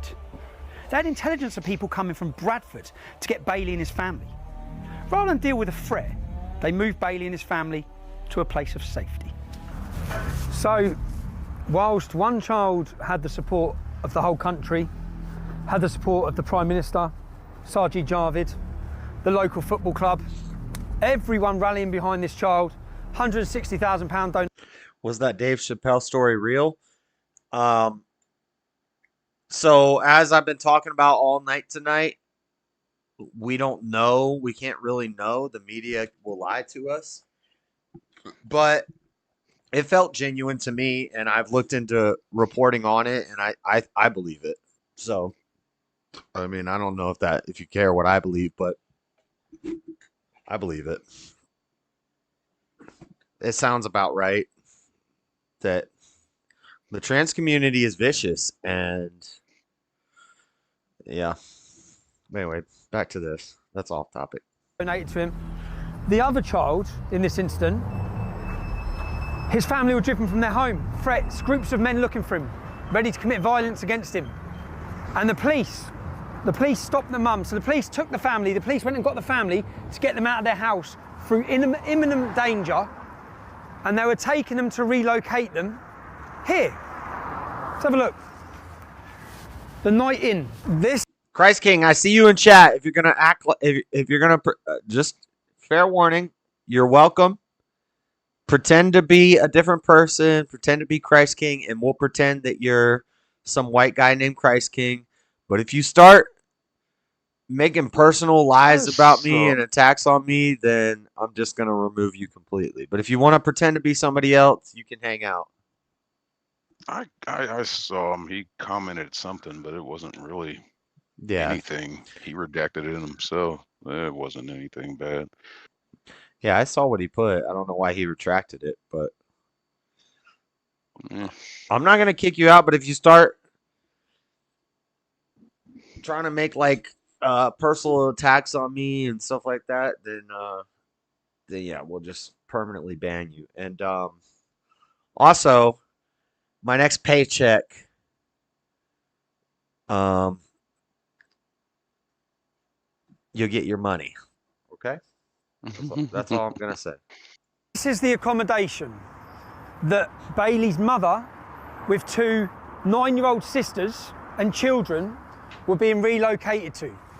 This 1-star hotel, where rooms are rented by the hour, next door to a brothel. The imam, who brought a mob of men up to the school, he has 3... Wait, what did they just say? The school is right next to a brothel and a mosque? I can't rewind it. The thing's not working right. Is it it was that hotel that they were relocated to that you could rent by the hour, and it was located next to a brothel. Wow. Something about his mom. No, yeah, in a mosque. 3 mosques. Oh, so they put his mom in a hotel surrounded by mosques? Wow. 3 mosques within a stone's throw of where we're standing now. Bailey's mother, through her sense, looked up this hotel, saw it was owned by Muslims, read the reviews that it's a prostitute racket drug hole, yeah, and got out of the police meat wagon with her children. So they were trying to take the family to a Muslim sex den surrounded by mosques for safekeeping. Wow. This is fucking crazy. This is crazy. To take them to safety herself. But this is where Kirklees Council were housing those children and that family. This is the most Muslim populated area of Leeds. That family were taken to so-called safety, yeah, surrounded by mosques in what is a Muslim ghetto, yeah, which is why I'm getting bibbed and going to cause a scene now. We went to see from neighbours what it was like at the time of the incident. Wow. So the cops and the government was taking the family to keep them safe. The safe house was in a Muslim-ran neighborhood surrounded by 3 mosques and next to a brothel for oh my God. What the heck? Isn't that haram? Why do they have brothels? This story keeps getting crazier. Yeah, this is wild. It was a BMW X5, and there were about 6 Asian lads in it, and they threatened to firebomb the house. God. Yeah. They also they threatened to shoot her. They threatened to shoot the mum. The mum. They threatened to. And yeah, Nada, the story keeps getting crazier and crazier, and this is a journalist doing real journalism. This is real journalism, knocking on doors, getting leads, doing FOIA requests, putting the story together. That's real journalism. Like, this is worthy of a Pulitzer. And instead, he gets called a racist, radical, far-right. Oh my God, this is so ridiculous. And this is in Western society. You know, they don't have a First Amendment there like we do, but we see the same thing happen in America. You don't get praise for doing real journalistic work. You get praised for following the narrative and saying what you're supposed to say. It's Mockingbird Media. Oh my. Tommy is a real one. I like him. In his Crowder interview, dude, he was so passionate, and he was like, "Oh, go, dog." Dude, I saw that, and I was like, I like this guy. This guy's based. So great. Kids. Well, they come outside and done all that. Did shouting, screaming. Shouting, screaming. Stuff like that. Well, I saw the video because a neighbour had shared it, and then I saw on the Yorkshire Live them making Bailey out to be really horrible and that Jamal was a poor little victim, and it wound me up. So I commented on it. The victim wasn't a victim. He hit me in the back with a hockey stick. And then within the space of 2 hours, I had about 250 comments saying that I was lying, that I must have been excluded from the school because I'm a liar. Just horrible comments like that. None of them believe in me. And did you take the comment down? Yeah, I didn't want to, but my mum was worried for repercussions, so she asked me to take it down, so I did. This is the area that Kirklees Council thought it was the right place to send a child and his family, who were wanted at the time, the main imam outside their school with mobs of Muslim men. Yeah, they got a fatwa. And this is where they decided to send them. Wow.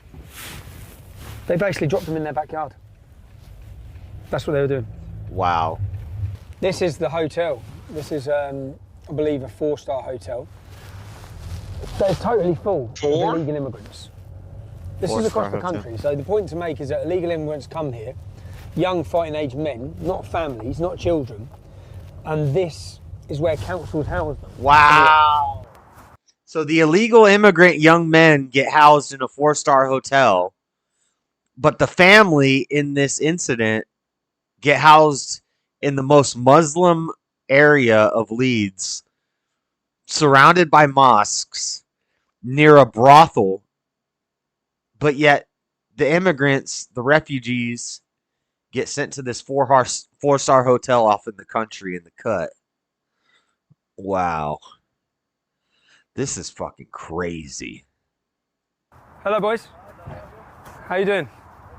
Do you mind if I ask, what country are you from, lads?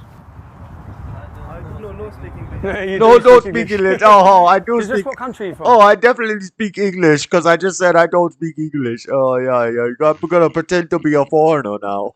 Okay. Iran. Iran, okay. Kurdistan, Iran. With your stupid masks on. What are you worried about COVID now? This was filmed, I think, 2 years ago, and he's just now releasing it. This is a progression shot. You got one with it on, one below his mouth, and then one that doesn't have one at all. Right. Yeah. It shows all the levels of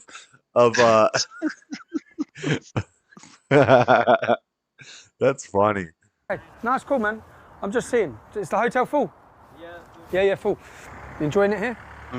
Yeah. Nice hotel, nice food. Nice hotel, nice food. Yeah, healthy food. Healthy food. It looks like a nice hotel. Yeah, how many people are in here? I think 200. 200? 200, and lots they're of all... children?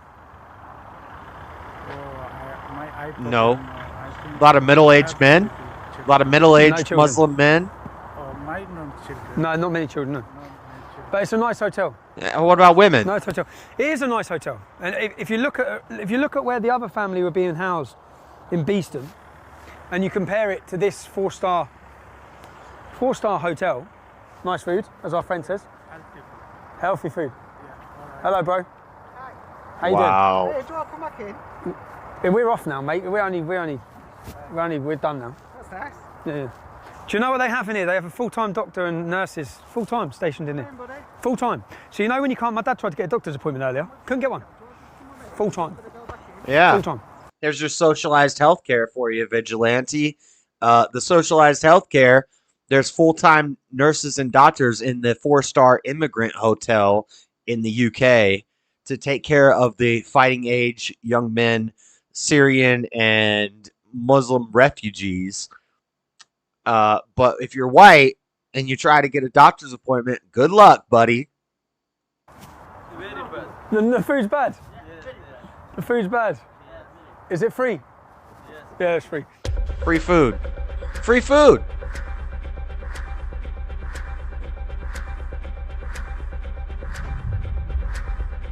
I'm trying to stay.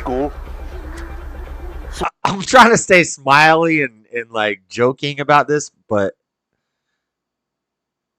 this is fucking ridiculous. This is horrible. Mm-hmm. You notice I don't like to cuss a lot, but when I'm cussing, I'm kind of irritated. It's more impactful, you know? Like, this is messed up. As soon as the media and all that died, they sent in chief inspectors. Chief inspectors of fucking Ofsted. We knew they're going to fail it on every fucking thing they can think of. I had governors who had friends in the media.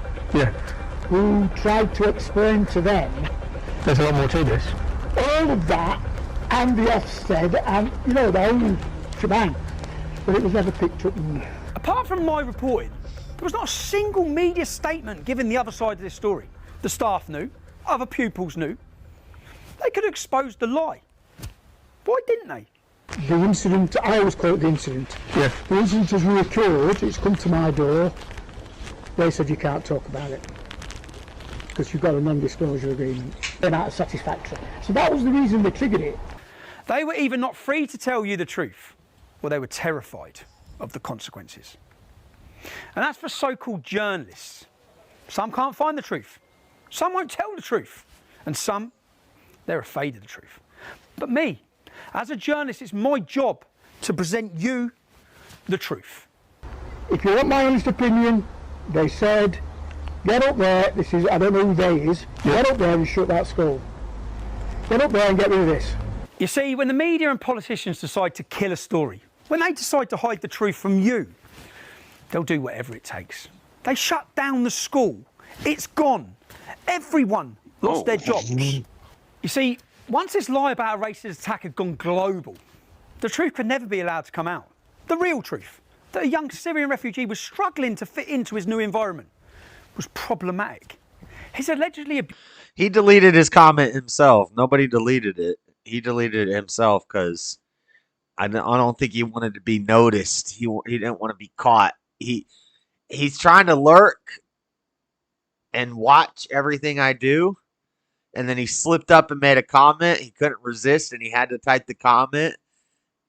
But we caught it. We did caught it. We catched it. We caught it. We saw it. Caught it.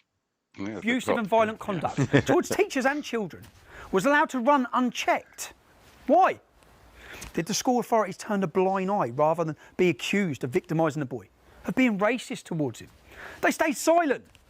The truth may have triggered accusations of racism or sparked discussion about immigration looks like Cuba. policies. That looks like Miami. The challenges of achieving the successful integration of migrants we welcome into the United Kingdom. Walking them and in. They need to take those challenges seriously. You see, Jamal was one of 20,000 Syrian refugees who come to the UK as part of the United Nations resettlement programme.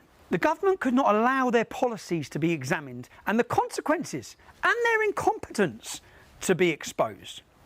And if you don't think the government is incompetent, you ain't been paying attention to anything. Yep. Priti Patel's been talking tough, really tough, on controlling our borders for years. And yet we have boatloads of illegal economic migrants being escorted across the English Channel and put into these luxury accommodation at your expense. This ineptitude does nothing for the refugees who come here legally, who we welcome into England. Refugees who are trying to integrate and make a new life here. And who was the community's rage directed at? All Syrian refugees. That's who. When in fact, there are many families of Syrian refugees in the area. We're told, all of them delightful, working hard to settle and integrate into the country they can now call home. See, the fact that he's saying this is not something a racist would say. If racism exists, and when I say not all Muslims are evil, you know, and a racist would say, if racism is real, a racist is just a retard who's always going to hate everybody of every different color. And the stuff I say, the stuff he's saying is not something racists say. We're talking about open borders and letting terrorists come into our countries and destroy us, and then the media portraying us as far-right, evil, racist, hateful people. No, we're sick of this crap. in all of the Western countries. We're sick of it. And you're barking up the wrong tree. You're playing with the wrong ones, because when Christians, dare I say, white people, when not just white people, but sorry, Buff, but you know what I'm saying. When Western-minded cultures and Christians, we're loving, we're kind, we want to care for other people, we want to take care of the other countries, maybe to our own detriment. But when we get pissed off and we're fed up and we're sick of it, the world takes notice. So, no, it's not looking good. And this leads to war. And this is it's all bad. I spoke to multiple. Not just white people. I shouldn't have said white people, but like Buff too. Buff is a Western-minded person, you know, and I'm sure if America was getting invaded by a bunch of terrorists who were attacking our children and our young girls and stuff, I'm sure me and Buff would be side by side, and it would be a problem for any of our enemies, because, and I know, well, Buff's not Christian, but God don't play, and God's children don't lose. So, but I still think he would probably fight beside me against this sort of thing. So, oh yeah, wrong is wrong. However, people want to define, oh, how can you say what's wrong, what's right? Terrorizing the innocent, that's wrong. And you're damn right I'm stand up for that shit. Fucking hell, these innocent people, especially the children who have done nothing to you, but you want to come in and like, you're making a point for whatever reason, their religions or ideologies or what the fuck ever. Nah, ain't nobody got time for that shit. You have to go. No. Yeah. Refugee families. In the school problem, my children, no any problem. No problems with your children. No, that's it. So you've had a good experience in the school. Yeah. I used to have 2 friends, and they don't bully, and they don't care where from country I come or anything. Okay. And when I talk English, like we was about 1 month we've been in here, and I used to not to speak English very much. So they used to tell me how to speak all that thing, and now I'm in year 8 and I know to speak English, and I made more friends, and now like I'm fine. And you're fine, and then no problems. Yeah. Oh, so you didn't speak English good. You were a refugee. You acted right, and they showed you love, and they taught you English, and now you speak English more, and you fit in. Wow. Wow. It's almost like we're not a bunch of hateful, evil, racist, far-right demons. It's almost like we actually care about people. It's crazy. Oh, this is crazy.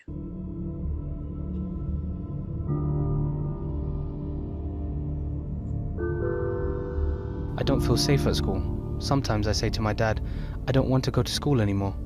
I was just crying, and I didn't do nothing because I respect the school rules. Who told Jamal to go on camera and say this? Who arranged the media tour? Who encouraged him to take legal action? He was originally going to sue the school for not looking after him, and then decided to sue me instead. Who told him to put this in his statement to the High Court? You see, Jamal doesn't like to break the school rules. Here's the problem. This is his behaviour record. Almost 100 codes for bad behaviour. Truancy, verbal abuse to teachers, physical violence towards pupils, and lying. Yeah, there's plenty for lying. You see, I haven't got all of Jamal's school records. Large sections of documents I was given were blacked out. We tried to get access, but we weren't allowed. And the lawyers wrote to the court to explain they had misplaced documentation. Yeah, sure. And finally, as you can hear, the lawyers decided what they were going to allow me to see. Whilst I was preparing my defence, Jamal's lawyers decided what I could see. And this global news story wasn't an accident. It was all carefully planned. You see, the day before the video went viral, a GoFundMe page was set up for Jamal. And the video went viral the day after a criminal record check come back on Jamal. Why would his lawyers do a criminal record check? Well, they had to make sure this was financially beneficial exercise, wasn't going to be derailed by an unhelpful past. 15-year-old Jamal, his record was clean, by the way. Mohammed Akunji, the jihadist lawyer of choice, was immediately on a global media blitz. Listen, a bit of That's Benjamin Crump. I'm after him for my own reason. Right, okay. Nothing sinister though, is it? Oh, fuck, no, journalistic. Oh, journalistic, that's good. Oh, no, fucking totally journalistic. I want to get all the background on him. You reckon he was a member of that? Yeah. Al-Midra Haroun are a prescribed terrorist organisation. Almost 60% of terror. I don't like that he used the stock image with the free pick watermark on it. A little unprofessional here.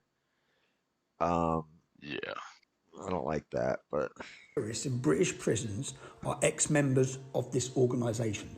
They kill, they murder, they slaughter. That is the organisation that Mohammed Akunji and his brother were allegedly, according to this top mainstream Muslim British journalist, they were members of it. How does a Syrian lad find himself working with a jihadist lawyer of choice before this video even went out? Before anyone had seen this viral video. Within 2 weeks, the lawyers had been made the beneficiaries of the GoFundMe page of £160,000. A plan to sue the school, that was put on hold. And the plan to sue moi for libel was launched. What riches had these lawyers promised Jamal and his family? School records were edited. Migration Yorkshire clamoured to make this playground fight about race and hate. They contacted the Home Office as soon as they heard about this playground fight. Yeah, the Home Office, a playground scuffle. Why are they contacting the Home Office instantly? Someone went further. You see, we had this school incident report analysed by a graphologist, someone who analyses handwriting. It appears to show that a second person with very different handwriting doctored the report to allege that Bailey had threatened to stab Jamal. Even though all the witness reports mentioned there was only one teacher there, so only one teacher could have done an incident report. So, with the careful planning of the jihadist's favourite lawyer and the enthusiastic support of some useful idiots, it was possible for the lies to go round the world twice before the truth had a chance to put his pants on. I now need to mention... That's journalism right there. He got a handwriting analysis of the documents because things didn't look right. Some of the words were changed, looked like things were altered, and then he got a handwriting analysis on the record, and damn, okay. So they doctored the reports. Wow. Other repercussions of what happened in Almonbury. I was being sued for reporting the things that were said to me about Jamal. I had to defend myself. The judge had already... All I can say about this is this all seems really weird. It's really weird. A lot of weird stuff going on here. It's kind of weird. Already ruled that I was not allowed to argue it was in the public's interest for people to hear a different perspective of Jamal. I had to prove that the information reported to me was true. That's not the kind of burden placed on Piers Morgan or Jeremy Vine. Piers can describe Bailey as vermin without being held to account. Right. And who is behind Piers is a pundit, propagating not this a deception journalist. and the lawsuit against me? You see, this is where we get to meet the most sinister part of the unholy alliance. All sorts of people are helping out, but leading the posse from the front, it's the jihadist lawyer of choice. He represented Shamina Begum. You know, the jihadi terrorist that's out in Syria? He represented, I think, Michael Adebolajo, Lee Rigby's killer. I think he's even had to change his name because he's got such a terrible track record. So this is the lawyer who's suing me and who the media celebrated that he had served me papers, even though I wasn't in the country. If you've pillaged, if you've plundered, if you've raped and you've beheaded, and you say you've done it in the name of Islam, well, these are the lawyers for you. The lawyers who stepped forward for ISIS-buyed Shamina Begum, who've been fighting to get her back into our country, who defended Michael Adebolajo, who beheaded Lee Rigby. This is Mohammed Akunji. And his colleague, Farouk Basra, who's been banned from claiming legal aid. Yeah, banned from claiming legal aid for putting in fraudulent expense claims. Let me rewind a bit. Let's go back a few weeks. There's an important piece of background information to this. Don't know the full ins and outs of it, but basically to inform that a group call themselves Antifa UK. Yeah. Heard of them? Yeah. To be honest, I kind of haven't. And Antifa Dundee. You never heard of basically Antifa? says they're planning to help Liar. possibly kill Tommy Robinson because they know where he lives and want to silence him. They've got their hands on. It says they've got hands on some AK-47s, made petrol bombs and stuff. And allegedly say they're going to put these petrol bombs through your door when he sleeps. They say they're also planning to attack a few MPs. Now, at the heightened tensions with multiple Osman warnings, they now take back the radar phone, the one option we have to go direct to the police, and they are removing it at this current moment. Where are you from? Wow. So they gave him a phone to have direct contact to the police, and then they removed the phone from him while Antifa UK was making threats on his life. What the hell? Oh my god. This gets deeper and deeper. And there's still almost an hour left. We're 47 minutes in. It's an hour 45 minutes long. Holy crap. the counter-terrorism policing unit that Carla works with, so Carla and I work very closely together. So look, what did you just say? Basically, the radar phone or whatever it is. The phone, the emergency phone. We'll be taking that back. You'll be taking that back. Yeah, those phones are designed for a. No, are you for real? Like so when there's a heightened threat and people have come to the house and the address has been put out where my kids are, you're then going to take the panic phone back. It's Christmas 2018. The police come to my family's home to tell me that people in Antifa, far left violent extremist organisation, are planning to kill me and my family. See, who were the first to comment on this video? Well, Mohammed Akunji of Farouk Basra & Co. Of course, the jihadis' lawyers of choice, but also Mike Stutchbury, an independent journalist, an Antifa activist. So the jihadist lawyers knew Antifa were planning to kill me.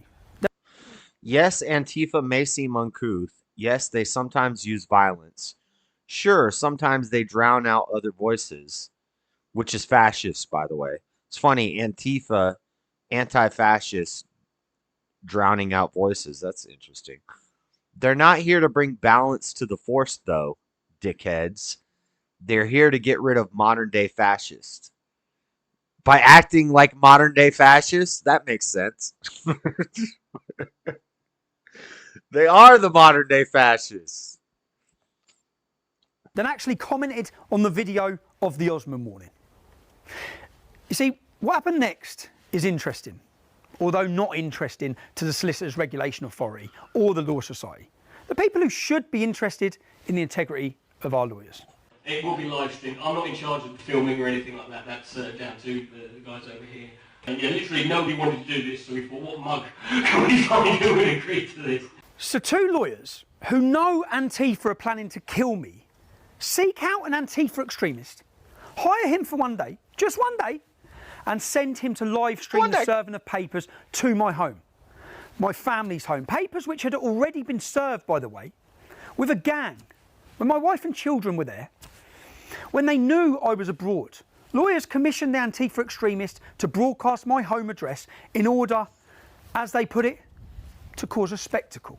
The law firm or the lawyer who's been, sort of taking the lead on the Tommy case wanted to make sure, doubly sure that Tommy Wow. So the lawyer, the prosecuting lawyer who he's against is a Muslim who sent an Antifa member to his house while he wasn't there to serve his family with papers and broadcast his address on a live stream.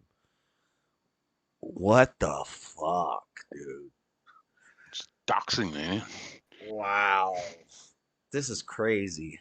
The letter actually went out two different ways, and he wanted to make a bit of a spectacle out of it. And this is all very amusing. A group supported by Mike Stutchbury. Look at this gay ass came pink to mohawk. the home that my wife Oh God!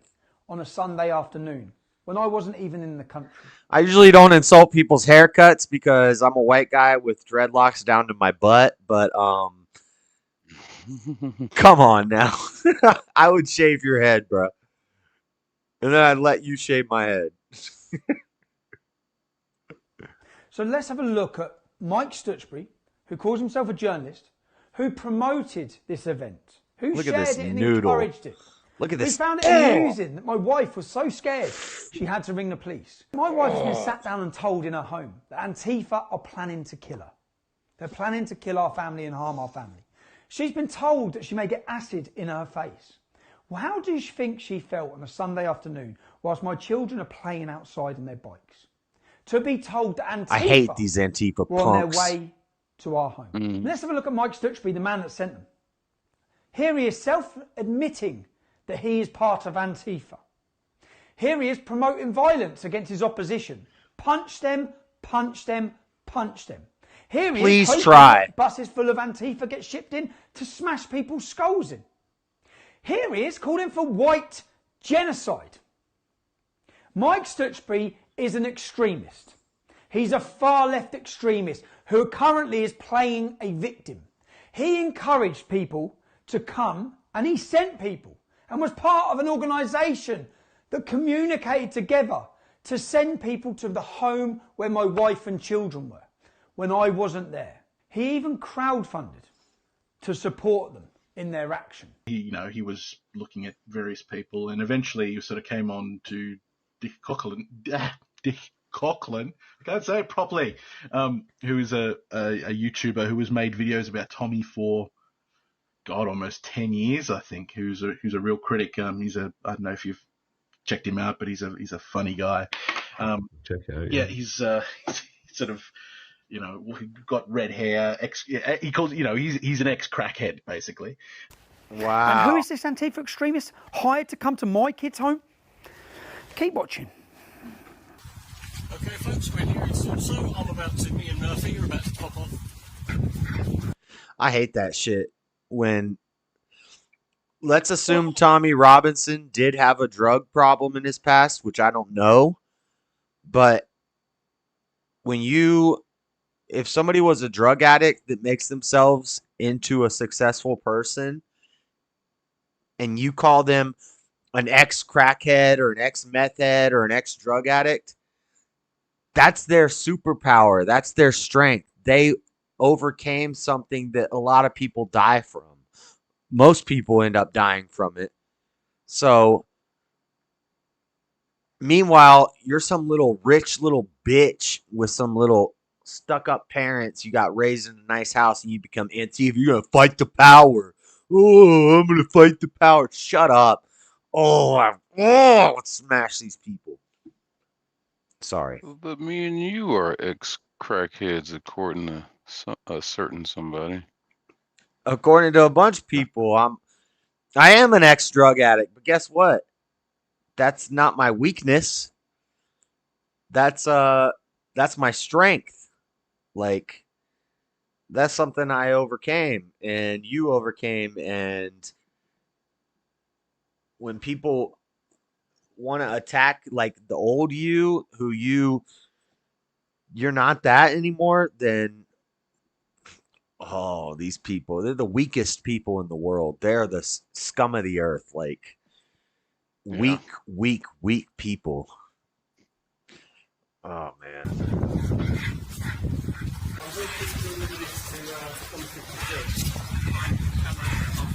I went up to where number and they said, right, we'll take that from him, we'll make sure he gets it. And later that night, the Antifa extremists hired by their lawyers had a message for me and my children. And on that note, on that happy note. Oh, I would smash by the this way, guy. Tommy, I am gonna mince your kids, mate. Let's have a look at the man that they sent. The man that you can see the Muslim lawyer handing privileged documentation, giving this man my children's home address. That's what he done. Fully aware of the serious danger my family are in. And he hands them my children's address. They then come to my children's home. My wife gets a phone call. My children run off the drive. They lock themselves in the house. They ring the emergency 999 call for the police to come. They press panic buttons. They need support because Antifa are coming. They came, they told the Muslim lawyer, he's fully aware they're coming to live stream where my family are. They live stream and dox the name of the road. They doxed the door number. I went up to where number and they said, right, we'll take that from him, we'll make sure he gets it. The man specifically chosen, he was chosen. He says in his own video. The lawyer in this case was a guy called Mohammed Sanimi Akundra, who works for a solicitors in London called, I shit you not, Farouk Bajwa and Co. Solicitors of London. I get asked by this guy that they've decided that they're going to, Tommy Robinson is going to be served legal papers so he can be sued by this family. And they asked me, do I want to be the one to go along to serve the legal documents? Let's have a look at who Dick Coughlin is. Let's look at some of the things he said. Here he is promoting hatred against... Oh, this said catching an N-word by his toe. But then he wants to talk about racism. Tonight on stage, I said racism is a crime, and crime is for N-words. And somehow I got away with it, smiley face. That's Antifa. That's the left. Wow. Wow. Black people. Serious, this is a crime. The comments he makes are a crime. Here he is promoting hatred against Pakistanis. Here he is singing a song promoting anti-Semitism. Singing a song about lampshades being made out of Jewish people's skin from the Holocaust. Third right, yeah, we're gonna kill a kite. We're white, far right, and we're gonna have a fight. You're in the outskirts, you can go in like a... While he's rapping, which is traditionally Black American culture, I'm gonna make a racist rap song. That makes sense. Then we'll throw you in the pit. We're just following orders, man. We're trying to get paid. You might get out of here, but you'll be a lampshade. A self-confessed racist, anti-Semitic crackhead. It was whack. Was sent to my... Let's not even talk about the content of the song. Just the fact that was whack. Rhyme scheme, delivery, just presentation. All of it was bad. Everything about that was bad. Oh my God. My children's property. He talked about raping my wife in her skull socket. He talked about my children being fed through a meat grinder. He talked about burning my house down whilst masturbating with my family in it. Now, other than to terrorise my wife and children, why would any sane person do this? Well, he's not saying. It worked, okay? Tipped off by a friend who saw the gang on live stream approaching, my ex-wife hit the panic button and barricaded herself and our children in a bedroom. The police thankfully responded in time. And these are exactly the same tactics being used against the unbelievably courageous children in all. See, I didn't know about all this stuff, and rape but against children who are willing to stand with me in defence of the truth at the High Court of London. The video release, media, GoFundMe, Antifa, it all happened at the same time. It was coordinated, and it was about hate and making money. And how that far-left activist, who appears to be an anti-Semitic, Jew-hating, black-hating racist, came to my home with his gang and threatened to kill my children. These lawyers, the mainstream media, they don't care about refugees. They don't care about Jamal. They don't care about the truth. Say that bloke who made the video saying he's going to kill the kids. Yeah. Can you, if you didn't do it, I know 100%. Give a statement. I know I was there. Okay. Give a statement about that. She complained about it. She contacted. We'll remember. It would have been the liaison officer at the time to ask if he was arrested. I found out his address and I gave you all the information for him. So even now, say now, looking at that, can he be arrested now then? No. I don't know what happened with the previous report, because when we search on our system that we currently use, You probably got buried, I can't see any crime report that was linked to it. You see, the next day, knowing I'd been provoked with threats against my ex-wife and my children, no doubt thinking they would catch me conspiring to commit violence and lock me up on a conspiracy charge. Here, outside my ex-wife's house, men in a car that has never been registered, check the registration plate, so presumably from the security services, with listening devices recording what's being said in my home. The involvement of the security services may explain why Dick Coughlin, the man who publicly threatened to murder my children, has never even been spoken to or arrested, despite my wife's complaints. What are you doing? Show me who's in the back of your car. There's no one in the back of the car. So what are you doing then? We're not here, anything to do with you. What are you doing then? Well, what do you think we're doing? I think you're starting doing me. No. Who's yours work for? So what are you doing? And there is someone in the back. I know there's someone in the back. So what are you doing here? I don't know who you are. That's what I want you to tell me. Go on, tell me what you're doing. Can you tell me what you're doing here? Because essentially I've got threats against me.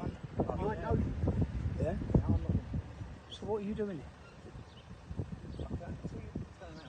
If I turn it off, you can tell me what you're doing. I hope he's training. Who's in the back of your car? Who's in the back of your car? You're not going nowhere. You're not going nowhere.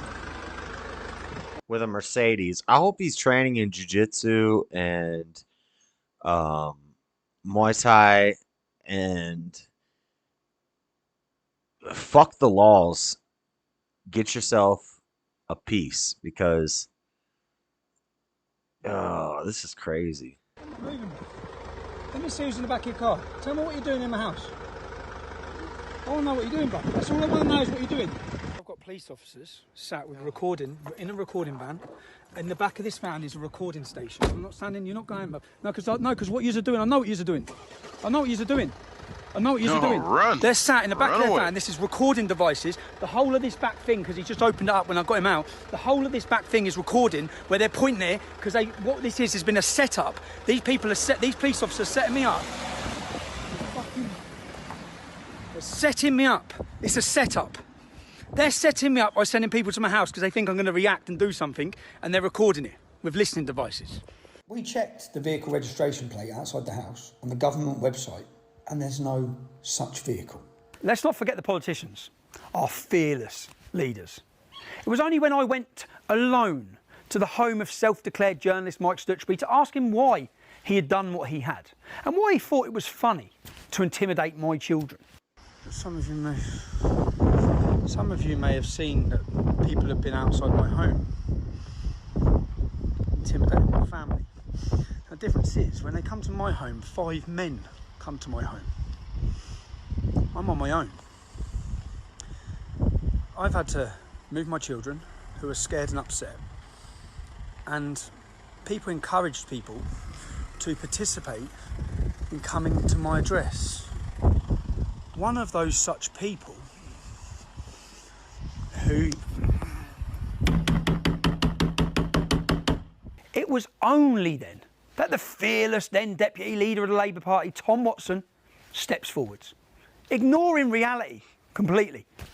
Every major social media platform other than YouTube has taken down Stephen Yaxley Lennon's profile because of his hateful conduct. Late on Monday night, Yaxley Lennon turned up at a journalist's home, banging on the doors and windows, demanding to be let in. And after being escorted away by the police, he returned at 5 a.m. and continued his intimidation. The incident was live streamed. He later warned journalists in a YouTube video to expect a knock at the door. Does the Secretary of State think that it's right that YouTube and the parent company Alphabet continues to give this man a platform? It'd be funny, no? If it wasn't so insidious. The hardly honourable Mr. Watson totally misrepresented what had happened, and from behind his shield of parliamentary privilege, bravely declared that I'd been terrorising a journalist. Journalist? Stutchby's an Antifa activist who incites violence and wants to kill white people. Terrorising? Was I terrorising? Mr. Watson bravely demanded that I be removed from YouTube. YouTube had only recently confirmed that none, not one of my videos had broken any of their stringent guidelines. And my videos hadn't broken any laws. It was clear I hadn't harassed anyone. But now he is banned on YouTube, and now I'm... Well, I don't want to say that because then I'm acknowledging. I have no idea. I have no idea whether I'm allowed to play this or not. I have no idea. Certainly not Mike Stutchbury, if indeed he is a journalist. But none of that mattered. My wife and children left their family. I'm just an ignorant, dumb guy on YouTube. I have no idea what I'm allowed to play and what I'm not allowed to play. I don't know. I would assume this is on Twitter. I don't know. I guess I think I'm allowed to play this. Home that night. They never went back. In fact, having their lives endangered by the jihadist lawyers. See, my wife started legal action against Mohammed Akunji and Farouk Bajwa's firm. But Mo & Co, Mohammed Akunji and Farouk Bajwa, see, they weren't so keen on facing the law as they were on abusing the law to persecute others for financial and ideological reasons. On the 31st of March 2019, they promptly collapsed their law firm. They'll never be involved in the case. That's what they said. And Dr. Farouk Bajwa, well, he's no longer going to be a lawyer. He'll be living in Pakistan. That's it. That's what they said. That's how easy it was for Mo and Good. Co Hopefully to he escape gets justice. bombed. Interestingly, they're still signing documents on the case on the 6th of June, months after saying they're not involved. Several other law firms have reported them to the Law Society, the body that is supposed to make sure lawyers behave ethically. Nothing's been done. I wonder why. In fact, all the lawyers working at Farouk Bajwa & Co just moved across to a new law firm called Burlington's. And guess what? Yeah, Burlington's took on Jamal's case against me. Yeah, I don't Farouk Bajwa now works for... Yeah, I have no idea who this guy is, Amanda. I don't know. I have no idea. I'm just playing something I found on Twitter. I don't know. Burlington's. Farouk Bajwa's son now works for Burlington's. Farouk Bajwa is Burlington's GDPR expert. Pretty ironic, no? Farouk Bajwa & Co leaked my children's address to an Antifa activist to put it online for everyone. And if we've been stupid enough to expect more ethical behaviour from Burlington's than from Farouk Bajwa and Mohammed Akunji, well, we'd have been disappointed. I just really, which I've been trying to do, I need all of the disclosure, which I haven't had. I haven't had a full disclosure of his school records. Therefore, to make sure that we haven't, that some documents haven't been lost in the transfer of the file from Farouk Bajwa to Burlington's, we have done another subject access request to the council for Jamal. And how long would the council take for that? I don't know. I don't think they gave us a time frame, did they, Luke? No, they didn't, unfortunately. So what you're saying is you believe there may be things that I haven't been disclosed. You don't know how long they're going to take, but you won't agree to an adjournment. No. Our position is that we're not agreeing to an adjournment. Boycott Burlington's. Because my concern. Burlington Coat Factory, they're more than great coats. They're also involved in a bunch of scams and fraudulent attacks on journalists, huh? Serious concern is the safety of the witnesses, and it's a genuine. And if you, I don't believe for 1 minute that Mohammed Akunji or Farouk Bajwa give a shit about any of this, or Jamal. Yeah, I generally don't think they do. And this is. I'm just going to say, Farouk Bajwa and Mohammed Akunji have nothing to do with this case. This is my case. How come then? To anybody from Farouk Bajwa. How come then Farouk? Burlington started with me. How come Farouk Bajwa signed a form 3 months after he left then to do with this case? It's absolutely. It was. If that was the case, it was before I gave the undertaking, and he wasn't involved in this case at all. He signed a form dated June. In June, he signed a form, and the date on that form that he signed is June. He left this case in March, apparently. How come? Well, if you send it through to me, I'll have a look and I'll give you an explanation as to why. I'm not quite sure what form you're talking about. Although you'll see it on my documentary. Okay, so when you send me what you decide is relevant, yeah, how am I going to know what you've cut out? Well, I suppose you wouldn't. I wouldn't. Does that seem fair? If the information is not relevant, then what harm could it do in me having it? But it's not about harm, Stephen. It's about privacy. For the last 3 days, since you received videos so that you become aware that I have video evidence that's going to prove my case, since that point, my ex-wife and my children, for the last 2 days, have had police at their house because they've been receiving threats. So he must be using a fake name, because we've been given like 3 names for Tommy Robinson now. This is now the 3rd name. Now they're calling him Steven. He's probably using a fake name when he's calling in. Threats. On top of that, pictures of my ex-wife have been put online by the same people who are in bed with Mohammed Akunji. Then, 2 days ago, Mohammed Akunji doxed my mother and father's house. Last night, that house at 1 o'clock in the morning was smashed to pieces with bricks through the windows. Yeah, this is all going on in the background. I've been trying to get my stuff ready, but just so that you're aware of what's going on as to why I don't trust a word you say. When you have Farouk Bajwa's son working for your company, and Farouk Bajwa is the man that sent people to threaten to kill my children, I'm wondering why, in the last 48 hours, or last 72 hours, since I disclosed information to you, why my family and loved ones have become under persecuted harm, of which is all detailed with police records and video footage of everything that's been going on. So I'm super concerned and don't trust you or your party to decide what's relevant in this case. I don't trust you. So if this is to be a fair trial about getting out the truth, if that's what you're working for, you need to give me your disclosure instead of reviewing it and taking bits out, which is what you've already done with the school records. You'll say, because I know that's not the full school records. So, and you've covered up things which, and Luke, Francesca told me, I have a recording of her telling me that Burlington's did not redact anything. Yet in court, you had to admit you did. I've got the recording of her telling me it. Everything was redacted prior to coming to you. And then in court, you sit and admit that you have been redacting things. So forgive me, it's just lie after lie. This is Burlington's lawyers losing documents that they're supposed to send to me and deleting things that they don't want me to see. Misplaced. How do you misplace documents that were electronically filed on their case management system at Farouk Bajwa & Co, then passed over to Burlington's? All of this is because they're sharing it. And all of this is to put pressure on me in the weeks before it. And all this. And this is a country. I guarantee you this is a country. A country working with Resisting Hate. The account that's put it on is Resisting Hate. Yeah? Resisting Hate, who a country hired with Dick Coughlin to send to the house before.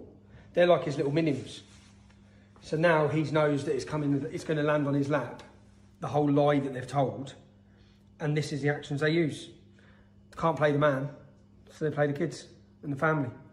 You don't need to be scared, Sonia, because they're doing this. Yeah, they just called me and said goodbye.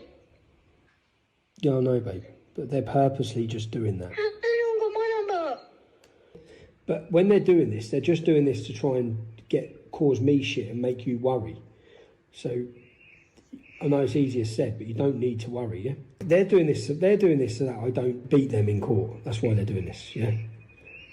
Do you think they do know where we live? No, mate.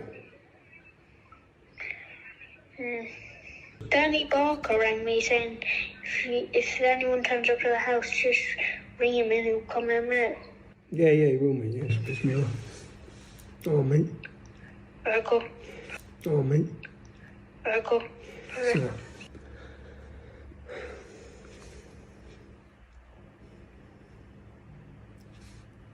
the mad thing is, the whole time this goes on, the media and all of them act like we're the bad guys. That we've been, like I'm the one persecuting people or targeting them. And they're such cowards. They're such cowards, man. I just got a phone call and they said goodbye. I'm so scared. I've told the police, but I'm so scared. Yeah. Hello? Jenna, who's just rung Spencer? We don't know at the minute. What are the police saying? I'm just making a statement. Okay, but just quickly, are they getting that account that's put a picture of you online? Who showed you that picture, Jenna? It's on Twitter. Yeah, who I saw found it myself. You saw it yourself, okay. Yeah. Are the police sorting out to get rid of it? Yeah, they've taken the address of the Twitter person that's put it out. If you can say, I've given them 50 addresses of people who have done exactly this over the years. including the redhead man. What about the redhead bloke who threatened to kill the kids? What they said about that? Well, nothing really. No, it's a crime. Do you know what I mean? If I make a video threatening to kill some kids, I'll be arrested. So the point, what you need to ask them specifically and say to them, you made a complaint, someone threatened to murder your children, you had to leave your home, yeah? Those threats have now followed you to where you're now living, yeah? And they're coming from the same people, the same organisations, the same people they done fuck all about last time. They didn't nick them, they didn't speak to them, the solicitor's still acting with impunity, doing it to my mum and dad yesterday. So you need to specifically ask them, Jen. I want to answer out of them. And during all this, Pierce Morgan is talking about baby reindeer. Milking the baby reindeer fucking story. Wow. When you made a complaint against Dick Coughlin last year, why have they not done anything? And get you a follow-up and an answer as to why they haven't done anything, if you can. And are the kids all right? Am I right that you managed to track the number? Yes. So you know who made those phone calls to her and We know where the number came from, and who that phone was registered to. So that's what, obviously, we cannot prove. Well, I at that time I wasn't able to prove who. I only could say where the number came from. As in whose phone it is. Who the phone is registered to. Okay. Because obviously for me, this was threatening phone calls a week before a High Court trial, trying to pervert the course of justice. How come no one's been arrested? I can't see anything on the crime report. If I send you evidence, which I'm going to anyway, because it's all going to the judge. If I send you evidence of Mohammed Akunji doxing my mum and dad's address, if I send you evidence of criminal damage and attacks in the middle of the night at an old pensioner's home, and I show you evidence of pictures of my wife ex-wife being put online, and my son, they rung my 11-year-old son's phone. The police are all involved. They've been threatening my 11-year-old son. Yeah, this is what's gone on. If I send you evidence of that, do you think you'll support an anonymity order to protect the children in this case? I can't answer that because I don't have instructions to answer that. I don't have conduct of the matter. But what I can clarify for you is some of the issues that I can give answers on. One of those of which I heard you made reference to Farouk's son working. He is not involved in the case in any way at all, has no access to any files whatsoever. You've heard how Luke Hackett, he couldn't explain why they were redacting and deleting information from documents before handing them over to me. Information I should have been given. He couldn't answer the simple question. I think it's almost over. My timer isn't right. Unfortunately, in terms of integrity, Burlingtons don't appear to be any better than Farouk Bajwa and Mohammed Akunji.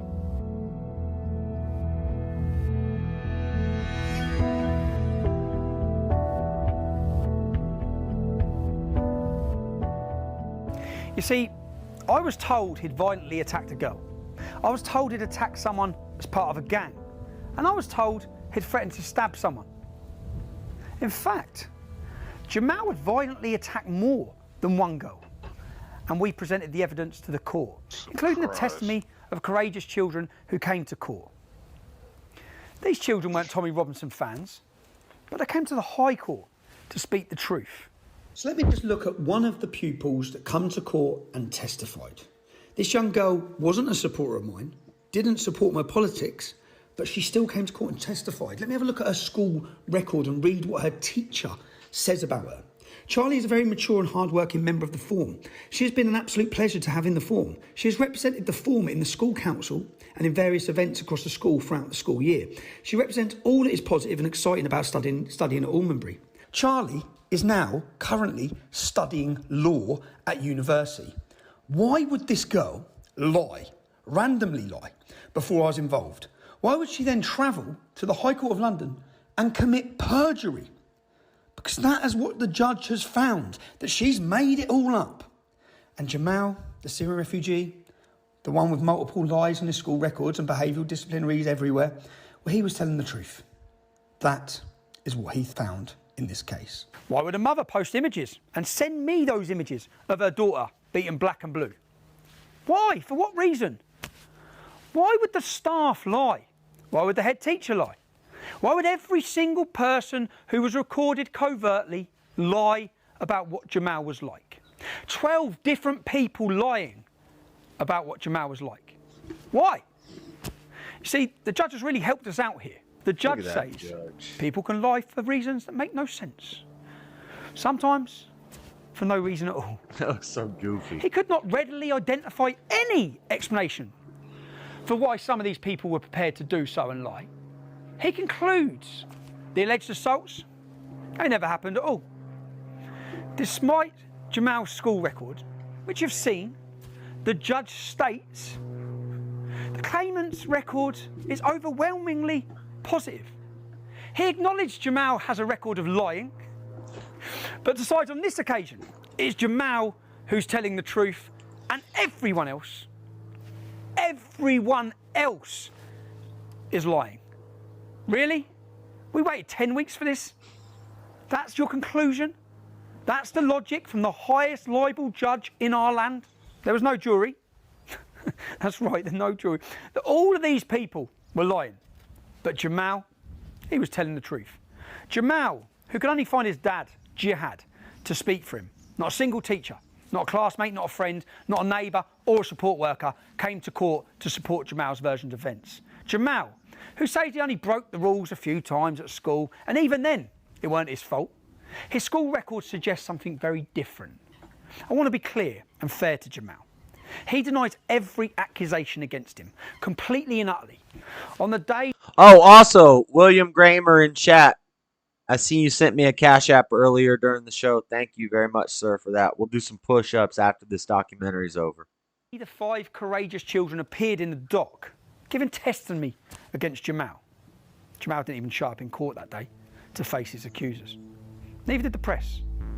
The press actually left court when the witnesses stood up to give their evidence in my defence. It's alarming to think we have this kind of intellect at the top of our judiciary. To conclude, a whole bunch of bullshit. The story of these 2 children is actually a story about free speech, or the death of it. It's a story about how the mainstream media is more interested in pushing an agenda than giving you balance and truth. How it continues, despite Leveson, to act with impunity. Is the media held to account for what they report? Have Piers Morgan or Jeremy Vine been held to account? No. It's a story about how the law is being manipulated and exploited by the far left and Islamists to destroy the lives of anyone who speaks out against the accepted so-called progressive, so-called liberal narrative.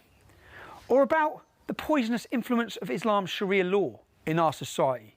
Is the law fit for purpose? No. And it's a story about our government and judiciary's disdain for free speech and the truth, and the lengths that they will go to in order to silence dissent, especially with its new and increasing powers. Is our government being held accountable for its actions? No. Is the judiciary independent of political influence? You've seen all the evidence. You decide. Whether you agree with my politics is irrelevant. When dissent is crushed, free speech dies, and governments move one step closer to tyranny. The lawyers know the truth. Even Jamal's father, Jihad, he knows the truth about his son. They all knew the truth and were using Jamal to further their agenda, regardless of the consequences for Jamal. They continued to pursue the case, which incidentally has caused my divorce and bankruptcy. My ex-wife had to choose between her marriage to me and the safety of our children. Wow. I'm glad she chose our children. We're still best mates. You see, Jamal's lawyers told me very early on, if I apologised and paid them 50 grand, they'd drop their case. If you're watching this, you know the decision I made. I won't apologise for reporting what I was told, for what I believe to be true, for standing up for Bailey, a young lad unjustly vilified by pretty much everyone. But in silencing dissent, are the media and our government any different to the governments they criticise so much? China, Russia, Iran, immigration, COVID, Brexit. If it doesn't fit the narrative, you will not hear the alternative view. And where else have we seen this? Where else have the media, politicians, police and social services hidden for truth for decades, fearful of being called racist? Grooming gangs. That's where. A cover-up of such horrific cost to thousands of young girls in towns and cities across our country. And nowhere worse than under the stewardship of Councillor Shabir Pandor's Kirklees Council. You see, hiding the truth doesn't protect community cohesion. It does the total opposite. It undermines trust in public institutions. It stokes resentment and conflict in our communities. Tragically, those who lead us don't seem to have the moral clarity or courage to speak the truth. They cause the division that they're trying to prevent. People ask me, was it worth it? Yeah, it was worth it. The truth is always worth defending. I'm still here. If you were born in the United Kingdom, you've already won the lottery of life. An inheritance from our parents and grandparents of freedom, equality under English law, and democracy. If we allow ourselves to be silenced, that inheritance is rendered worthless. What legacy will we leave for the children and grandchildren who come after us? None of us can afford to let free speech die. We cannot, and we will not, be silenced. Damn. Dick Coughlin has still not been arrested or spoken in relation to the threats to murder Tommy's children. The man who threatened Tommy's ex-wife and children before the court case has still not spoken to or arrested by the police. No one has ever been arrested for the criminal damage attack of Tommy's elderly parents' home. Jamal has been given $157,000 by the British public through GoFundMe. Justice Nicholson ordered Tommy to pay, continue to store the British media continues to lie and pump their agenda to you. Taliban leadership inside Afghan presidential. Damn. Continues to fight court cases with over £1 million worth of costs. After being discharged from bankruptcy, they pulled him straight back to the High Court, questioned him again, and ordered him to pay $25,000 more in legal fees. Tommy Robinson continues his work as a journalist to bring the British public the truth.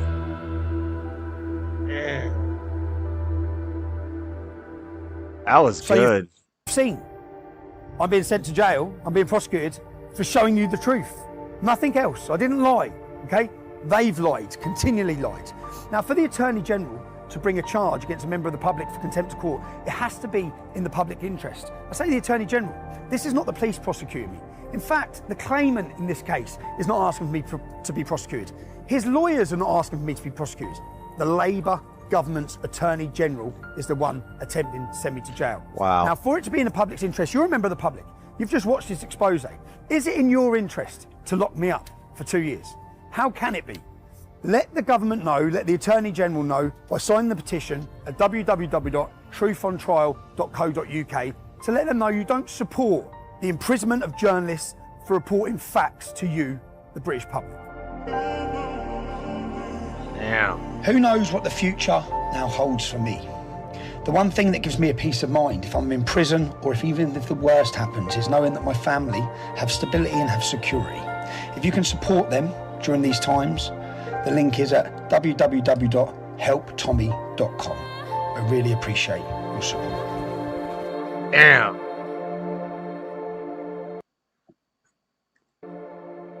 That was good. Wow. Not good. That was full of evil, but holy crap. I like that documentary. That was... Dang. Did Buff leave us? No. Very journalistic, sort of, to say, less to use a word. And got out there and, yeah, knocked on doors, tried to get answers. Yeah, that was powerful. Exposing that fucking nonsense that goes on with media and government. It's sad. Damn. Yeah, that was a good documentary. I'm glad I showed that. Even if if this gets taken down, like, wow. I don't even. Oh man, it's happening everywhere. What's up, Megan? Stressed about a deadline. Completed the project with 7 hours to spare. Don't stress. No stress, no stress, no stress. Huh. That's crazy. And he's looking at 2 years prison time for making that. Wow. Yeah, for pointing out the flaws in the system. I mean, we're not at that point. We're not at that point yet in America, but it's oh hell, Jan 6.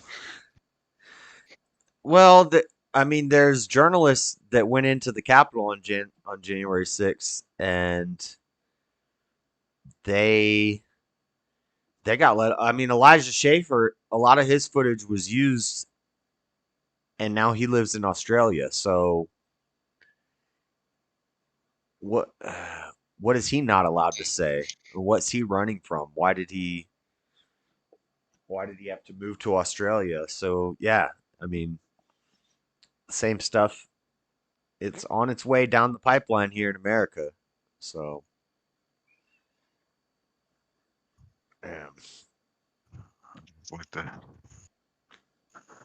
think and fear, we are doomed as a species. Part of our rights.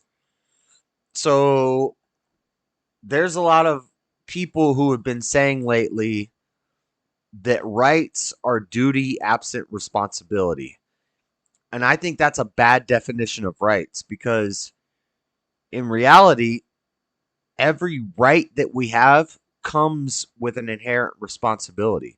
So your right to freedom of speech comes with the responsibility to tell the truth. You can't yell fire in a crowded building if there's not a fire. You can yell fire in a crowded building if there's a fire. So it's not that you don't have the freedom to say fire when there's a fire in a crowded building. It's that you can't lie and cause chaos in a crowded building when there's no fire. If there's a fire in a crowded building, you're allowed to yell fire in a crowded building. Same thing. So your right to free speech comes with the responsibility, the duty to tell the truth. So a right is not a duty absent responsibility. A right is a duty that comes with a responsibility. And the same thing with the Second Amendment.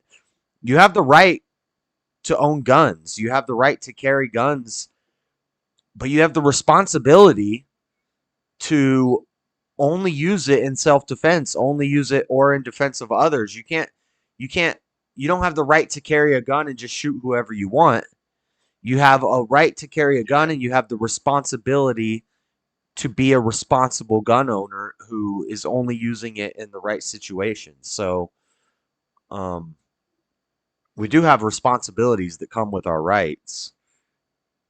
And when you're not allowed to tell the truth anymore, then yeah, that's when freedom of speech dies. So when I say I don't care about freedom of speech is gay, I'm being reactionary. I'm saying you're saying some dumb shit, and I don't want to platform you.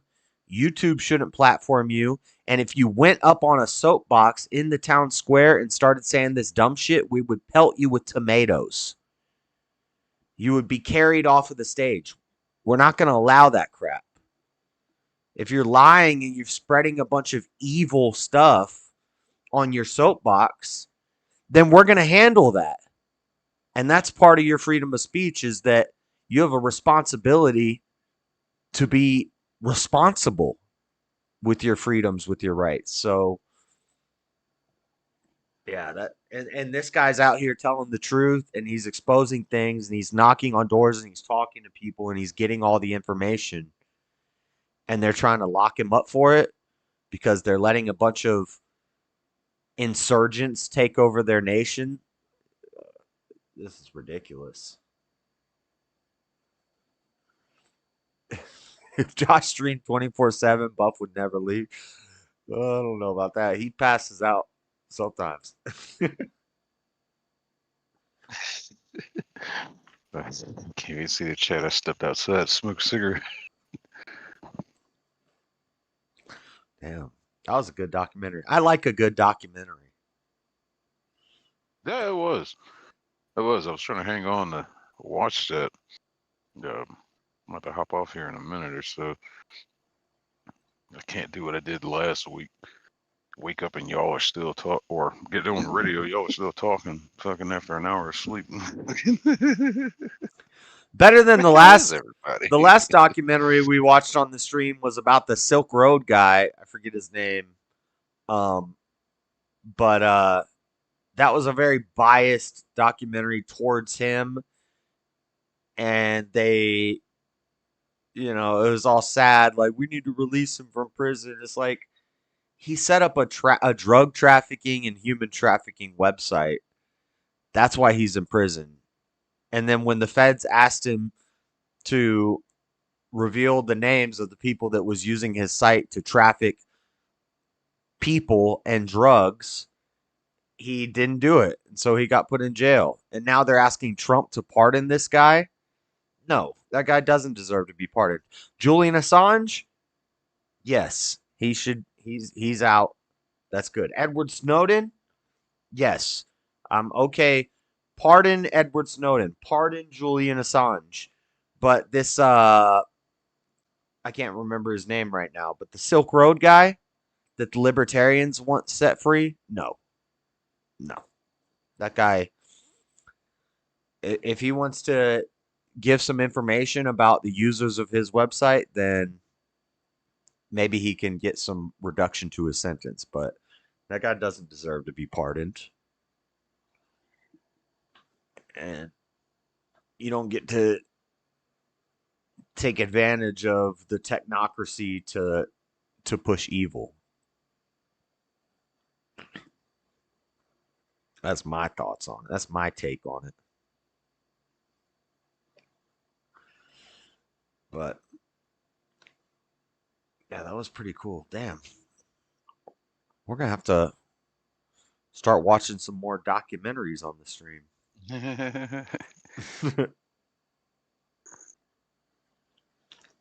It's not as good as that one. Yeah, sure. Don't anybody tell me to watch no dang Ancient Aliens documentaries. I'm not doing it. I've already seen them. Not a fan.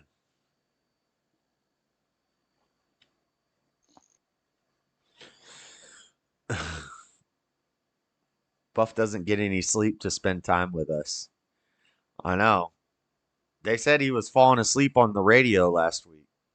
Can't be falling asleep on the dang radio. I was waking up as I fucking did radio. So I joined back into the fucking Discord. It's like, well, I'm up now. Sleep is important. I used to be the type of guy that said sleep is for the weak. I'll sleep when I'm dead. All these little expressions we use, but now, man, I love laying in my bed and getting some. Now that I have a new bed, I have a new mattress, and it's nice and comfy and big. I can like spread out. I can lay all different ways, and it's just comfy. I love it. It's so nice. But my sleep schedule is screwed to hell right now because I stay up talking to like you and Speakeasy or fucking Mayhem and them.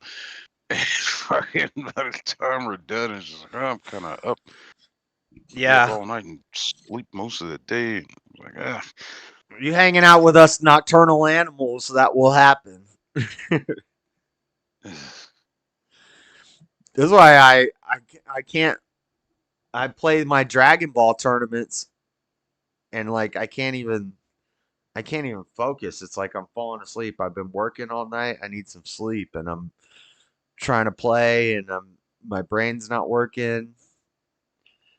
I think I was 2-3 in the last tournament, and there were 2 rounds left. I could have played in those last 2 rounds, and maybe I would have won those last 2 rounds. 4-3 is not a horrible record. That could have got me top 64. But I was like, I'm going to bed. I can't even think anymore. I don't even know what's going on. Like, yeah. Got to get your sleep. Got to get your rest, ladies and gentlemen. I am not a vampire. I'm not a up all night, stream all the time guy. I only stream all night because I work all night, but I'm going to be sleeping during the day.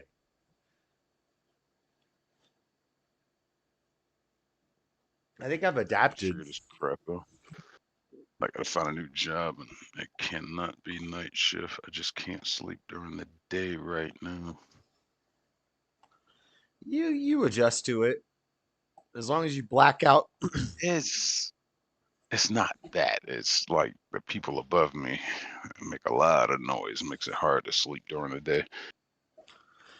Oh, the apartment above you. You live in an apartment? It looks like you live in a house. It's a downstairs apartment. It's been retrofit and modified for my pop's dad. They didn't want to put him in a retirement home, so we modified everything down here, and it's basically a fucking another house. A bedroom, full bath, full kitchen. So it's like a house the with room like where I do a. my streams. It's got like an upstairs area for your dad and a downstairs area for you. Yeah. What's your dad throwing parties during the day? What's going on? This is like his. No, this is the this is the area he got remodeled and fully finished. It used to be just a basement, but he got it all done to be like a home. So yeah, bedroom, full kitchen, full bath.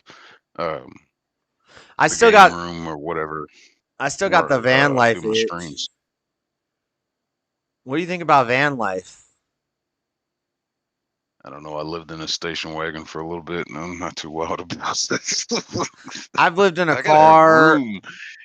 Yeah, I've lived in a car. I've lived in a van that wasn't built out. But if you have a nice, like, if I had money to buy a house and some land, and then I would also buy a Sprinter van and build it out. If it's built nicely, it's like a house on wheels, and it's better than a RV or a camper because you can put big old like mud tires on it and have all the so you don't get stuck the things on the side. And like I would love to just have a nice Sprinter van built out, travel around. I'd have to have internet capability, and there's ways you can do that.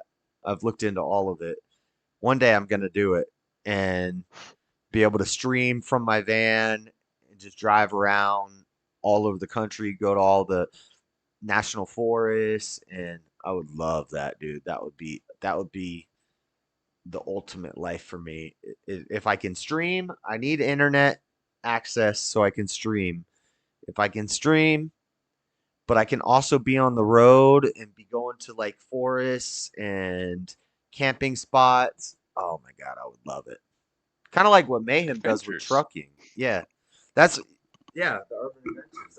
And visiting all the cities so I could like camp out and explore the wilderness, but then also go into the city, try out the food, talk to the people. One day, that's why we're going to keep it JS Urban Adventures, even though currently I just sit in my room and talk on the internet. But someday it will be like more of it'll still be politics and theology and philosophy and talking to people and stuff like that. But I want to be going to different cities and talking. Like, that's what I would really love to do. Someday it'll happen. But I'd love to have a little house, not a big house, not no mansion, just a little house with a studio and space and enough rooms for if I have a family and want to have kids and stuff. Have a garden. Maybe if I'm traveling, then I couldn't really do the livestock thing, but to have some space for some chickens and some goats and some rabbits. but I would just love to have a nice built out van and travel around and do streams at night, and then during the day go out on the streets and talk to people like that. That's like the dream. That's the ultimate goal. But and drawing, we'll put art into it too at some point. Lots of goals, but not really goals that I have a set plan for. More just like someday that would be cool. But maybe I'll win the lottery or something. I was thinking about this the other day. If you win the lottery, say I cross the border and buy a lottery ticket and I win. If I'm not a resident of that state, are you allowed to cash it out? Yeah. Okay. And I'm not counting on like their taxes on it, if I'm not mistaken. I'm not counting on winning the lottery. I was just thinking about that the other day. I have fantasies in my head, and sometimes I get too lost in my thoughts. Probably not a good thing. Probably something you shouldn't do, but I can't help it.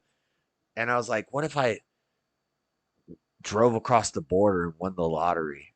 Would I even be able to get that paid out if I'm not a resident?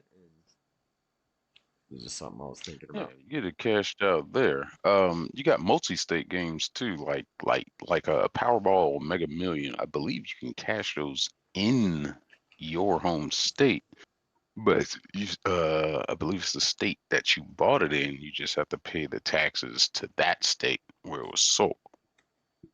If I'm not mistaken, that's how that happens. Because they come here all the time from Alabama. They come here to Georgia to buy lottery tickets because Alabama ain't got no damn lottery.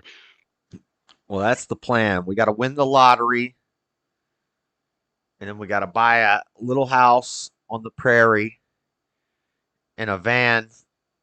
You know, one of them new Sprinter vans, a nice new Mercedes Sprinter van is like 70 grand. But they're so Pain in the nice. ass to work on too. They're so nice though. Oh my god. An extended one. I was real into van life for a while, and I was looking into all of it, and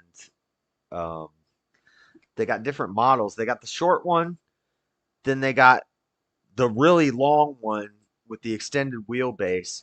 But then they got the one with the regular. This is the one I would get. It has the regular wheelbase, but it has the extended like back area.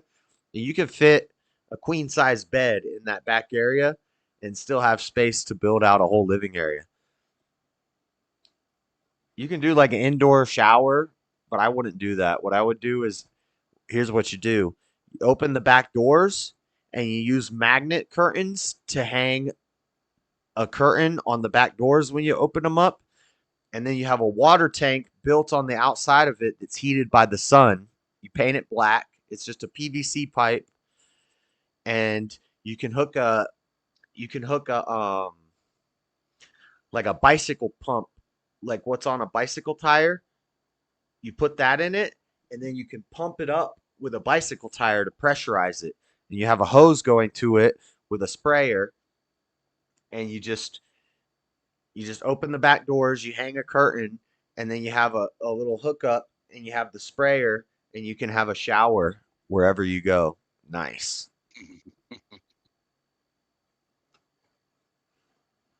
Yep. Then you have drinking water tank. You have your battery system. You have your solar panels on the roof.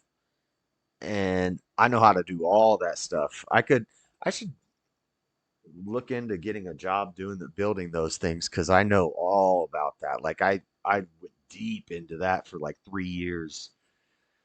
How to build out a van. And I can do all the carpentry. I know how to do drywalling. I know how to do basic electrical. I know how to do basic plumbing.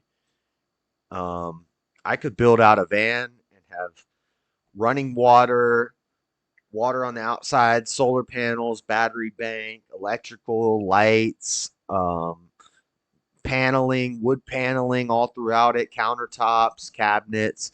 I could do all of that in a van. Floor. That. Oh, floor. Guys, Speak of.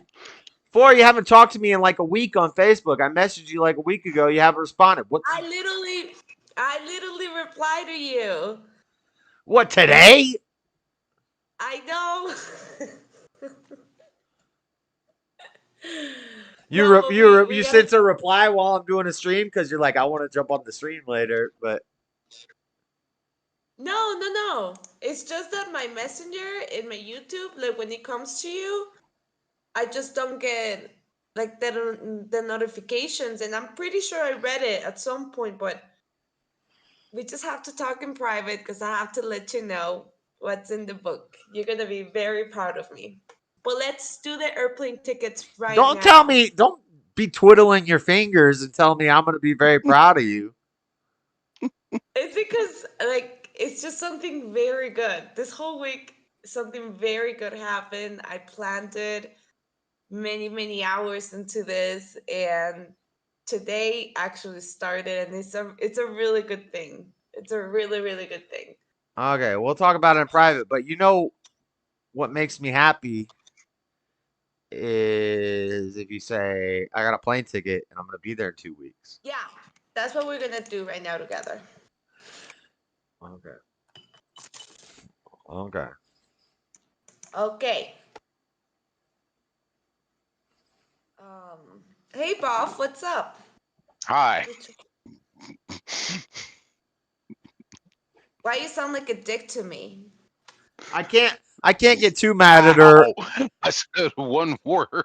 I can't get too mad at her when she doesn't respond to me on Facebook because she's got dang Guatemalan internet, and sometimes I thought you were gonna say because you never replied to me. What are you talking about? I sent you a message a week ago, and I said, "Did you get a new plane ticket yet?" And you never responded. And I was like, "Oh, she's dodging. She's dodging. Like dang, she's from LA and playing baseball." I've been really trying to reply. Like I remember seeing your message, and it's just been so freaking crazy this week. So many good things happening. So I'm just saying, your girl is no loser. She knows how to hustle. Yeah, I don't. Okay. So Unless you're paying me, I don't really care. I mean, it's definitely gonna benefit you for sure. So I'm just saying. The BJ show, the Buff and Josh show. No, this is not going to be called the BJ show. BJ show. The BJ show. About to start muting some people in chat here. Right. Put Amanda Thomas on a 30-second timeout. How you? Also, the J has to come before the B. It's not the BJ show. It's the JB show. Damn.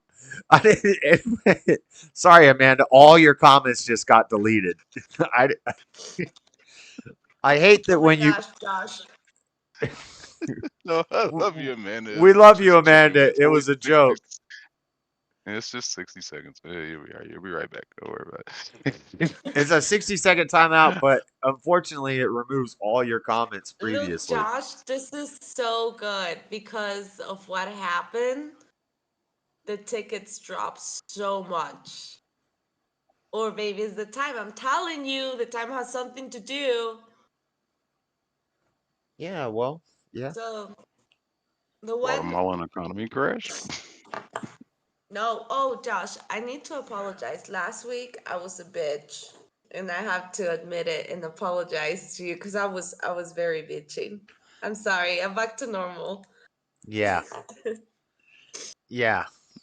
You're making me look like a PDF file. I was just trying to make. You know, I was a little bit out of line. Okay. Well, we don't have to go back into that topic. I knew that was a touchy topic. That's why I removed the stream. I didn't even make it members only. I took it down because I knew what I was saying people would take the wrong way. You do not we follow the laws of what the you were saying. land. We follow the laws of the land. A minor is anybody under the age of 18. You do not do stuff with minors. And I was not encouraging that. Oh, I forgot about that conversation, Josh. What is wrong with you? Wait, what conversation are you talking forgot about? about that conversation. What conversation are you talking about? Just in general, both of the days I was such a bitch. Oh. Anyway, let's not go back to that. So, yeah, I don't care about that. I was just being very sensitive. Anyways. I gotta defend myself. My only argument was there's a biological and a definitional difference. How can you say that you don't want to talk about something and then you talk about it? I just gotta clarify. I need to make sure people understand where I'm coming from. Definitionally and biologically, child is prepubescent, adult is after puberty, and the only argument I was making is that God made us in a way that biologically we can have children once we go through puberty. That's all I'm saying. But we have laws in America, and yes, you don't do stuff with minors. No, I'm not arguing for that. I'm just saying if our culture was different and our mentality was different, then we could start families at a younger age. That's what I anyway, let's not go into it. Well, I'm glad that you're clarifying, Josh. Josh, listen. So if I do the basic economy, this one is $414. It'll probably end up being like $600 plus taxes and all that.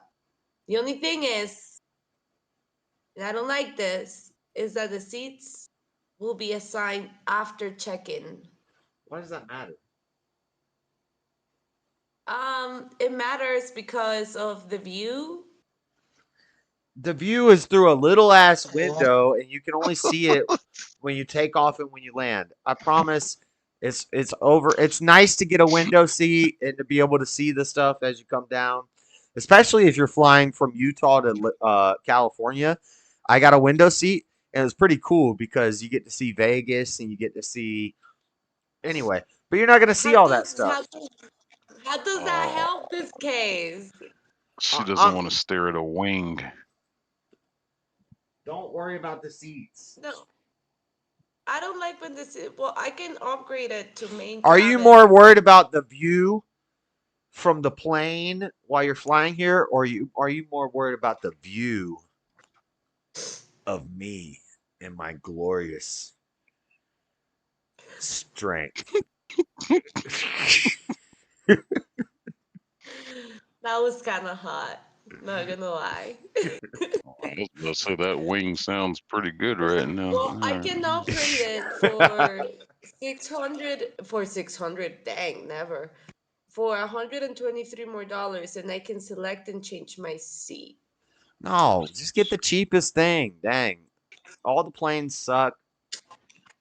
Listen, Josh. All I'm gonna say, I just can't do it. I can do it today. No, just because you can doesn't mean you should spend excess money. I will do it. It's already decided. No, that's okay, that's an extra $120 that you could give to me. Spend on him, yeah. It's just $100 more, Josh, not 600 more. Well, that's $100. Oh, you know what I was thinking? When you come here, we could do. What do you think about indoor rock climbing? Gay. Gay? Agreed. No, I'm just kidding. Gay? No, you don't want to do indoor rock climbing. Listen. This Thursday, I'm gonna go into the jungle and I'm gonna be disconnected for 3 freaking days. Well, technically since Friday. Sounds like a horrible idea. Sounds like it's a basic idea. I'm gonna go and see the Mayan pyramids. What, are you sick? No, I have allergies. It's just all the coke. I was just about to say, stop doing all that Guatemalan cocaine. Yeah, I don't care how good it No, smells. I don't do drugs. What is wrong with you? I only smoke weed. I don't do anything else. Well, Look, on that this is a one, I drug. have Wi-Fi. I don't even know what the sign is. I'm guessing like USB. What is all these signs? What? Am I this old already?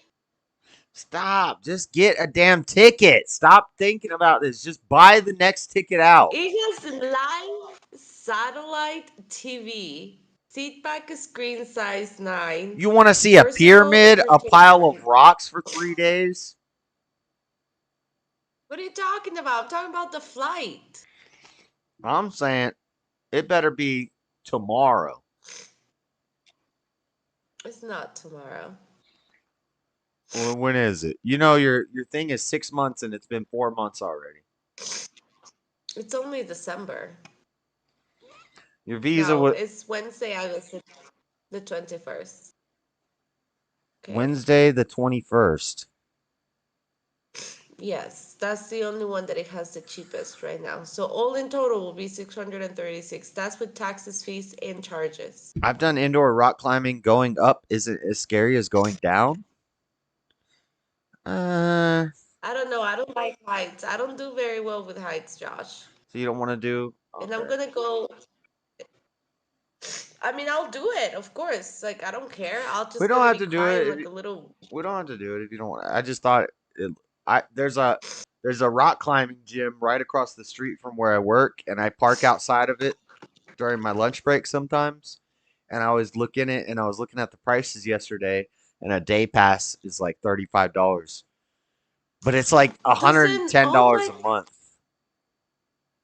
I'm gonna have a layover for 4 hours and 10 minutes in Georgia. You know who lives in Georgia? Oh. Robbie, Buff, I know all kinds of people that live in Georgia. No, I'm talking about Jamie, Bibi. Jamie, Bibby, Robbie, Buff, they all live in Georgia. Awesome. That would be awesome. Yeah, I'm not meeting any of them. I'm meeting Bibi. That would be really cool to see Bibi. You're not meeting Bibi. Unless he's showing up. Gay we started. Why would they fly you? Look, here's a map. This one says that.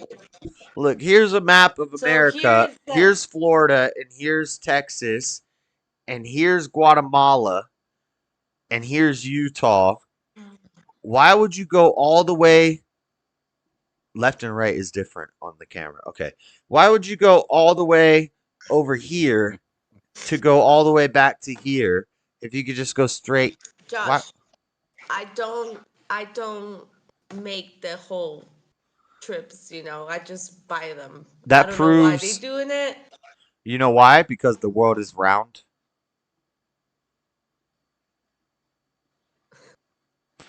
So I'm gonna go from 1:05 p.m. from Guatemala to Atlanta. I will be in Atlanta by 6:45. Then I'll have a layover of 4 hours and 10 minutes, and then 10:55 p.m. Atlanta to Salt Lake City. I like that one. And when is this? On the 21st? 21st. So next Wednesday? No. Next Wednesday.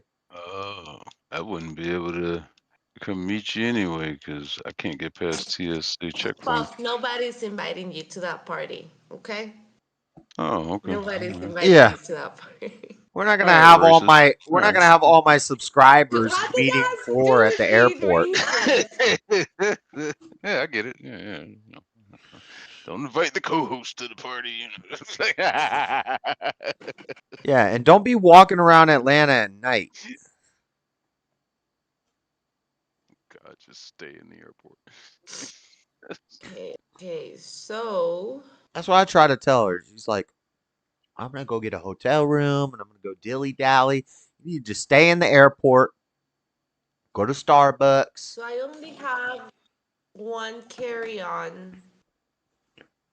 And that's it? Whenever I date someone, they are always in imminent danger of going miniature golfing. Flora's gonna go miniature golfing because she doesn't even know what that is.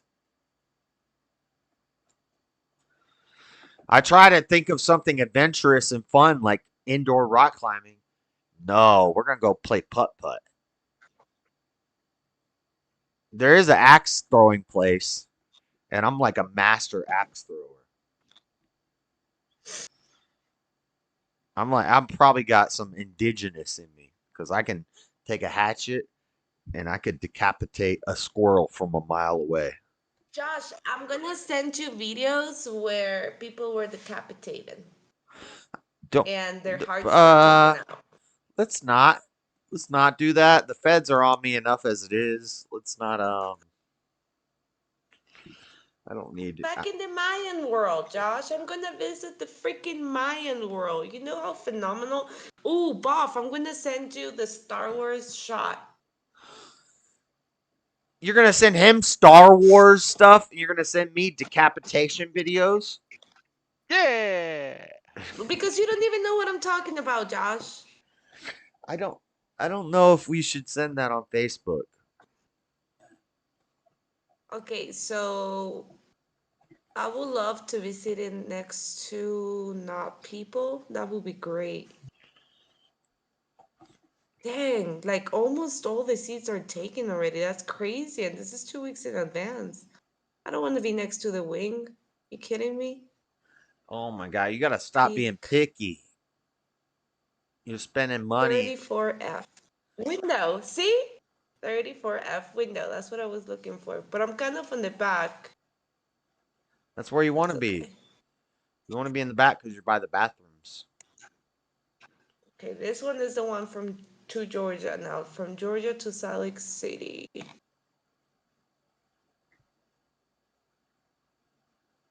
You're a week late. But as they say, Don't complain, just love it. As they say, better late than never. That's exactly right. I thought okay, so I thought you were dodging me. I was about to start dating.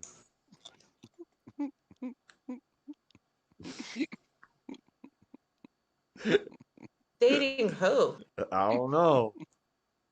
Oh no. Do you already have somebody in mind for you to just be so sure that you're gonna start dating? No. That's what I thought. But I live in Salt Lake City where women outnumber men 3-1, and I was gonna join the Mormon church. Yeah, you're legally married, Josh. You're pretty much fucked in that position. Damn. Yeah, because they want to get So you married. better. Okay. So this one is from where?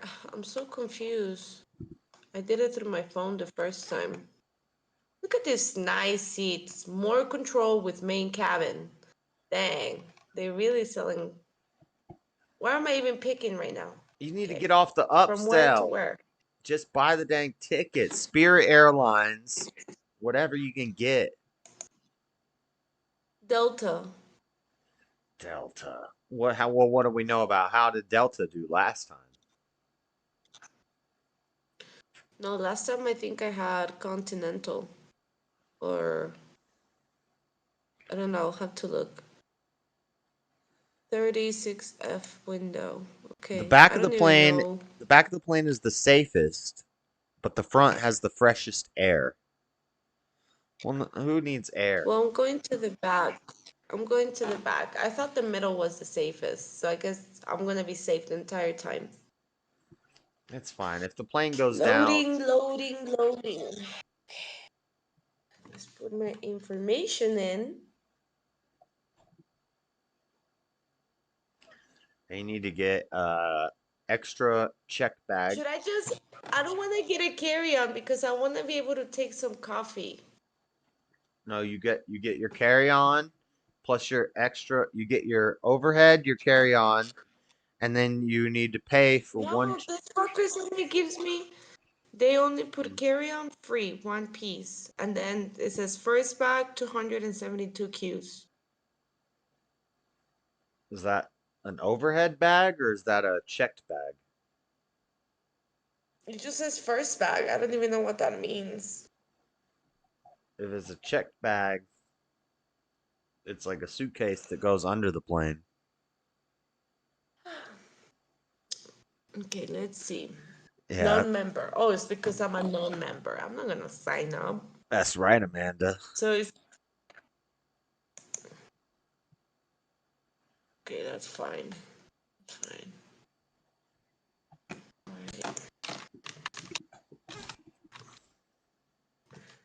How many words you type per minute? I'm a medical interpreter. Just fast enough to tell you that I can type a paragraph within seconds. Jesus wept is a paragraph. So here is last name. Should I put my 2 last names? I think I should. What? And what is this? That doesn't tell me anything. Junior SR I 2 Do you have 3 an ID? DOU. What does this mean? CPA, DDS, ES. I know what CPA is. IV, MD, PhD. What the heck? I don't know. Bunch of too many don't damn know. too many damn acronyms. What's the definition? Yeah. What's your definition of DEI? Diversity, equity, inclusion. That's not the definition, dumbass. That's what the acronym means. Tell me your definition. Okay, 1992. Gender, undisclosed, unspecified, male, female. What the heck? What you mean unspecified? What do you mean by that exactly? Unspecified gender. Secure flight. Did you see the documentary we just watched? No, I haven't watched it at all. I was creating magic, Josh. I was making magic happen. Okay. Usually when I hear a woman say making magic happen, it doesn't make me feel too reassured.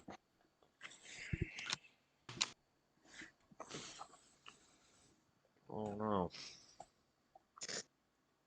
I choose to provide my tax ID. Okay, what is secure flight info? Global entry, Nexus, Sentry, PSA. Oh, we already talked about this. My company's corporate. What the? Is this optional? Because I don't have. I understand by not choosing the provided tax ID that I will not be able to pick up my invoice at the ticketing office in Guatemala City. I don't know what any of that means. So, I just need to know the dates, and you just need to buy the tickets. Sitting here worried about window seats. I got a window next to my bed. That's the only window you need to be oh, see how sweet you can be, Josh? That's pretty adorable. That was adorable. I was being kind of pervy just now, but I dig the pervy. Okay. Where's my card information? good night, DJ Paul's like, I don't want to hear this. Autofill. We watched a really good documentary about Great Britain. Hold on. I'm just verifying my card. Great Britain. Okay. Oh, this makes me so nervous.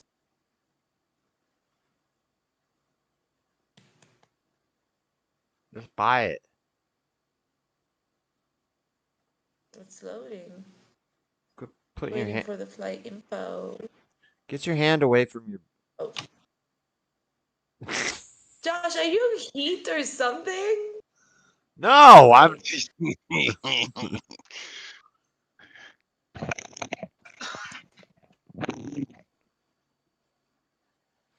Okay, so I'm gonna send you the one that you need. So this one is the one that you need.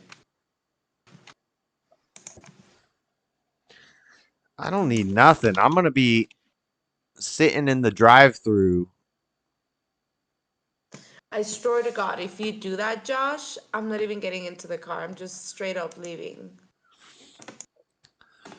Oh my god! I gotta pay for parking. I gotta find the gate. You haven't seen your wife, Josh. You haven't seen your wife. Yes, you have to fucking pay for parking, okay? Figure it out. Do you know how much of a hassle that is? Yeah, figure it out.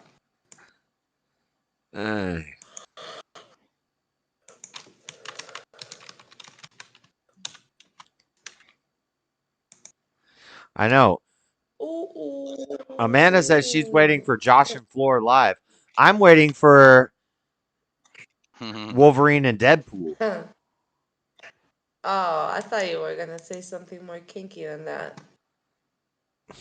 No. Oh. But I am kind of disappointed. But Buff did say if we waited long enough, the theater might be empty. So. No, but there's gonna be some Henry Whoa. Cavill. There's gonna be some Henry Cavill right there, and I don't know about that, Josh. Henry Cavill. He's in Deadpool and Wolverine. Yep. He's Beast.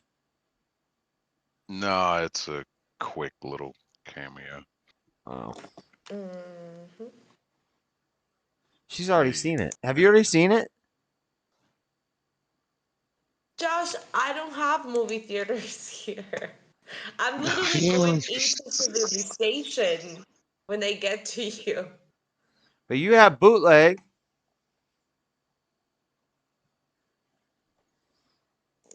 Okay, so do you see? Well, what movie we won't be seeing is Trap.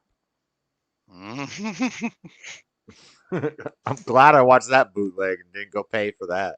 Okay, so on the top right, that's the flight number that you're gonna be looking for in the Delta terminal.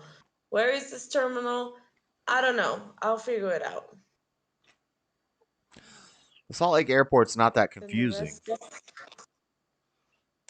But you guys' airport are huge. They've been doing construction on it for like 2 years. They're opening up 64 new gates.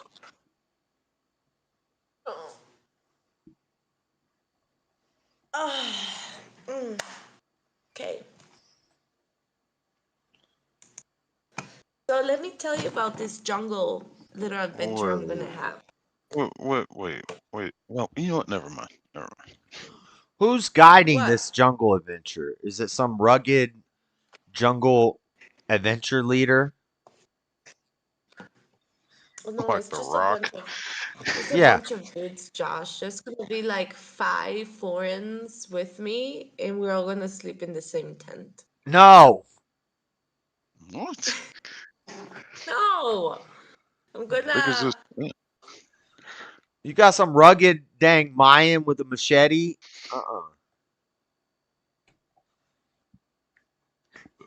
No. All right. It's gonna be really fun. I got the tickets today. I'm not going with anybody. You've never been to the But pyramids? I am getting there. I have been in the pyramids when I was like 8. Hold on, I'll be right back.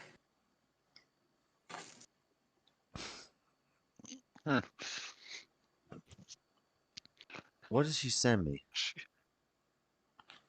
I think ticket info. I'm more curious if she's coming in from Guatemala to Atlanta. I think that's technically international, and if she'd have to come into the international terminal and then get over to the domestic terminals to go to Utah from there. This doesn't tell me anything. This tells me what time you're going to arrive.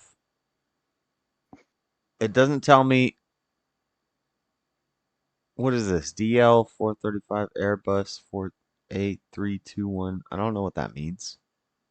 Why you mean it doesn't tell you anything, Josh? That's literally the detail itinerary. You look at the upper right, it says some letters and numbers. That is the flight number. That's what you're looking for. DL 435 Airbus A321. That's a plane. The A321 Is your seat. Right. Yeah. So what? The DL453, that is the flight number, right? I think. I don't know. It just doesn't tell me what if it's Delta. I'm assuming you said it's Delta. This doesn't tell me anything. It's Delta. Hold on. Hold on. No, wait. I got that wrong. That is the Listen. aircraft. Listen. That is the aircraft. When you get off the plane, you go through the thing. There's a big open area. There's like a road in the front. And you just, and the glass doors, you just walk towards those glass doors, and I'll be out there. Buff, how does that? No, Josh. Buff. Why am I gonna? It sounds like. Why am I gonna pay for parking? How will I know? I can't even get past. Which one is Josh, hold on. Bob, how will I know which one is the flight number? Is it the DL453? It should be. It should say Delta Flight. It might say DL as in Delta Airlines. Okay, so But it is that a Airbus is the DL453? plane. Right, but I can't get to your gate. The way the airport is set up, he's not going to be able to Josh, reach you. I found it extremely rude that you even considering just picking me up in a car when I'm flying across the fucking country to see you. Floor, that's the way an airport works. That is rude. No, Josh, that is rude. Figure it out. No, it's not rude. The way we've had some incidences here in America, Swear, you if have my to have husband, after 10 you have years, he's to waiting have for me in a car. you have to have a boarding No, pass to that's get not gonna past happen. TSA. Floor, Hold on, before we argue, you guys, hold on. No. I need to find this. Okay, but listen, So, Floor, Bob, there's no should argument. it be like the should it be there the DL453? Floor, That's the flight more number, than right? That's more than likely it. But all my armadillos are out. But that doesn't matter. I have two different numbers. Like the one from Guatemala to Atlanta, it says DL1831. I'm guessing that is the one that I need. Floor, listen, I've been to that airport multiple times. What? I've been to that airport multiple times. I know how it's set up. I cannot get to your gate without having a It's ticket. not about getting to my gate. You can go to the pickup section because there's departures. Yes. And then there is. Yeah, it's a drive-through. That you can't get out automatically your car. No, listen. I shouldn't even be begging you for this. If you don't want to do it, don't do it. That's fine. Listen, Floor, you're not listening. It's not what you think it is, where it's like in the movies where the guy's waiting outside of the terminal and you step out of the thing and I'm standing there. You're talking to somebody who has been in an airport before. Yeah, me too. You can get physically into. When was the last time? Waiting. When was the last time you were in an American airport? Whatever. I don't care. Oh, whatever. Yeah, right. So I know what I'm talking about. The way that airport security is set up now. Do it. You've been finding every single excuse to not do it, and that's fine. Don't do it. Floor, I get it. listen. He's trying to explain to you. I'm trying to tell you how airport security works. All it is, there's a road and there's a bunch of glass doors. And when I walk through those glass doors, there's a security check. I can't get past that security check. So I could wait But in you that. can be I could wait. outside. But you can be outside. Yes. Yeah. Right? Right. Yes. Okay, then that's good enough. That's what I've been saying I'm going to do. Trying to say the whole time. But I don't have to pay to go into a parking lot and then go. I'm just, my truck's going to be right there, right out front, waiting for you, like a limo waiting for you. And I'm going to be standing right there outside the glass doors because I can't go. I can go into the glass doors into a lobby area where I'm waiting, but you're going to pick up. Are you going to be in your car? That's the question. Are you going to be in your car? I'll stand outside of the car. For as long as security allows them to. For as long as I'm allowed to sit there.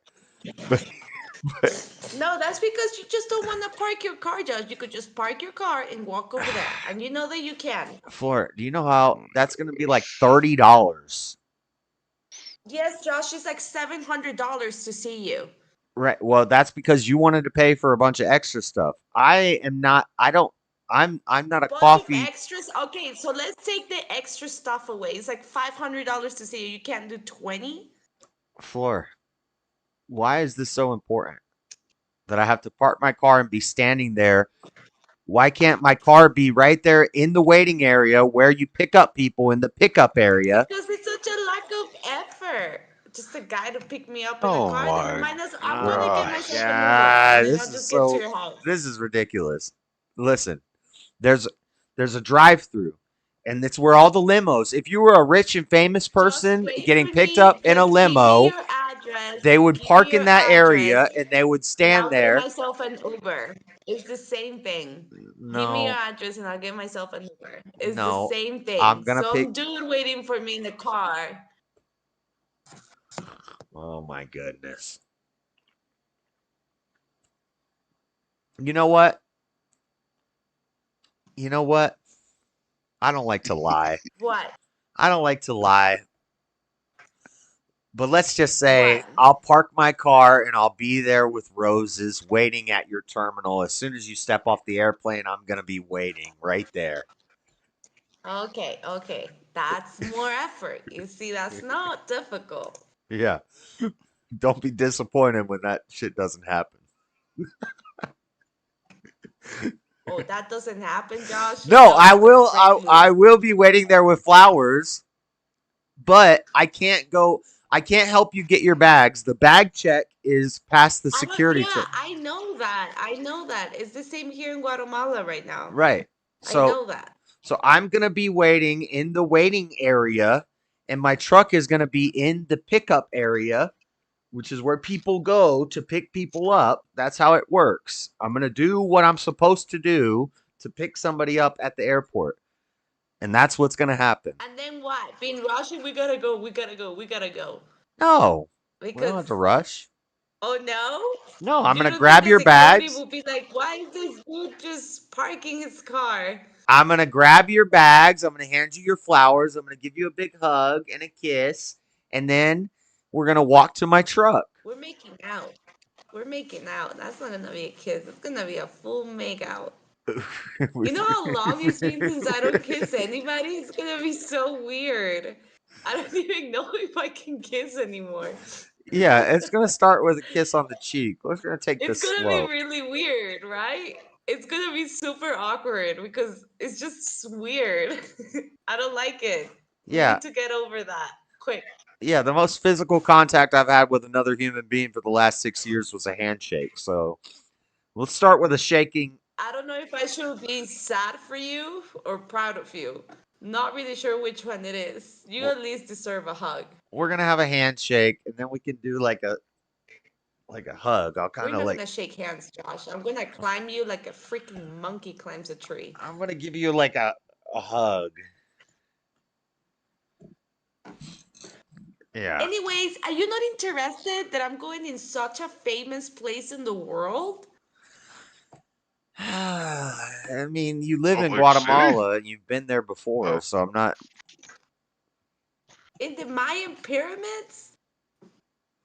the biggest Mayan civilization in history. Yeah, I guess that's cool. You know, I was talking about this the other day. Can you Is bring me how an in artifact? America. Yeah, I'll bring you something. Yeah, they're not around for a reason. I need I'll proof bring that you the statue of a Mayan taking somebody's heart out. I need a rock with dinosaur teeth markings in it. What the fuck, Josh? Where do you think I'm gonna get that from? Evidence. I need evidence to back up my claims. And then nobody's going to be able to debate me on this anymore. I'm going to be like, look, I got a rock from the Mayan pyramid with brontosaurus teeth marks in it. Yeah, that's not gonna happen. There's no parking at all. You have to pull up out front. That's what I'm trying to tell her. You just roll through the and also Josh, if figure she's it out. taking too long, they're Figure gonna it make me out. go around That's what I'm again. saying. And it's What basically I'm a loop. saying, Josh, is You just figure it out. you have to keep doing this loop Yep. until you pick them up. There's Could you no imagine? Could you short-term parking. imagine you're gonna have to be in your car doing loops, waiting for your wife while she's traveling thousands of miles just to see you on an airplane, and God forbid it's a woman the one who's gonna be driving that airplane. Yeah, but even the short-term parking is like $50 or something. And what they mean by short-term parking is you're going to be there for like 2 days. Like long-term parking Don't is worry like about that. Don't worry about that. We will figure it out when I get there. The I'm point not is I'm not that you're worried gonna about be it. there. I know what I'm going to do, but you're worried about it cuz you think I'm going to do something I can't do. What's going to happen is I'm going to pick you up and my truck's going to be sitting right in front of those glass doors in the pickup area. So all I need to know is what flight company it That's is. fine. What I understood is that you were gonna be inside of the car, and I was just gonna hop in your car like I'm a hooker or something. No, I'll get out of the Oh, car and I'll get out of the Christ. car and I'll go inside and I'll Okay, wait. okay, that's what's important. Okay, then I misunderstood.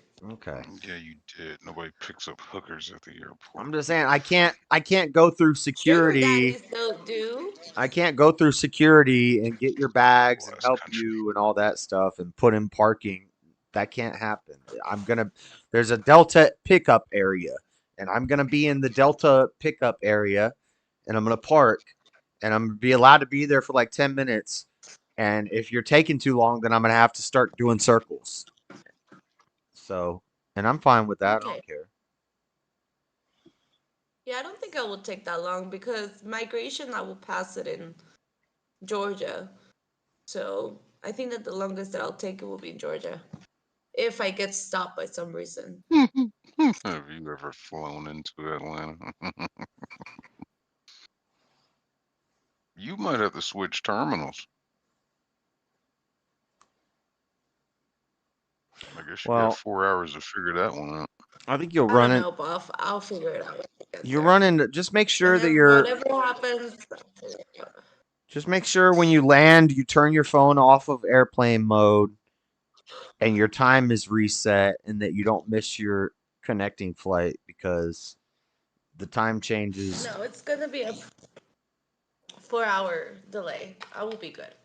Yeah, so figure it out, because we don't do everything out of this north and south terminals anymore. We have a completely separate international terminal now.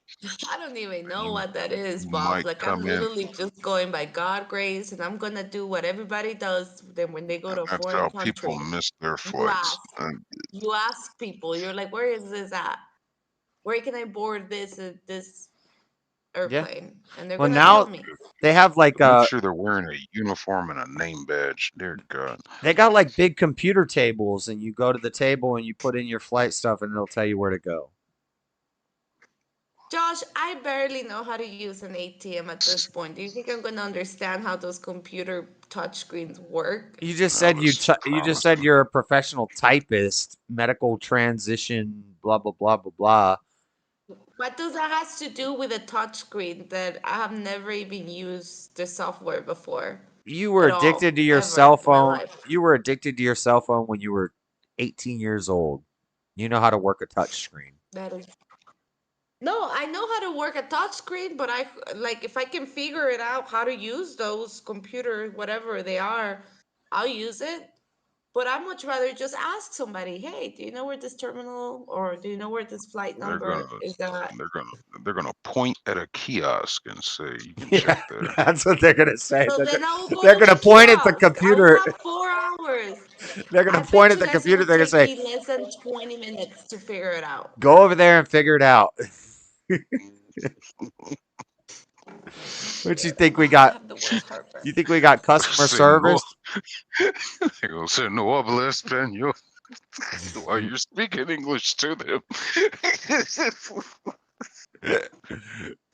Anyways, and, Josh, do you and know what I'm legends gonna are be rude. doing this weekend? I'm Just, gonna be camping. I'm gonna camp in the middle of the jungle. I don't trust that, but okay. I don't either. If they have camp bases, like it's gonna be a base. It's gonna be a 16-mile walk, and it's a 3-day walk. You know, camping tends to get intense. You don't want to climb a rock in a building that doesn't Hold move. on, hold on, Walk hold on. Nobody 16 laughed. miles through the Hold jungle. on. Nobody laughed. Let's say it again. Camping seems to get intense. Where is this soundbite? Where is this fucking soundbite?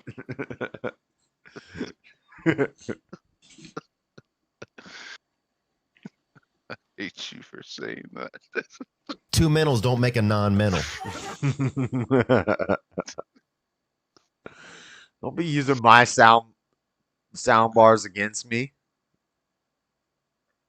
I find your lack of faith disturbing. I find your lack of faith disturbing.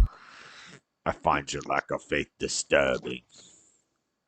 So, Josh, the other day I was having a serious conversation. So, in the U.S., besides 200 years ago, okay, let's say, do you know what happened to the U.S. like 500 years ago? What year is it? It's So let's per se back in the like in 1724? 1500s. 15, 16, 24, 15, 24. We were. Depends if you want the real history or if you want the revisionist history. But around that time, we were colonizing, and we were getting Native Americans to help us. We probably had the 13 original colonies by then. We were starting to expand and develop land. This is pre-Louisiana Purchase. What was happening? So what about 1200? 1200, there was a bunch of Native Americans here eating each other. And that's it. I don't know what happened.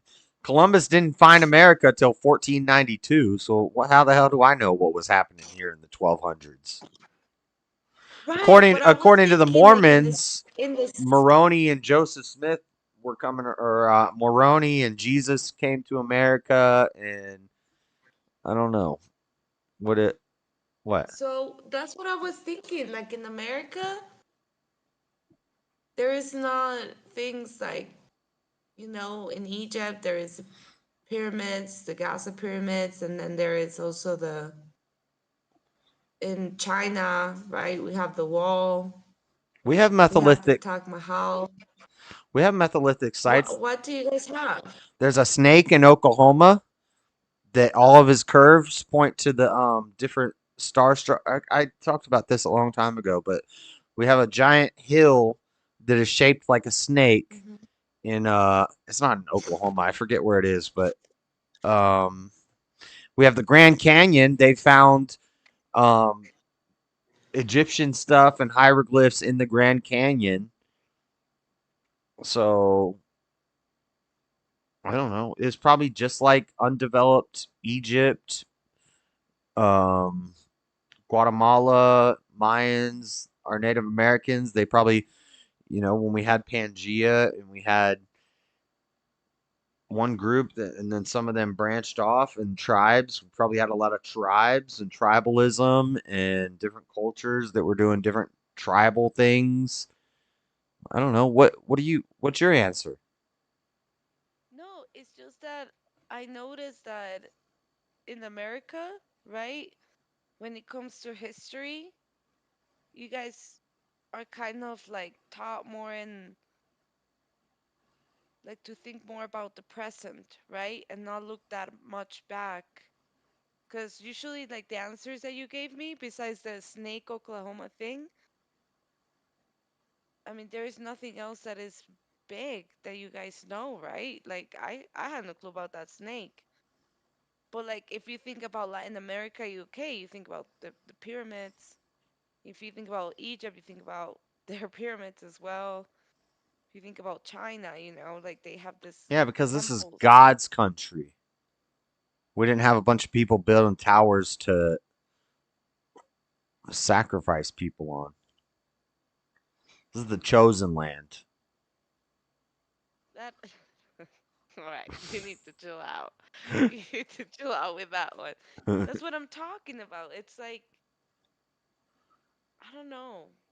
It's just something that I was thinking last week. I was like, it's kind of a strange how in the US is like the past But 200 years you guys are being taught like very very like but extreme like wars and we won and it all that. wasn't developed. The history of the US starts when US started. So if we all come from one landmass, Egypt history goes back much older because that's the near the heart of the earth and it's near Mesopotamia. So we have older history from places where people originated from and then they spread out and then Pangea starts to separate and the countries start to separate and the continental drift and all of that stuff and there just weren't a lot of people here. There were little tribes, but they weren't doing anything. So once it started being developed, then we start getting a history of it. There's no history of the UK pre UK. Like we have, well, you probably have some Greek or some Roman history, but all that stuff originates from the same grouping of people from where the origin of humans started. I almost said origins of the species, but um, the origin of human starts and it spreads out, and as you get farther and farther, you get less and less history. You have a lot of ancient Mayan history because they built pyramids. Um, we have some stuff like that in America. Boring. Boring stuff. Boring. You know what I think's boring? I think a pile of rocks in a triangle is boring, and I think the What an White ignorant comment. What the an White ignorant House and the comment. Washington Monument and You're about to compare the White House to the majestic pyramids? Are you kidding yeah, me? I think it's way better. Dang. Dang. 16-mile walk through the jungle is boring. Uh-huh. See, you guys are being brainwashed to think like that, and you don't even All notice. right. You've been brainwashed. You tell You're an taking a American, your oh pile of my gosh, rocks. jungle. Let's be scared of the jungle. Nature? No way. We No have the way, Grand nature. Canyon. I'll let you two hash this one The out. Grand I gotta Canyon get some is really sleep. nice. That was a footprint The of Grand Canyon is really giants. nice. Those Okay, giants. see how you messed it up right there, Josh? Do you see how you just messed it up right there? I was gonna give you the points of the Grand Canyon. That's a beauty. Yes, it's stunning. Yep. And we didn't even make it. God made it. Well, this is the thing though. There is a whole world out there with this amazing, beautiful things too. That are more beautiful than the Grand Canyon. I'm sorry, but it's true. There are way more stunning things than that. Why? Because it's older?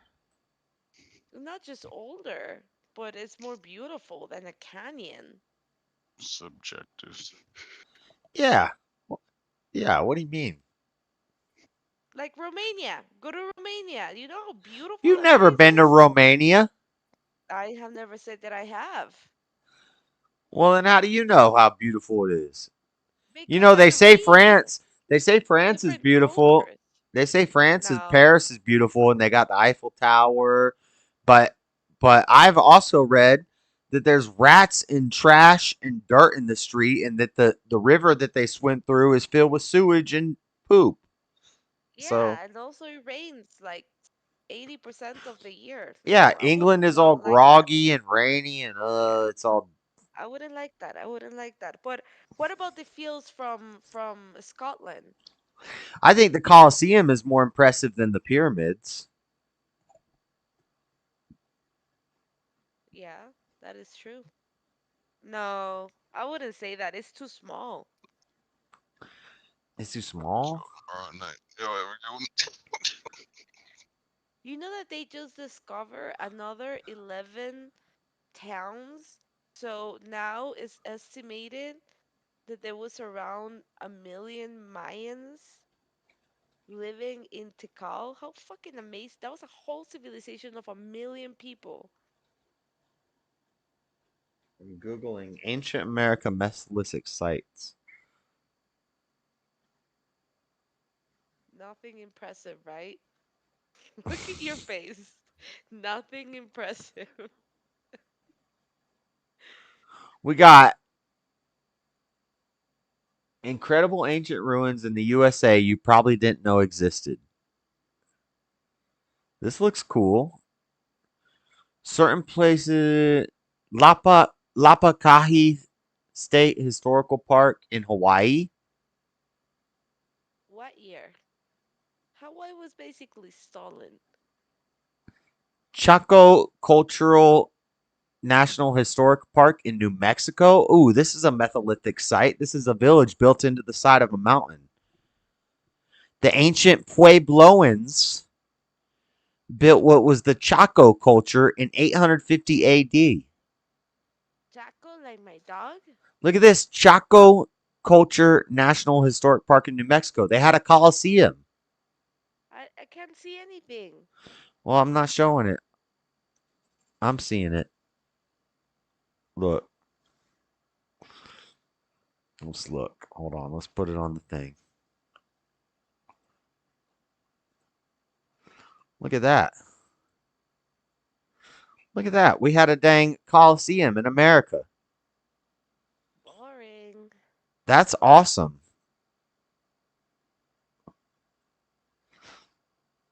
The park is located 150 miles northwest of Albuquerque.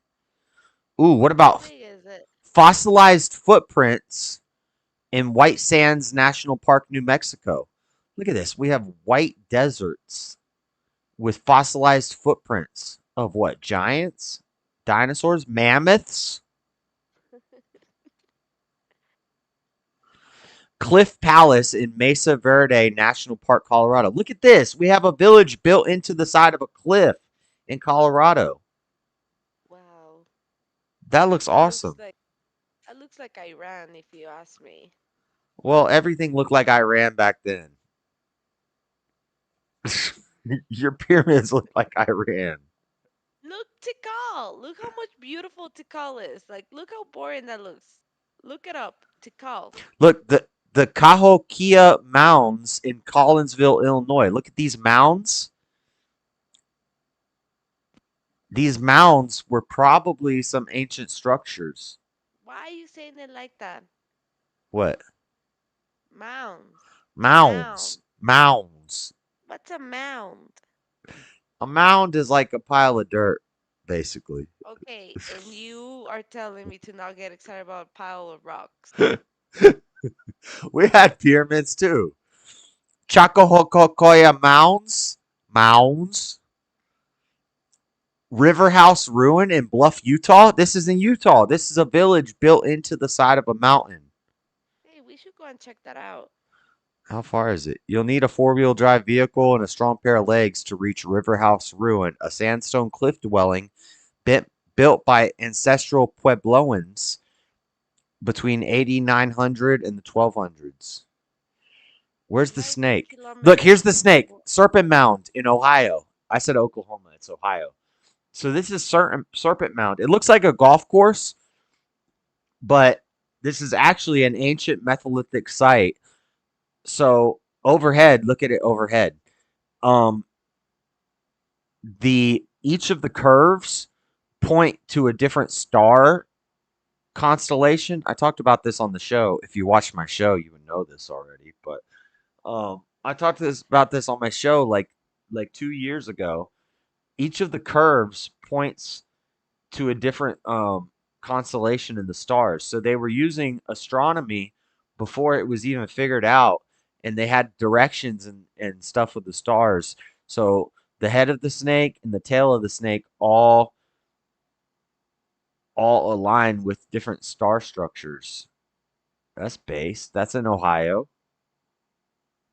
No, it looks like a golf course now, but and that was uh built somewhere between 321 BC and AD 170, which is a big range, but 321 BC. Look at this. Camp Verde, Beautiful. Camp Verde, Arizona. Look at this house in the mountains. Yeah, that's beautiful. Yeah, so we got stuff too. Look up Tikal. Look it Look, up. they got Come a on. pyramid in Alabama. Gosh, look up Tikal. Look how much beautiful it is. Tikal, isn't that like a Method Man and Redman song? Tikal. Tikal. Guatemala. Tikal, studio album by Method Man. Put Tikal, Guatemala. It says studio album by Method Man. Tikal. Gosh, look Tikal, Guatemala. That was a good album, by the way. Tikal, You know. Guatemala. Jungle Lodge, Tikal. Not Jungle Lodge. Just go to the national park. Yeah, I mean this is cool. Look how beautiful that is. But Look at the size of that thing. people overestimate how big it is. It's really only like 30 feet tall. No, I don't think that you would never say that when you're standing in front of them. Look, there's people right here. Here's a person. He's 6 foot tall. 6, 12, 18, 24. Okay, maybe it's like 60 feet tall. I don't know. Look, there's a Star Wars. I don't see a Star Wars. Yeah. Go down. Down. There. That one.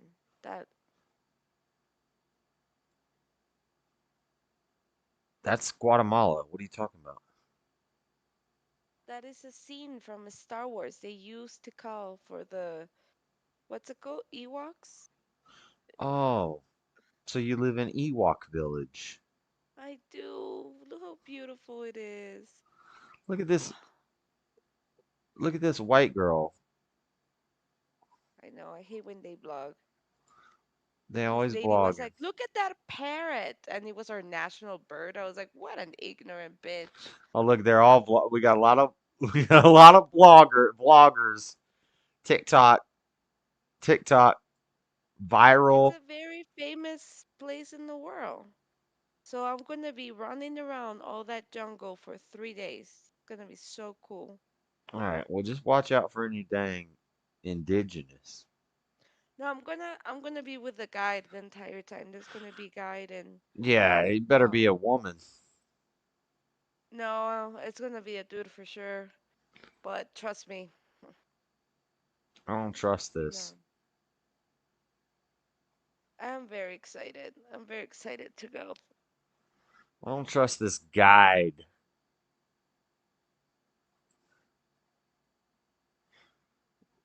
But you can't even go in it, right? Yeah, you can, but now you go in through the back part where they have built um stairs because it's just not secured anymore. See, Look how fucking majestic those structures are. Those are older than your freaking snake-looking thing. it's not older than when is this from? What do you mean it's not older? T-Town, Guatemala age.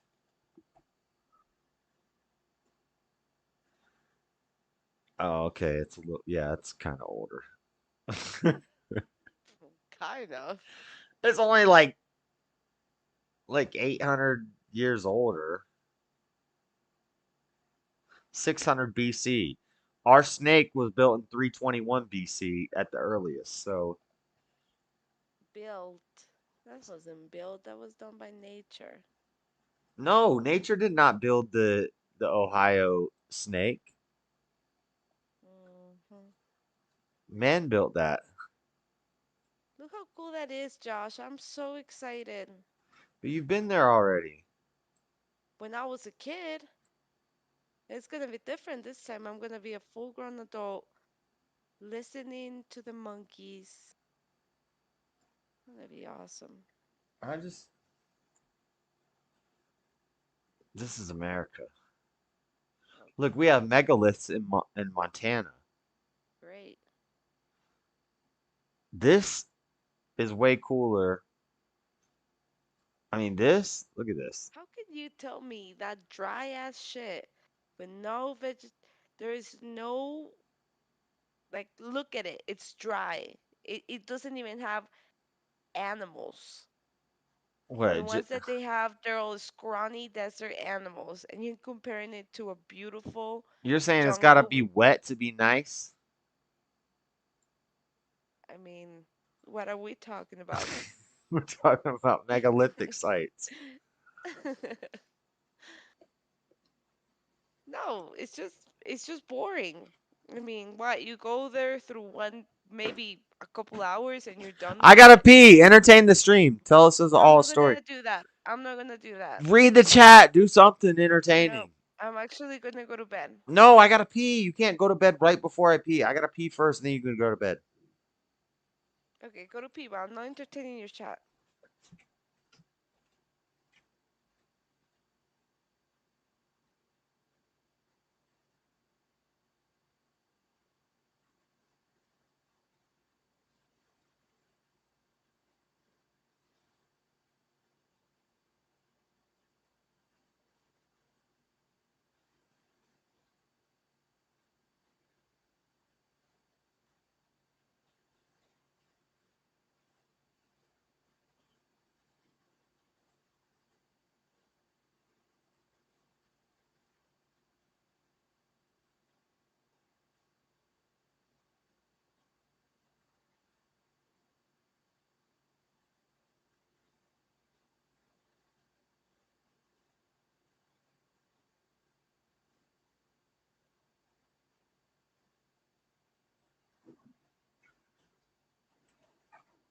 She better still be here.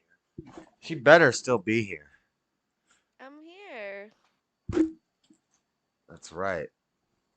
Hmm. Tomorrow I will be able to stay up longer. I mean, I'm gonna keep being on Discord. I'm just tired.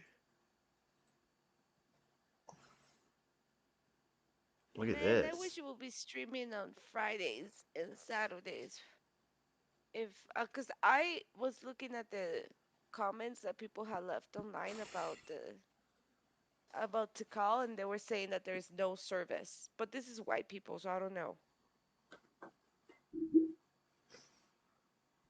Yeah. I just want. If you could find me like a fossilized dinosaur. Josh, I can't do that. I can get you anything else that is Mayan related, but dinosaur teeth. I, I just I don't need think I can do that. evidence. Just find some sort of evidence, even if it looks What if I just say a almost. hobo?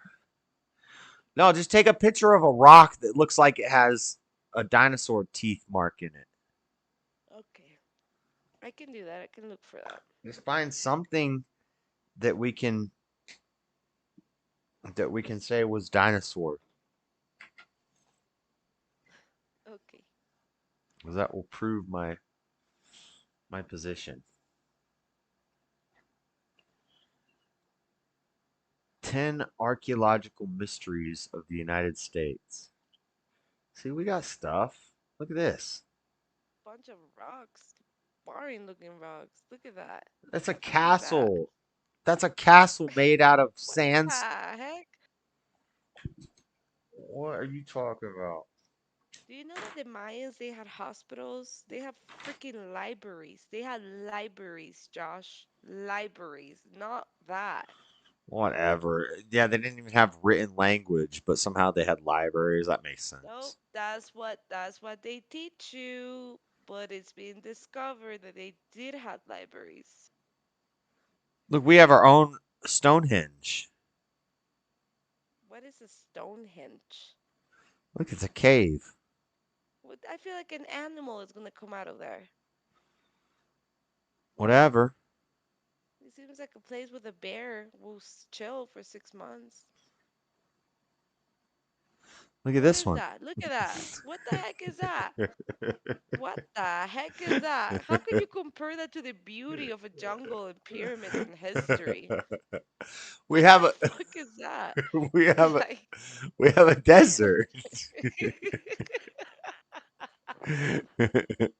Okay, this one's not very good. what the? I think from overhead it looks like Blythe Italiagos. It looks like a bug. Giant desert figures. Oh, see, you have to see it from overhead. They don't have no pictures.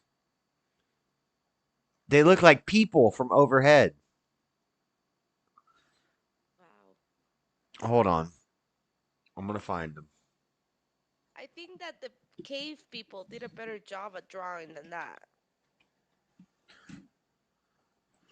Itaglios. Blythe Itaglios. Oh my goodness. Look at this. Look at this from overhead. That looks really sick. It's That a looks really cool. yeah, you don't got nothing like that. We got giant drawings of people Wow. in the desert. We just have a giant Mayan face carved perfectly fine on rock, and it looks majestic. And that's why you're going for a giant foot. A giant You're go footprint. We have a giant footprint. What about this? Wow. You're Wow. talking about hieroglyphs in libraries. We have Josh, a 5-year-old would have figured that out. They didn't have TV, they didn't have anything. I would have started drawing too. look at this horse. But these are That looks really cool. huge and these are done in the sand. I mean, I'm not taking away the credit. That looks really nice, but you can't compare that to a freaking Mayan pyramid. Are you kidding me? Look at this big old ant. That looks more like a little mix in between ant and spider. It has 6 legs. Wait, it has 1, 2. No, it has 8 legs. Okay, it's a spider. But it has 3 body parts. So it's an ant. Yeah, you don't got this. You don't got no giant. I Aliens mean, had to do if that. you ask the rest of the world if they want that or a pyramid, they will most likely go to the pyramid. Whatever. Or that. What the heck is that? It's a giant freaking coliseum in the desert. Some rich dude probably built it.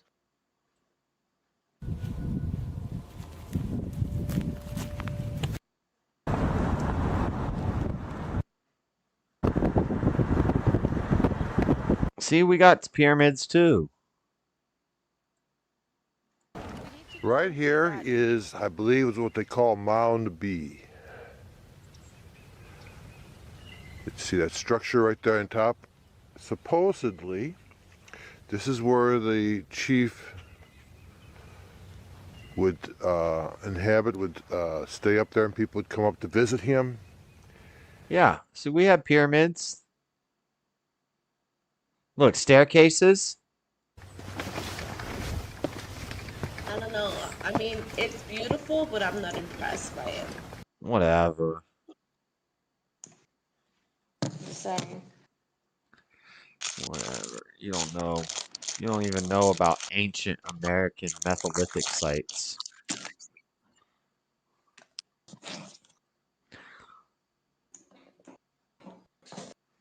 We got cool stuff too.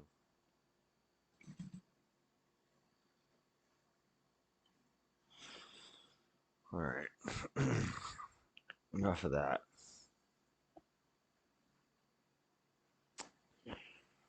All right. What should I watch?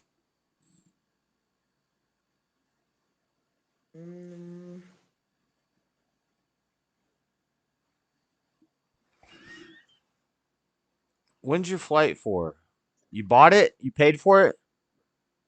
Yes, I just sent it out to you through Messenger. This doesn't even tell me a date. I'll screenshot it tomorrow. I promised you. I just gave you. But what do you mean it doesn't give you a date? It I just doesn't. screenshot the confirmation. Hold on. It doesn't have a date. Oh wait. Atlanta. Oh, Thursday, August 22nd. The second one that I sent you, the DL453, I'm assuming that is the flight number, but I will tomorrow. I'll call in and figure that out. Thursday. Wednesday. Is it Thursday? It says Thursday is when you arrive. Supposed to arrive on a Monday or Tuesday. Dang it. Thursday, Sorry. August 22nd. At what time? Oh my God, Chaco, I'm sorry.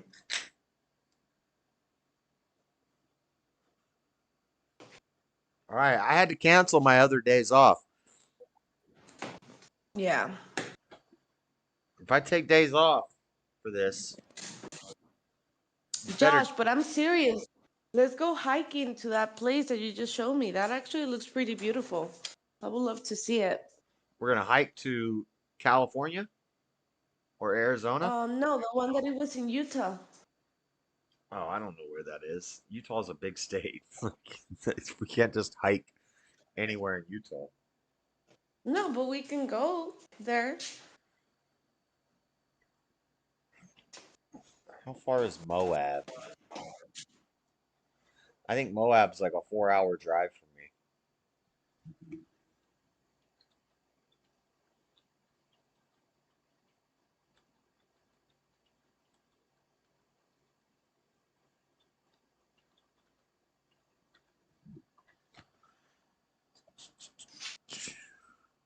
3 hours and 44-minute drive. And I don't even know if I trust my truck to make it.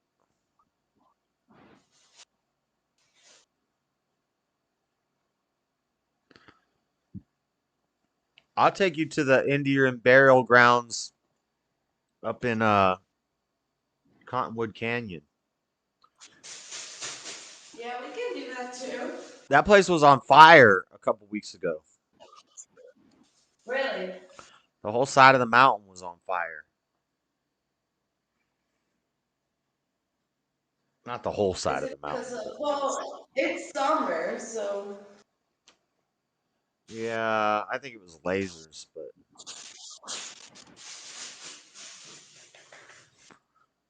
I think it was space lasers.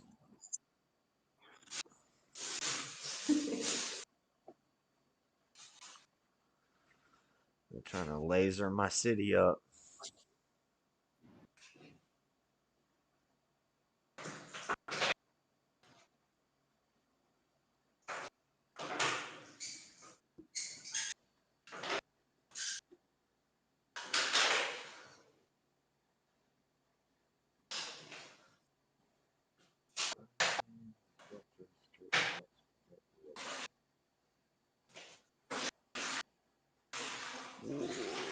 Florida mom kidnapped and killed her own daughter. Uh-oh. What?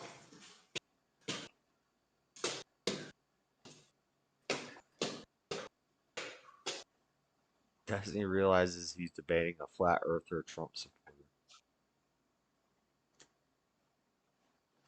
What, you didn't research your opponent before you debated him, Destiny? Duh.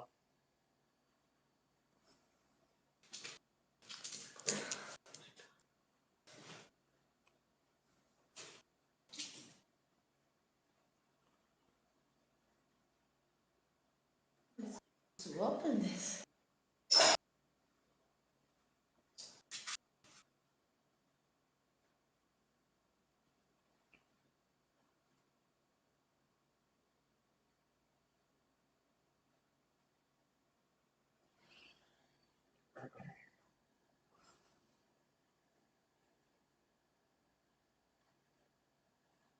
All right, well, we're sitting here quiet now. You going to bed? I'm just trying to open something up here and I can't. Ugh, I hate being a woman. I would hate that too.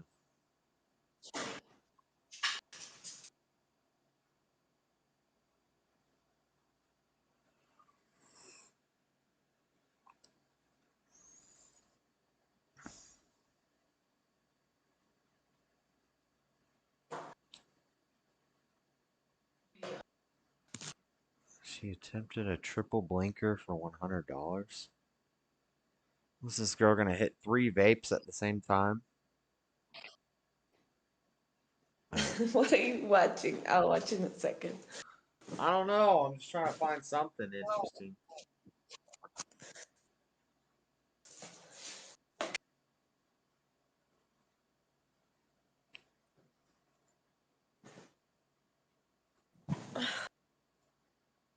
Courts are This is Destiny debating what's against it. shutting it down and stifling it. Whether or not, When does he realize he's debating a flat earther? but it doesn't even matter. I don't think. I think if you look up the source of that quote, I don't think that's what I said or implied. At the most, what I would have. Wait. She said the ban on assault weapons and the importation of assault weapons, and that's of course in the context that as well. The weird like trying to pick out like one or two quotes. Oh my god, I don't care. Destiny is such a waste of time these days.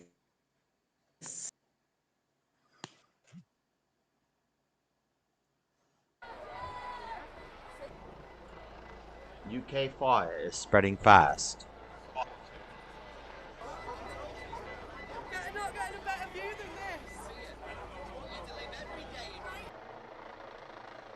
Related offences.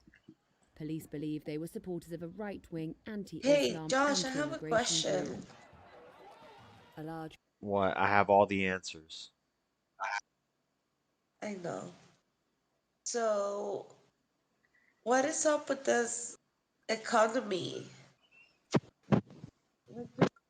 I don't know. Friday. They're saying the stock market's crashing, which I was going to spend some of my extra money from this next check to invest. It's crashing and it's down. Now's the time to buy.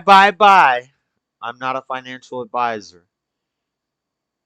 But if everything's low and I could just buy it and then Trump gets in and it skyrockets up again, who knows?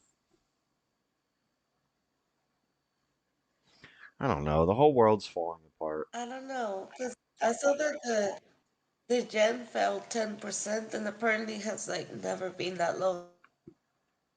The what? history. The yen, the Japanese yen, I don't know what that is. drop 10%. It's the currency from Japan. It dropped to 10%, and apparently that's like the lowest that it has ever been. In South Korea, stopped selling some stuff. I'm not really sure, but like the open market, they're not sure how strong the U.S. economy really is. Apparently, everything is based in that all these countries just realize something that we don't know of how bad actually the economy is. Oh, you think we don't know that here? I mean, yes, but apparently, like it's worse than what we actually know. Well, I don't know who we is, but Uh, we knew. Oh, the yen. The yen. Nikkei 225, Japanese stocks crash and biggest one-day drop ever as global markets. Stock market news: Dow plummets 900 points. Nasdaq and S&P 500 sink.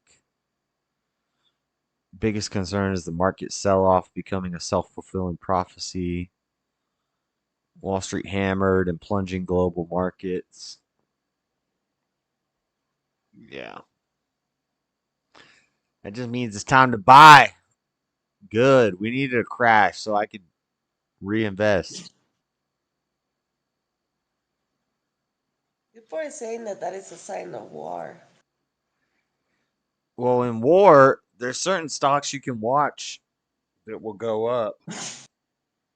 Like like the weapon manufacturers and Yeah.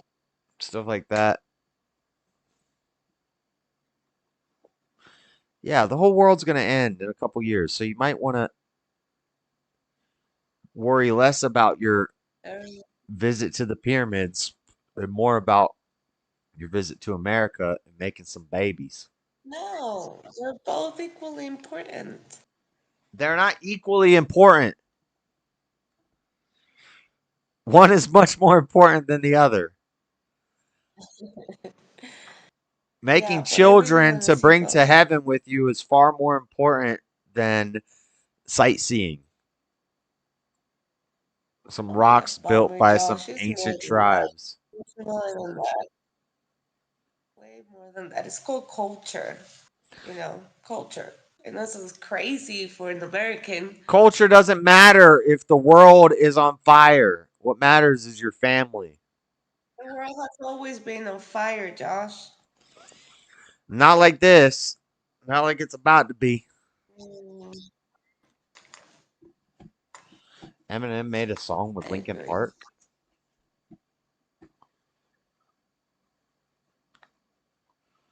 Take a shot for Trump. He took one for you. I like this shot glass. It's a shot glass that says, take a shot for Trump. He took one for you. That's a cool shot glass.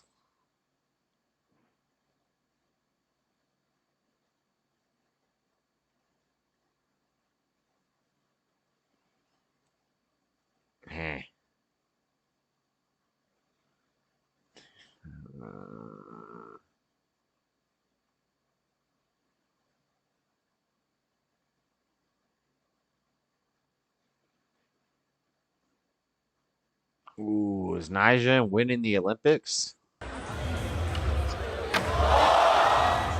That's not Nyjah.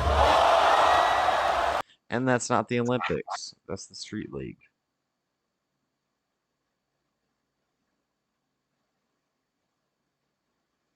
Surfing is an Olympic sport?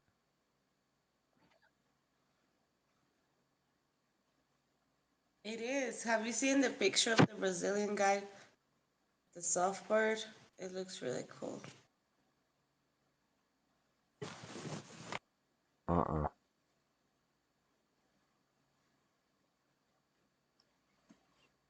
New research reveals that Earth days are gradually getting longer, and scientists explain the various factors behind this change.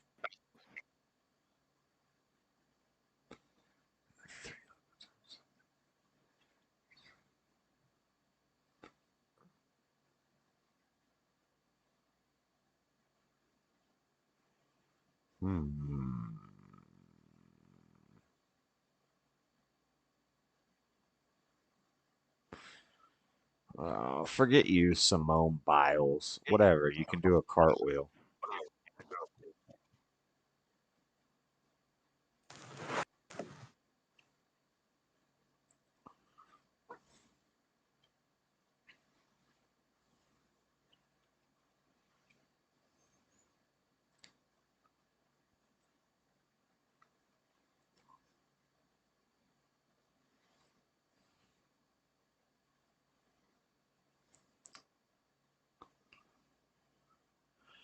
All right, Floor, go to bed or something. I'm gonna go on somebody else's panel. Who's panel? I don't know. Easy streaming. He's got a panel going. Okay, I'll jump in there before I go to bed. You're falling asleep. You're halfway asleep already. Mm, yeah. Yeah. I'm glad you joined, and I'm glad you bought your dang tickets because I was getting very irritated. I know, I'm sorry. I will maybe tomorrow or when I wake up and you're still streaming. Well, no, because I want it to be private. We can talk privately. Yeah, you can't even barely talk, so go to bed. You have a good night, okay? All right, good night.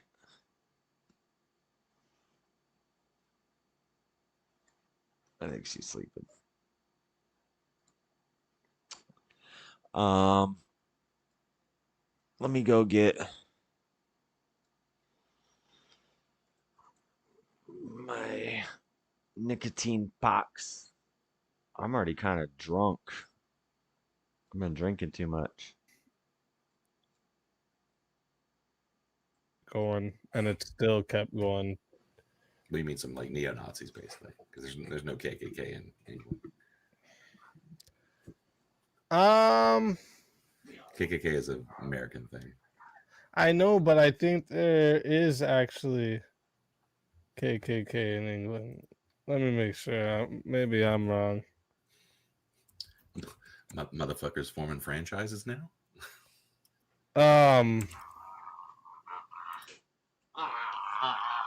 Dude, the cartel's in Africa now. You understand that? The cartel is in Africa now. Are they even live? That makes more sense. The KKK being in England is not too far-fetched to me. I don't know. It seems pretty far-fetched to me because they're pretty much dying out in America. So why would they even have that much reach? The Klan, which has always claimed British roots, is organizing throughout Scotland and England. Whoa, weird. I need to check on this. That's interesting. That's hilarious. Here, I'll show you this first article I got. Why is it not working? Why is the virtual camera not working? That's hilarious, man. I mean, I wouldn't see it being far-fetched, and I could have swore I heard. Maybe it was Shazzy in chat say something about there's the KKK over there. Check. Oh yeah, look at that Southern Poverty Law Center, the Klan. Which Some people from the UK to come on up and give us their input here on what's going on over there. What they think the biggest problems of it all is. Hey, JS, what up? What's up? You know. What the fuck? The freak, when did I ever say anything like that? I've never even mentioned that sentence. God, just go bang your head into a wall some more until you get that one last brain cell, buddy. You guys are talking about the UK stuff? Yes. I just watched. Effigy's arguing with the freak at the same time, but yeah. I just watched the documentary from Tommy Robinson about the there was a kid. We just heard someone talking shit about him. Turn your mic up a little bit on your side, because I have you. Yeah, because I have you turned up pretty loud on this. Or is he sound good to you? Sound good to you, Effigy? Yeah, I can hear him. Oh, okay, maybe it's just me then. I think I'm all the way up. I mean, I also have headphones in, so. Okay. You sound better now. Okay. I think it was just me. I needed to turn my speaker up a little more. But wait, isn't Tommy Robinson the guy who's fomenting a lot of this? Yeah, he's been apparently a big part of like spreading the false news and like sending attacks to the mosque. Yeah, I think that's false news. I think that's a tax they're levying against him because they say he's a far right white supremacist guy, when in reality he's I don't know much, so He's a pretty fair journalist. He's being pretty fair about it. He put out a documentary about a Syrian refugee that got beat up at school because the Syrian refugee was threatening to grape a white student's younger sister. And so the white student grabbed him by the throat, threw him on the ground, and poured some water on his face. And all the media comes out and says he's waterboarding a minority, and he's a racist, and this is evil alt-right terrorist racism. When in reality, this kid was a scumbag. None of the teachers liked him. He had brought knives to school. He had stabbed students with a compass, and holy fuck. Yeah, and the media covered up all that and said this white student was a racist for this because he was defending his sister. And yeah, they got a big problem over there, and they're not allowed to talk about it. Well, that is something I did hear too, that someone from the UK told me, that like people from the UK that are trying to like get on YouTube and report on this shit live, like that, they're getting officials showing up at their house telling them to shut their shit down. Yeah. I mean, they can't do that to me here, so. They're flying the England. Well, they're doing the same thing in America. They're flying the St. George Cross flag, which is England's national flag, and they're now saying that's a white supremacist racist symbol, while Palestinian protesters are flying Palestine flags, and that's totally fine.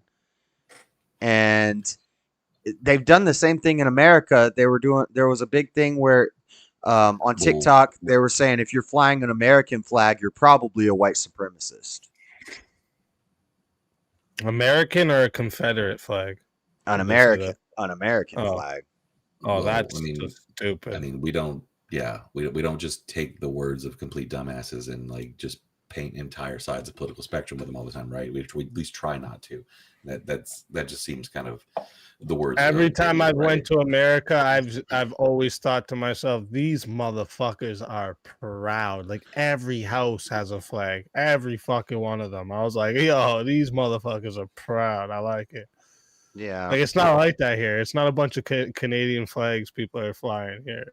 It's not like that here. So when I go to America and I see that, I'm like, I like this. This is dope. We're losing it though, and it's even worse. And Michigan's pretty hardcore for it. They all got fucking Trump flags or fucking American flags or both. Yeah, I don't think you need to like signal yourself with flags and pageantry to be a patriot for your country. I think that's for sure you don't. Ridiculous. Yeah.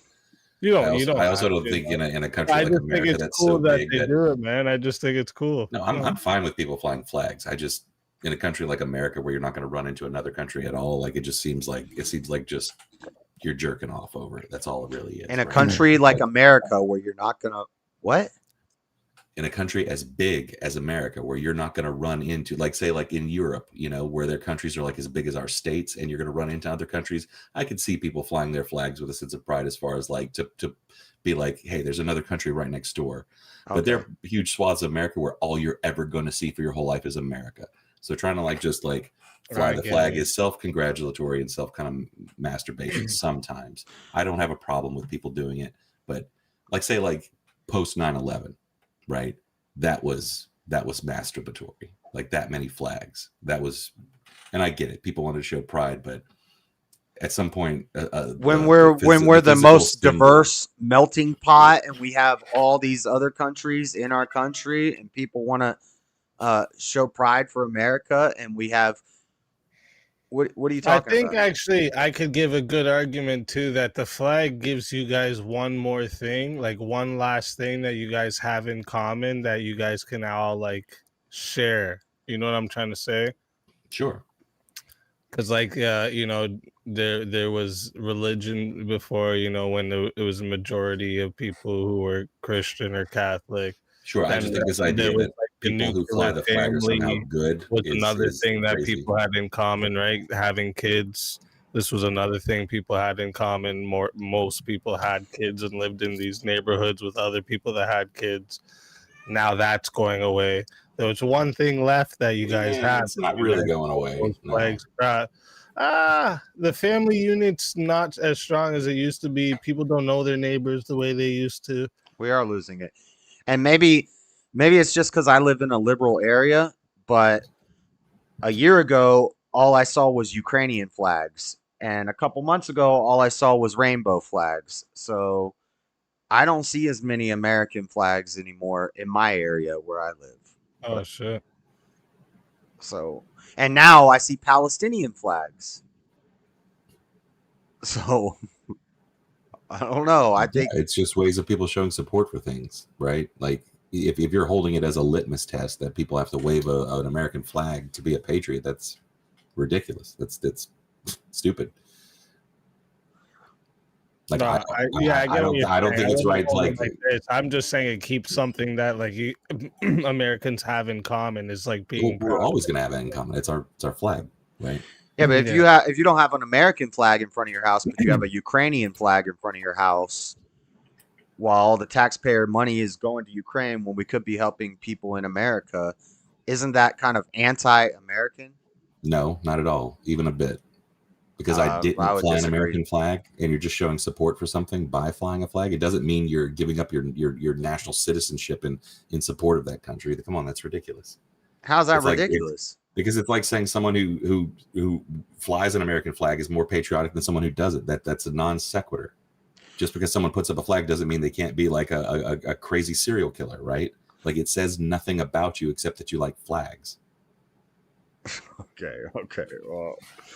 Were they flying flags when they busted into the Capitol? When they desecrated the halls of democracy? Were they flying? Oh, you mean when they were walking through the stanchions and when they were beating cops with flagpoles? How about then? Oh, do you mean when the cop beat Roseanne Boylan to death with her stick? The unarmed woman who was having an asthma attack and got carried to the front, and they were asking the cops for help, and then the cop beat her to death with a stick. Are you talking about that? You probably don't know about Roseanne Boylan. Good morning, Septics. What's up? Good morning. Finally, a Brit. We can talk about this. I mean, how's it going over in your area? Well, I mean, yeah, there were riots here over the weekend. Oh shit! In town. Not in my immediate neighborhood. That's good. You know, I live about 15 minutes outside the city center. So, yeah. I mean, I don't really have a hot take other than I'm opposed to violent riots, especially over ideological grounds and misinformation. So from what I had gathered when we read through the articles and watched some of these videos, that like it seemed like what my guess is that like some skinhead KKK types are the ones that started up the rumor, and now you see a bunch of just dumbasses following along, kind of like bullshit. The BLM riot shit went. You know, I think it's a very similar situation to the BLM riots where there may have been a legitimate start to them, and then it devolved into people looting shops, right? I mean, it doesn't have anything to do with all the refugees stabbing people up at the Taylor Swift. America, is it? Tommy Robinson held a peaceful protest. Hang on, the guy was born in Wales. He was British. He's not a refugee. Oh, are you talking about the Rwandan kid? He was an anchor baby, and that Welsh kid. Oh my god, you believe everything they feed you, dude. He was born and raised in Britain. Whether you want to accept it or not, he's Welsh. His family might be from Rwanda, but he was he was born in Cardiff in Wales, but his parents are Rwandan. Is what at least that's what we're told, and like unless there's some other type of proof someone has of like this guy's birth certificate being somewhere else, you know what I mean? That's the weird thing. Is there Shiva? I didn't even see that anywhere. Is anyone like know why he did it? Not as far as I'm aware. No. Yeah, like it's so fucking weird. Initially, I mean, I because he's a minor, and in the UK generally, minors who commit crimes are not identified by the press. Yeah. And so I was initially wondering whether he was a Muslim and there was some kind of half-baked religious idea that he was acting on. But I think his family might be Christian, so yeah, it could be that he's just mental. Oh, bullshit. Like the guy beyond the realm of possibility. Funny how you're so that's already like you what just I've know. seen You're not even over there. Right? The guy's 18, looks like he's 12 in his face, right? So Yeah, I think that's an old photo from when he was about 12. Oh, okay. I was gonna say, if that's an 18-year-old, like maybe something is mentally fucking off, like some growth thing, because like, I mean, looking 12 when you're 18, it's a possibility something's going I'm on not here. willing to kind of speculate as to why he committed that heinous act until such time as it comes to court. And yeah, it's just wild to me that the original story was that it's a Muslim that was a asylum seeker. They had a name for them and everything, and then it's this kid that was apparently born in Cardiff, and that's what I heard too, that he was actually Christian. Easy, why At is least it that's what he identified. This happens all the time. This happens over here in the United States, right? Like with Hispanics. Sorry, Sheila, go ahead. None of that was helped by the absolutely fucking moronic rhetoric of a mainstream politician called Nigel Farage, who implicated in an interview that the police were intentionally withholding information from the public for reasons. Like, and you can say what you like about people like Tommy Robinson, who I don't know a huge amount about his politics. He's very right wing. I wouldn't necessarily call him far right. Like, I don't really know what that means. The media would. So I think when people say far right, they start. This is the problem with when I hate, and that's why I don't like that label far right, is because far right is like the extreme. They'll say like KKK, skinhead type people. These are far right. We do have those like, over here. The English Defence League, stupid fucks, right? Like the EDL would. When you get adjacent to those people, like you start becoming far right. But Nigel Farage, but it's like me saying, like, oh, those maps people are just far left. Is that you okay with that? Maps people? Yeah, maps. Cartographers. Minors attracted to children. Jesus Christ. Yeah. Okay. But I mean, Nigel Farage. People or whatever. Nigel I don't know of any actual policy position that involves that, other than that would be a far left view. Nigel Farage is a mainstream politician. Like, he's not a fringe politician. He's like in the mainstream of British politics. He should have known better. Well, why do you trust Channel 4 more than you trust Nigel Farage? Do I trust Channel 4? Do I, Josh? Well, I'm assuming shit now. Are you? Oh, well, you just said. Do I even have a television, Josh? What did you just say? Do I own Josh? Do I own a television? I don't know. Yes or no? Oh, well, should I tell you? No, I don't. So I don't fucking watch. My point is, you can't trust either side's narrative because I agree with you. Yeah, that's what we've been talking about all night. Is Project Mockingbird and the media here saying why both do you sides trust Channel 4 as if you fucking know what you're talking So what about. you do is you trust your observations and you watch and you look at what's happening. You see that you have a problem with immigration from some of these countries, Syrian refugees and stuff like this that are coming in, and there's the stabbing rates. Well, hang on. No, your stabbing rates are climbing and climbing and climbing. Stop. Don't conflate refugees with immigration. Those are two distinct phenomena. Yeah, they don't get that. Yeah. For fuck's sake. They don't get refugees in England or in UK, whatever it's called. God. No, you were conflating two distinct phenomena. Okay. Asylum seekers are not the same as immigrants. Yeah. And you may not be aware of this, but post World War II, The United Kingdom depended upon immigration for our economic recovery because our country was fucked after World War II.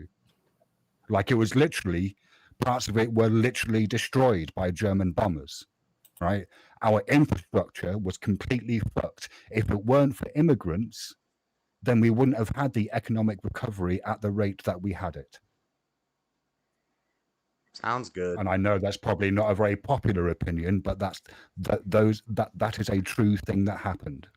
I know where Sport Brand's gonna go with this. Listen, okay, because he's saying technically they are probably two asylum seekers and refugees are the same thing, but it's not, because a refugee is someone that's already been forced to leave their country for some type of like violence or war, or you know, they were persecuted for having a certain view, whatever. Where asylum seekers are people who are looking for this asylum because they fear this possibility, but they're not yet persecuted into leaving their country. So like, I get what you're saying. They're technically, we get where this idea comes from, right? Like the Western countries made an agreement post World War II that we would never turn away a people seeking a refugee status again because of what happened during World War II. It's word games. It's the And same thing they're doing in issue with America. the issue We don't with call them immigration- illegal immigrant. We don't call them illegal immigration- aliens anymore. We call them undocumented immigrants. It's just word Who games. cares? Who cares? It's just words, right? But still, someone who crosses the to border be fair, without going through anything is different from an asylum seeker who comes to the border and claims asylum. These are different. I think, to be things. fair, when we say illegal alien, it's probably because people are so dumb that when they hear the word alien, they think of a big gray head, fucking bug-eyed thing. So like, aliens, so like they're probably like, okay, people are stupid. We still have to put "do not drink" on bleach bottles. Let's stop calling them aliens. The issue isn't immigration. That's not the problem. The problem is a lack of integration. Like that, I would argue, is a far larger problem than the immigrants themselves. Yeah. So, so if you've got an immigrant that's not willing to learn the language, for example, I would say, yeah, that is a problem that would need to be addressed, right? But it's not the immigrants, like in and of themselves, that are the issue. And I don't know, man. I mean, like, if it weren't for immigration, we wouldn't have so many fantastic Indian takeaways in this country. You know, just to be slightly flippant. So Indian food is horrible. We certainly wouldn't have a functional national health service. No offense to the Indians, but no, it's not good. You like Indian food? I do like some Indian food, yeah. Maybe there's some not dishes. all of it though. I know there is some that's really fucking nasty where I'm like, oh, yeah, how could you fucking eat this shit? I'm not a fan. I like food in general though, so I'm the type that'll like try all types of new foods. I suppose the question is, where do we go from here? What's the solution? I'll tell you what the solution isn't. It's not fucking setting fire to people's businesses. That's not a workable solution. All that's going to do is make more angry people, right? And what we want is fewer angry, violent people on the streets, right? Like, that's not what some people want, though. Some people want long knives. That's exactly. You can tell who what they those want. people are, Effigy. They're all the ones that are fucking grinning in the videos when it's chaos all around them. Like, or the ones that sit back, they say some few things, and when all that chaos starts, they stand back a little bit and pull their phone out and go like this. This is TikTok. Like, it's fucking, that's what it is. It's a problem.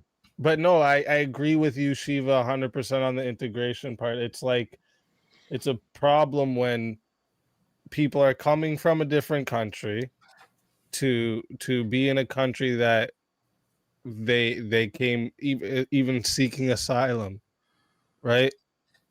Now they should want to be in the new country and adapt to the new country's laws and at least somewhat of its culture. because like you can't just live completely in a different culture and different set of laws in your own fucking head and think you're gonna get by. It doesn't work. And then when you have a fucking boatloads of them coming in at the same time, and admittedly that shit takes time, right? And there's gonna be some bumps along the way, but it can be done. We do it here all the time in America. We have brought in refugees from different places all over the world and settled them in groups in different states all over the place. And while it does take time, they do liberalize. They do acclimate themselves to American society for the most part. And it so seems I think it's just a matter of methodology, right? And it seems to me that when immigration is working well, nobody gives two wet shits about it. Nobody fucking cares. Nobody cares about anything when it works right. I mean, right. Yeah. Well, it's like when it's actually that's like what I bring up. This what you just said is the same sense as I bring up when people talk about what happened during the bug, and they're like, "Oh, this prime minister, this president, this person, everyone handled it wrong." Yeah, everyone was gonna handle something we've never seen before wrong, of course, right? Like this is how it was gonna go. You know, there's some things that they took advantage of, though. This is the thing I fully believe that when these big events happen, things get taken advantage of, and you need to watch out for those parts. Absolutely. But I would push back on any claim that it was intentional. Like I think if you, because there was lots of conspiracy theories floating around that this was a plandemic, right? Which to me is kind of mental. But if like the idea that a government might look at a situation and go, hey, you know what, we can use this to kind of tighten the screws a bit. Every time. Absolutely. Yeah. Even when they see things coming, they go, you know, if this happens, well, then we could do this. You know? Nobody likes to talk about the fact that literally before, you know, the towers, there was information literally about this very thing happening. And they kind of said, oh, yeah, it's not that serious. Oh, easy pulling out the old school deep takes, man. That's a some truther. What you just said, that's actually a liberal take. That's not a truther take, because the Clinton administration did pass on a warning to the Bush administration. They did say that something was being planned. And Bush went like, I'm gonna go golfing. Wasn't Bush in a school at that moment? When it happened, he had a scheduled event where he was reading to kids. Reading, that's a great clip. That's one of my favorite clips of the whole fucking shit. Holding a book upside down while he's supposed to be reading and seeing his face go. Yeah, it's one of the best parts of the whole fucking documentaries that I've ever watched. It's so interesting when you think about that election back then, like because as Americans, like Bush v. Gore, like that election was, because that was my first presidential election, so it's burned in my memory.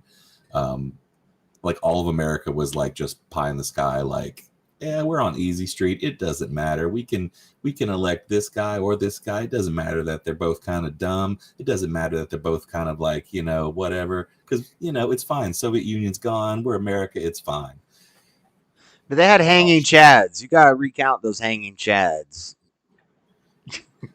What does that mean, hanging chad? The best part it's from is the Bush v. Gore disputed election in Florida. It was a punch card, and some of the punch holes they were punching out were still dangling. So they said, we got to recount the hanging chads. The hanging chads. The chads is like the circle that they punched out was still dangling. Yeah. So, God, oh, man, that was a time. So HPF, are you still living in a bathroom? I've never talked to a robot before. This is cool. HPF, you're on mute. Oh, wait, are we no, we're not doing the bathroom thing again. He's still in the bathroom. We're not doing this shit again. You got such fancy technology, you can make yourself into a computer character, but your audio. YouTubers aren't new, man. I already did, but I'm saving it for verbal combat. I was tempted to make one of those for the 1v1 versus Wally just to just to try try on. it. It took like 2 weeks to make. I've been trying so hard. I wanted to try and get you and Andrew to debate, but the thing is, Andrew won't do 1v1 debates with people that aren't on camera. So I was it would have been such a good one, though, I think. I'm kind of late, though, so. What's that? Y'all streams begin at 3 a.m. for me, so yeah, that's gonna be hard, anyways. Like, it begins at 3 a.m. for you? Yeah, it begins at 3 a.m. Oh, okay. You're on the other side of the world then, huh? The fuck are you, like Hawaii? Or no, other way. I eat an Hawaii pizza with mayo, but not Hawaii.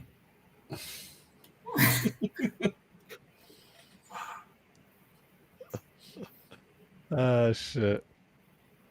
Isn't Hawaii under the United States? Or am I just being dumb? Right No, Hawaii is in the middle of the Pacific Ocean.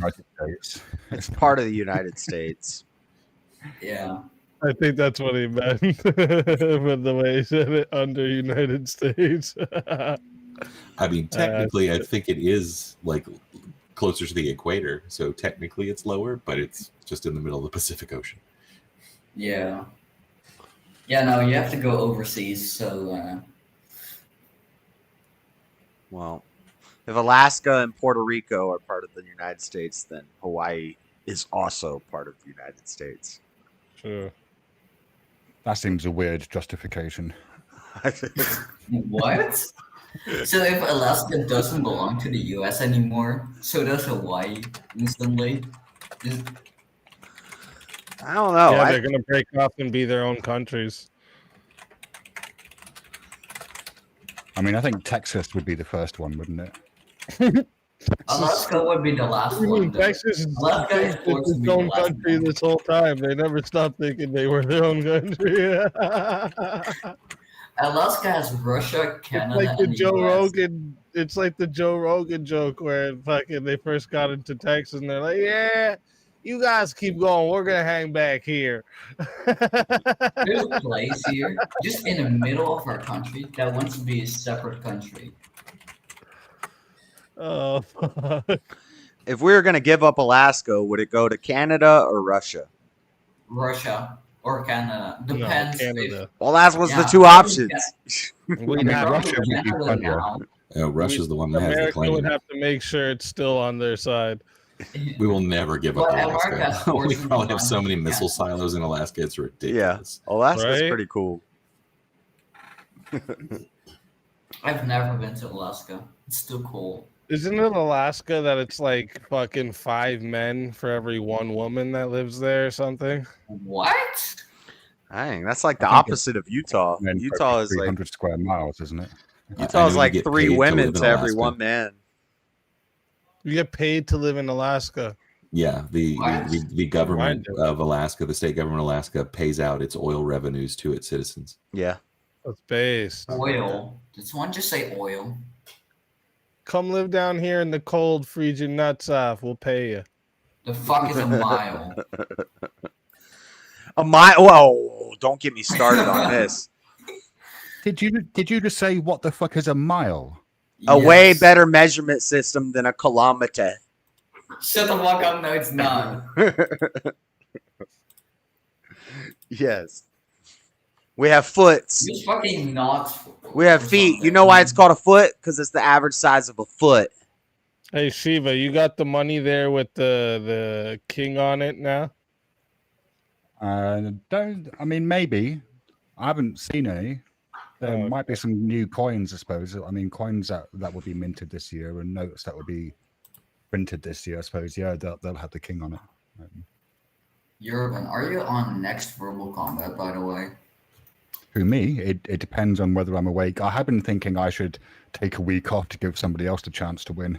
I'm talking about Urban. Oh shit! Go for the 3-peat. Go for the 3-peat. You out here with the fucking fist of fire. Yeah, maybe I'll just take Also, for all you theists out there, you should know that I'm reading up on theodicy. I'm going to start attacking the idea of God being good.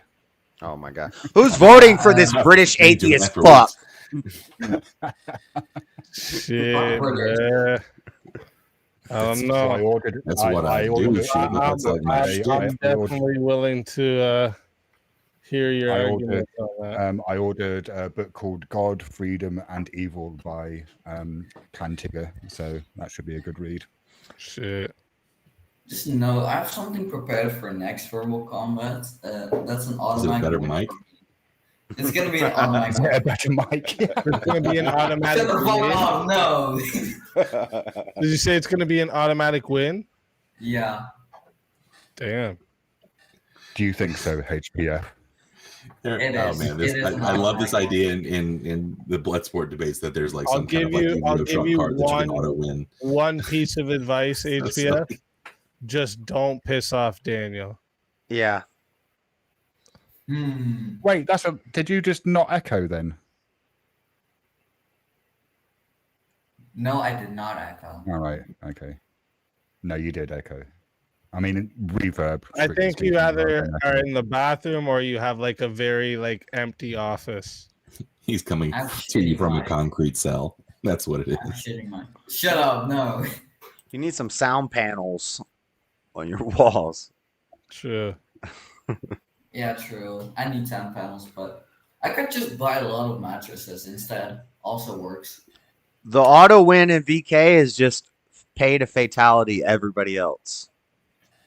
That's an auto win, yeah. Yeah. I could just pay everyone here 100 euros or something. Well, let's go. That is a fatality. Yeah. Just pay. Haku. Just pay the entire chat. What up? Heard people talking about a bad mic, and I thought, you know what? Here I Oh am. God, it got worse. That's the what's goat up. of the bad mic. Yeah, I was trying to.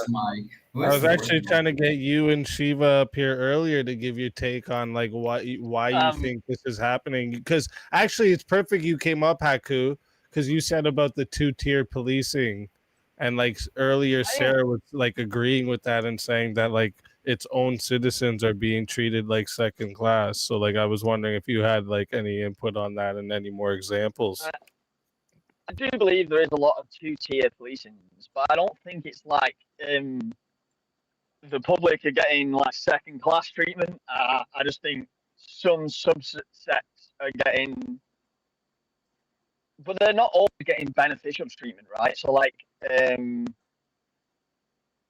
for example, they're gonna not get charged as much for some things, but other things like they're gonna get so much press, right? If you're Muslim and like actually an immigrant into the country, wasn't born here, you're gonna have problems going through every airport you ever go to, right? So you're gonna have problems like that. But then at the same time, if I went and stood outside my house with a machete when there was riots on, I'm getting arrested straight up. There is no questions. They're gonna attack me instantly.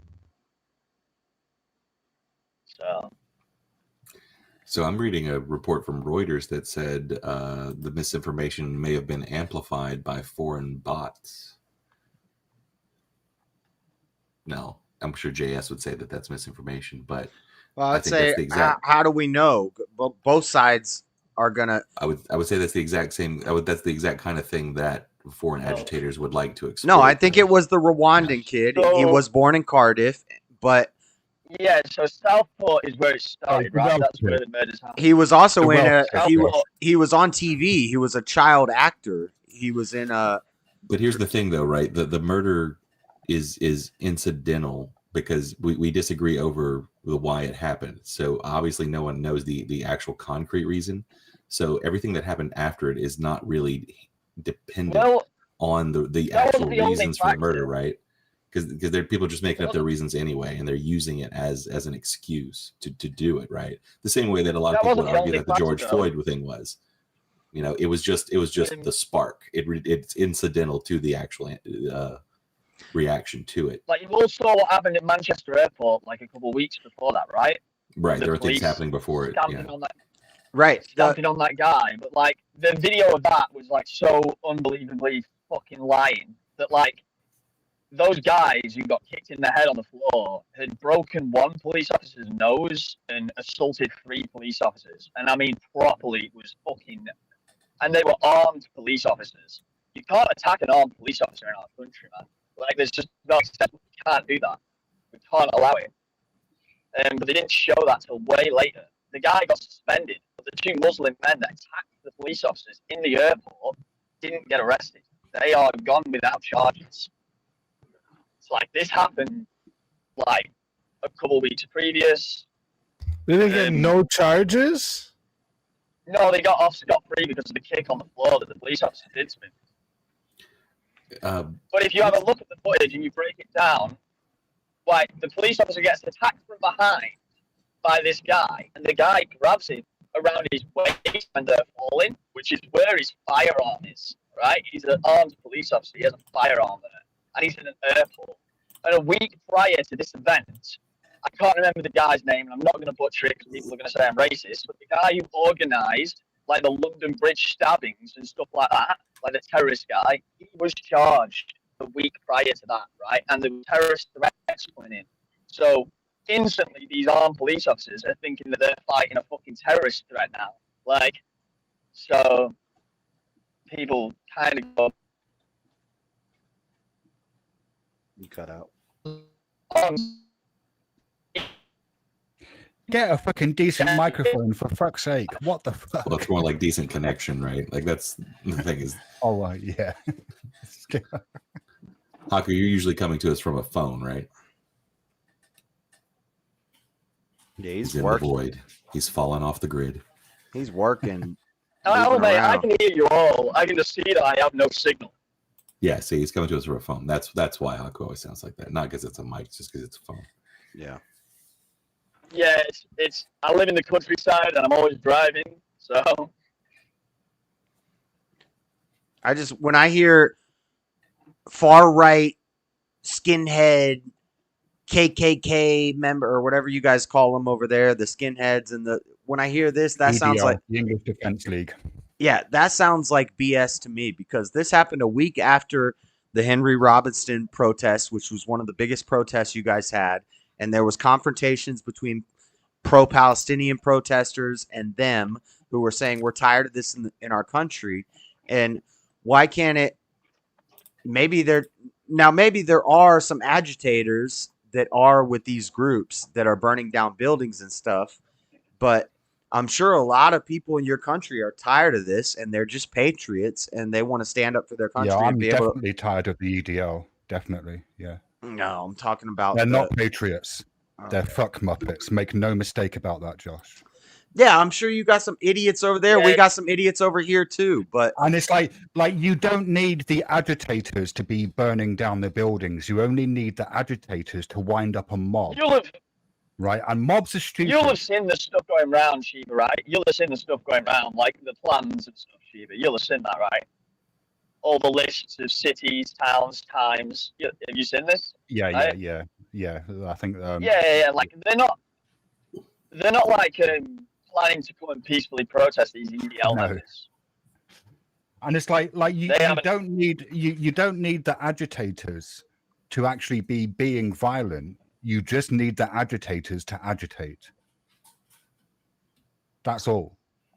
And then the crowd will be a crowd, right? Like, because that's what groups do. Yeah. You can see people. There are people with good intentions, right? There's lots of people there with good intentions behind what they're doing. There's very fine people on both sides. It's not. I don't think this is like a two-sided thing. I have to tip my hat to you on that one. That was well timed. But yeah, it would be if it was like a two-sided thing. It would have, but it's not, is it? It's like a three-sided thing.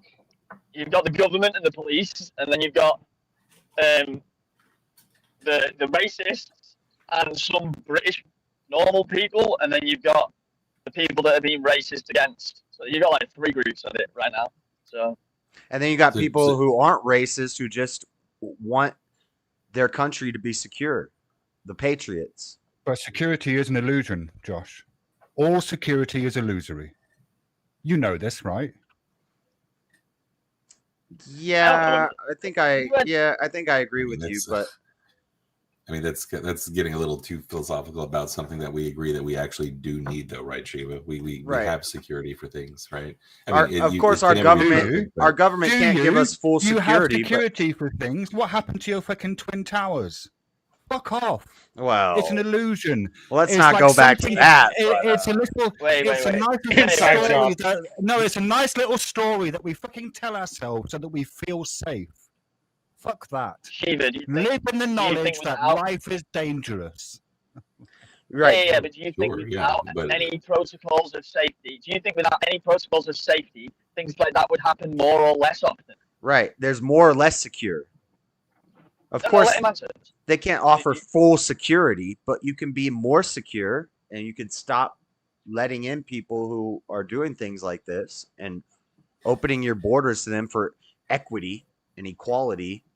No, well, see, you were starting to make a good point, JS, and then you just took a right turn right into dumbassery. What? Where did I lose you?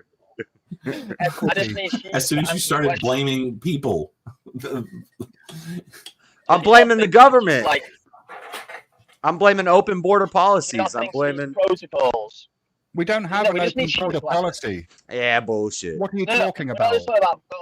You just said security. Pull a British immigration policy and tell me where it says it's an open border. Did anybody say anything about immigration before? Who do they even have a fucking border with? Wait. Open water policy. Tell me how strong your navy is. They just float across the pond. Or the channel. They take the channel. They just drive. The contention I have, Shiva, is that you think security is entirely a myth now. No, I didn't say it was a myth. I said that's what you illusion. Said. That's the same thing. It's an illusion, as good as. Right, no, so it's not the same thing. Words have meanings. Hang on. Can we just say that maybe if you just let me finish a sentence instead of being rude as fuck? Answer the fucking question I asked 5 minutes ago. Do you believe safety protocols? Shut the fuck up. Safety protocols. Do you believe they incidents would happen more or less often with or without safety protocols? Don't know. Which protocols are you talking about? Doesn't matter. Any of them. Wearing the hard hat on a fucking building site. Every safety protocol. Having speed limits on the roads. Do you think this makes things more safe? People more secure? Do you think this makes... No, I don't. I think it's an illusion, Haku. I think it's a nice little story that we tell ourselves so that we feel safe. Do you think that you don't... At any moment... No, look. That's not the at any moment, a maniac could come through my door wielding an axe. And how safe am I? Not the question I asked.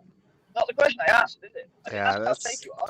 You're wrong, Shiva. I asked whether safety protocols can have any effect on how safe you are. Be specific.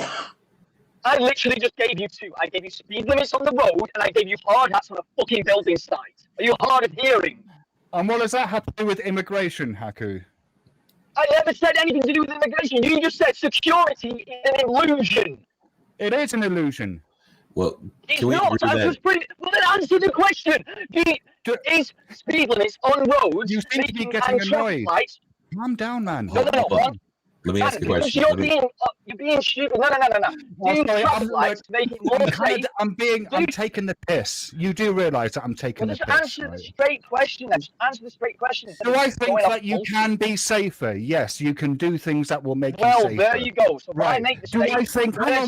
Wait. Do I think that safety is an illusion? Yes, I do. It's a fucking narrative that we tell ourselves to make ourselves feel better.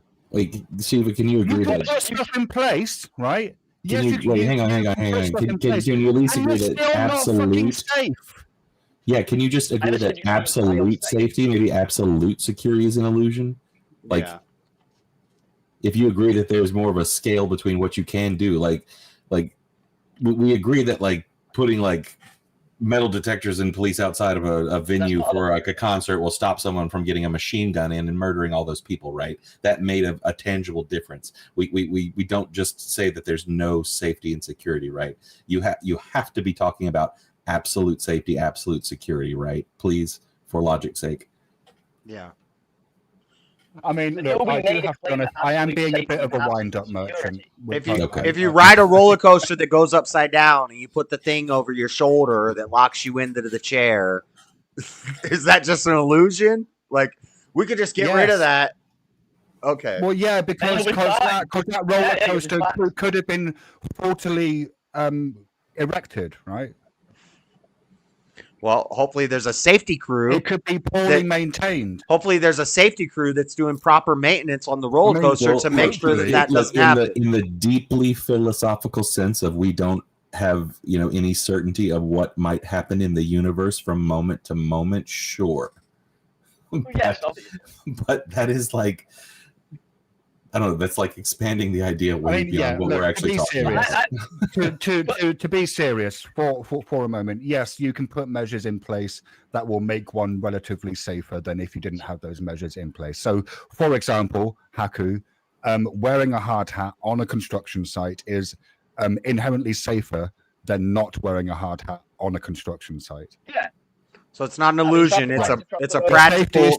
Safety is still illusory. It's a practical measure you can take to be more safe. Do you have because I don't think we don't have like the stupid talking lines they have of like mass immigration, open borders. We don't have this. But I do think we do a poor job at integrating everybody into society. Agreed. Yeah. Absolutely. Which is why I think it's not necessarily immigration per se that's the problem. It's the integration of immigrants. Yes.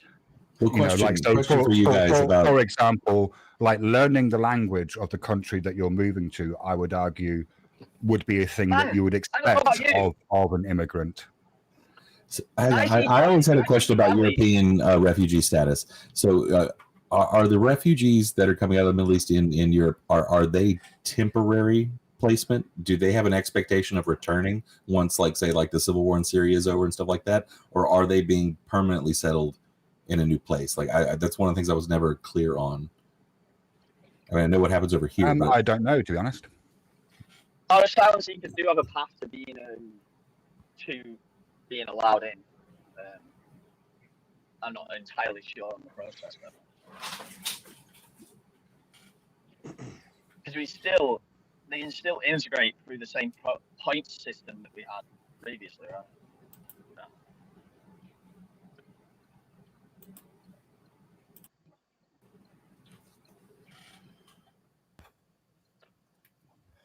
Yeah, when I'm reading here, it's as a refugee and granted asylum with 5 years permission to stay in the UK. Okay, so it is limited. After which they may apply. Yeah, so they have to apply after. As I'm reading here. Now, can we talk about something important? Easy. The icon, the bear icon on the baseball cap on your avatar on the bottom left-hand corner where you're wearing the pink glasses. That's misplaced, man. Sort it out. What do you mean? It's slightly off. That's some autistic shit, Shiva. Yeah, Shiva, you're not all right, bro. You're not okay. You mean the Kool-Aid man? Or that bear looks just fine, okay? No, it's not. It's too square on. It needs to be slightly angled. What about my bear on the Kool-Aid man? Which one's the Kool-Aid man? On the far right there. The one that looks like a bucket of Kool-Aid. Dude, bro. That looks like a bowl, a fucking cup of Kool-Aid. They're British, man. They don't know the Kool-Aid man. Oh, yeah. You realize we don't have Kool-Aid, right? He's not their friend. Okay? Yeah, that's a sad thing about your country. I know. You guys don't have Kool-Aid? Kool-Aid is like poison. Oh my goodness. Everything. A sugar's poison. Whatever. Kool-Aid's the one that makes people kill themselves, right? Isn't it? I feel like it wouldn't I wouldn't think it. I mean, Jim Jones, who was a cult leader, did use Kool-Aid to make a poison that killed his people, which gave us the phrase "drink the Kool-Aid." Yeah, there is a reference that is used. I get it now. Kool-Aid is just a flavoring for water that you then add sugar to. That's all. Yeah, it it's is. just a juice. Man, I'm in a trolley mood today. Sorry, guys. That didn't even happen in America. That happened. Where was his colony? In Guyana. Guyana. Yeah. Shiva, I'm Yeah, there was a bunch of question. Americans who flew there, though. Yeah, it was American, though. Wow. Because you're in a trolley mood. What do you think about 900 or something? No, wait, is that right? That's logistics. It happened in Guyana. The Jonestown massacre. I mean, it was a big deal. CIA involved. 918. Sorry, to be exact. Wasn't it like it was a congressman who went there to try and survey what was going on, and then he ended up getting shot at or something? And it was a journalist. He went there to try and see what was going on, and they were gonna actually probably invade, and before they even had a chance, this guy made all the parents give it to their kids first and then take it themselves. So fucked up, dude. There's dudes that survived and had to they have an audio their recording of it. wives. There's one dude tells the story of watching his wife give it to the kid, force the kid to drink it, then drink it herself, and he wouldn't do it, right? He couldn't. He said he wouldn't stop them either. The way he's explaining the story is so fucked up, bro. I couldn't imagine. Now that you've asked about that particular thing, I would rotate the bear icon a degree or two more. Oh, so that changed your mind. Okay. Well, it's now that I'm looking at it and I'm trying to line up the center of the bear icon, which is what I'm guessing it is, with the kind of orientation of the Mr. Kool-Aid figure. It's a bit difficult to see with his head, though, being obscured by what looks like the bottom of a condom. The little guy in the straitjacket just drank the Kool-Aid. He's about to fall That over. does look like he's wearing a condom, right? Doesn't it? The one in the straitjacket? No, the Mr. Kool-Aid Not figure. a straight jacket. That's the Powerpuff version of me. Oh, I thought he was wearing a straitjacket. Oh, it's not a condom. He's a jug. I see. A picture. I mean, isn't a picture a type of jug? Yeah. I said jug. Yeah, he's a earlier, juice too. jug. Or bucket. Or a pot. A bowl. What's Powder Puff? Is that? I'm guessing that looks like is that a cartoon? It is, isn't it? No, it's a mascot for advertising. Yeah, he would break through the wall. And He breaks through walls. Yeah. What's it advertising? Kool-Aid. The Powder Puff Girls. He's talking So about is that a cartoon? The Powder. Is that a kid show? Powder Puff one, or is it Powerpuff Girls is a Yes, kid Power show, yeah. Puff. Well, wait, is it power or powder? Power. Puff. Power. This guy's. Is going it power powder? Yeah. What do you not have? Shiva, do you not know the Powerpuff Girls? You don't have childhood in England? Oh yeah, on my way. Well, yeah, but my childhood was in the P70s and 80s. Here I come to save the day. That is true. You are older. Oh yeah. So I see, refreshing and bright. Yeah. What? That's our Kool-Aid man, bro.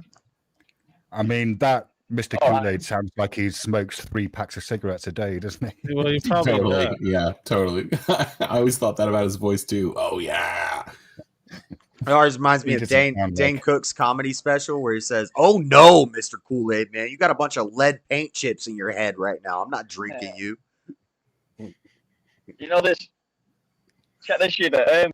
My cousin knows Tommy Robinson, like Steve or whatever, and I've been contacted way before this, asking to help him fund something, which he denied to do. But I had an idea that something like this was going to happen with the EDL. Really? What's it called? The Yeah, EDL? my cousin, English Yeah, Defense English- League. English Defence League, isn't it like an offshoot, or it used to, like we used to have a thing called the BNP. I don't know if they're still going. Fucking BNP. You No, guys, I don't think so. you guys spelled defense weird, right? No, we spell it correctly. There's no F's. Okay. Yeah, didn't it turn out that Tommy Robinson is in the Tommy Robinson had that symbol tattooed on his arm in the documentary I just watched. Yeah, isn't he sitting at a luxury hotel in Cyprus, like fomenting all this shit? Yeah, he went on holiday straight away. Yeah. See, he he went to Tenerife, I think. See, I call bullshit on this.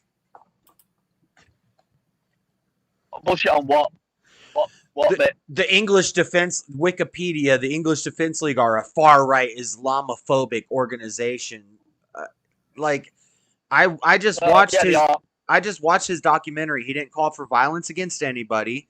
He was very fair. He's not associated with them anymore. Okay.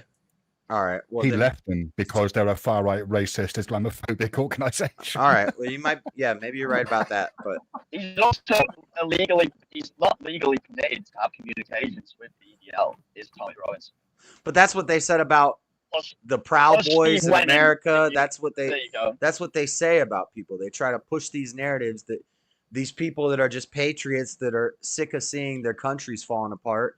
They call them racist and white supremacists, far right, and all this stuff. So, well, it's probably because those people tend to hyper focus on race, right? They tend to focus on specific kinds of people coming into the country, and they blame literally every problem on them when the problems are much more complex.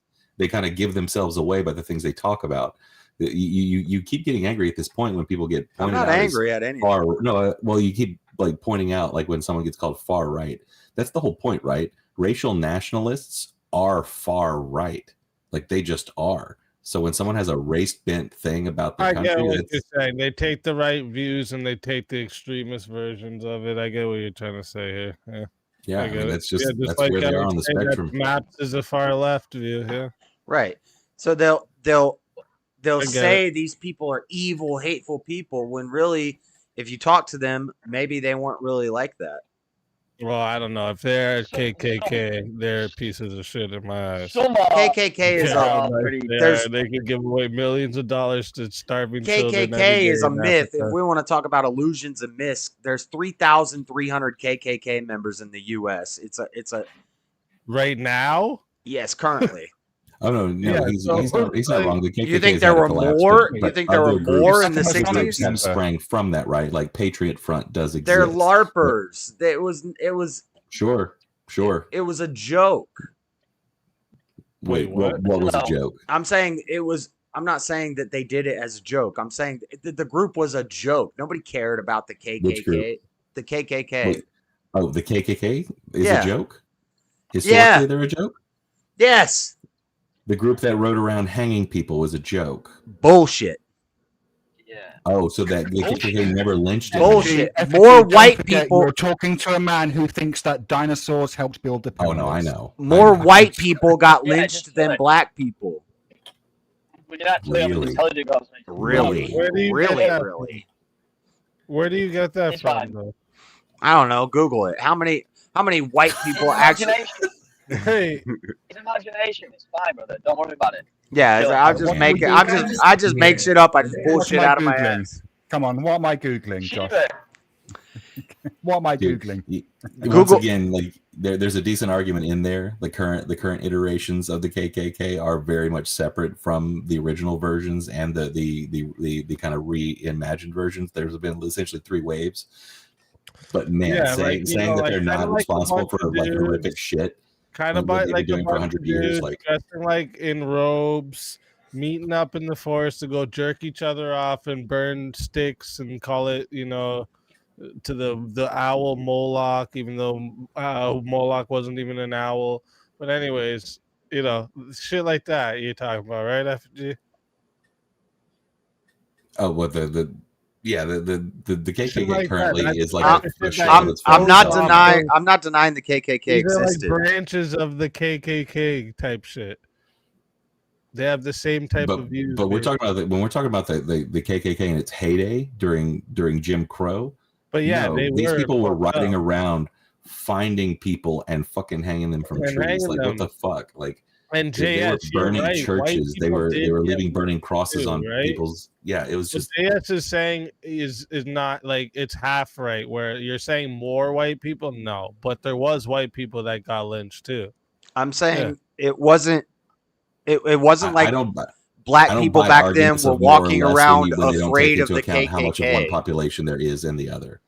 It's like it's a matter of percentage per capita that actually matters. When the country is like 75% one race and like less than 10% the other, and you kind of try to compare the numbers of anything of those two, when the number disparity is so huge, you can't actually compare the numbers. You have to compare percentage per capita. It's the only way to fairly compare what's happening to the two groups. Yeah. All I'm saying is that over time, this has been blown out of proportion. That now we're afraid. Oh, the KKK is gonna come. Oh my God! And they like scare African American people with this idea when it was always a small group of some LARPers in their mom's basement who were going out going, oh, la, la, la. Like they make fun of it in movies and stuff because it was Everybody's joke. a joke until they get political power, right?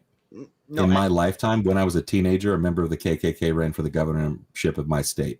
Yeah, and Joe Biden's one of his main advisors was a Grand Wizard of the KKK. Bird.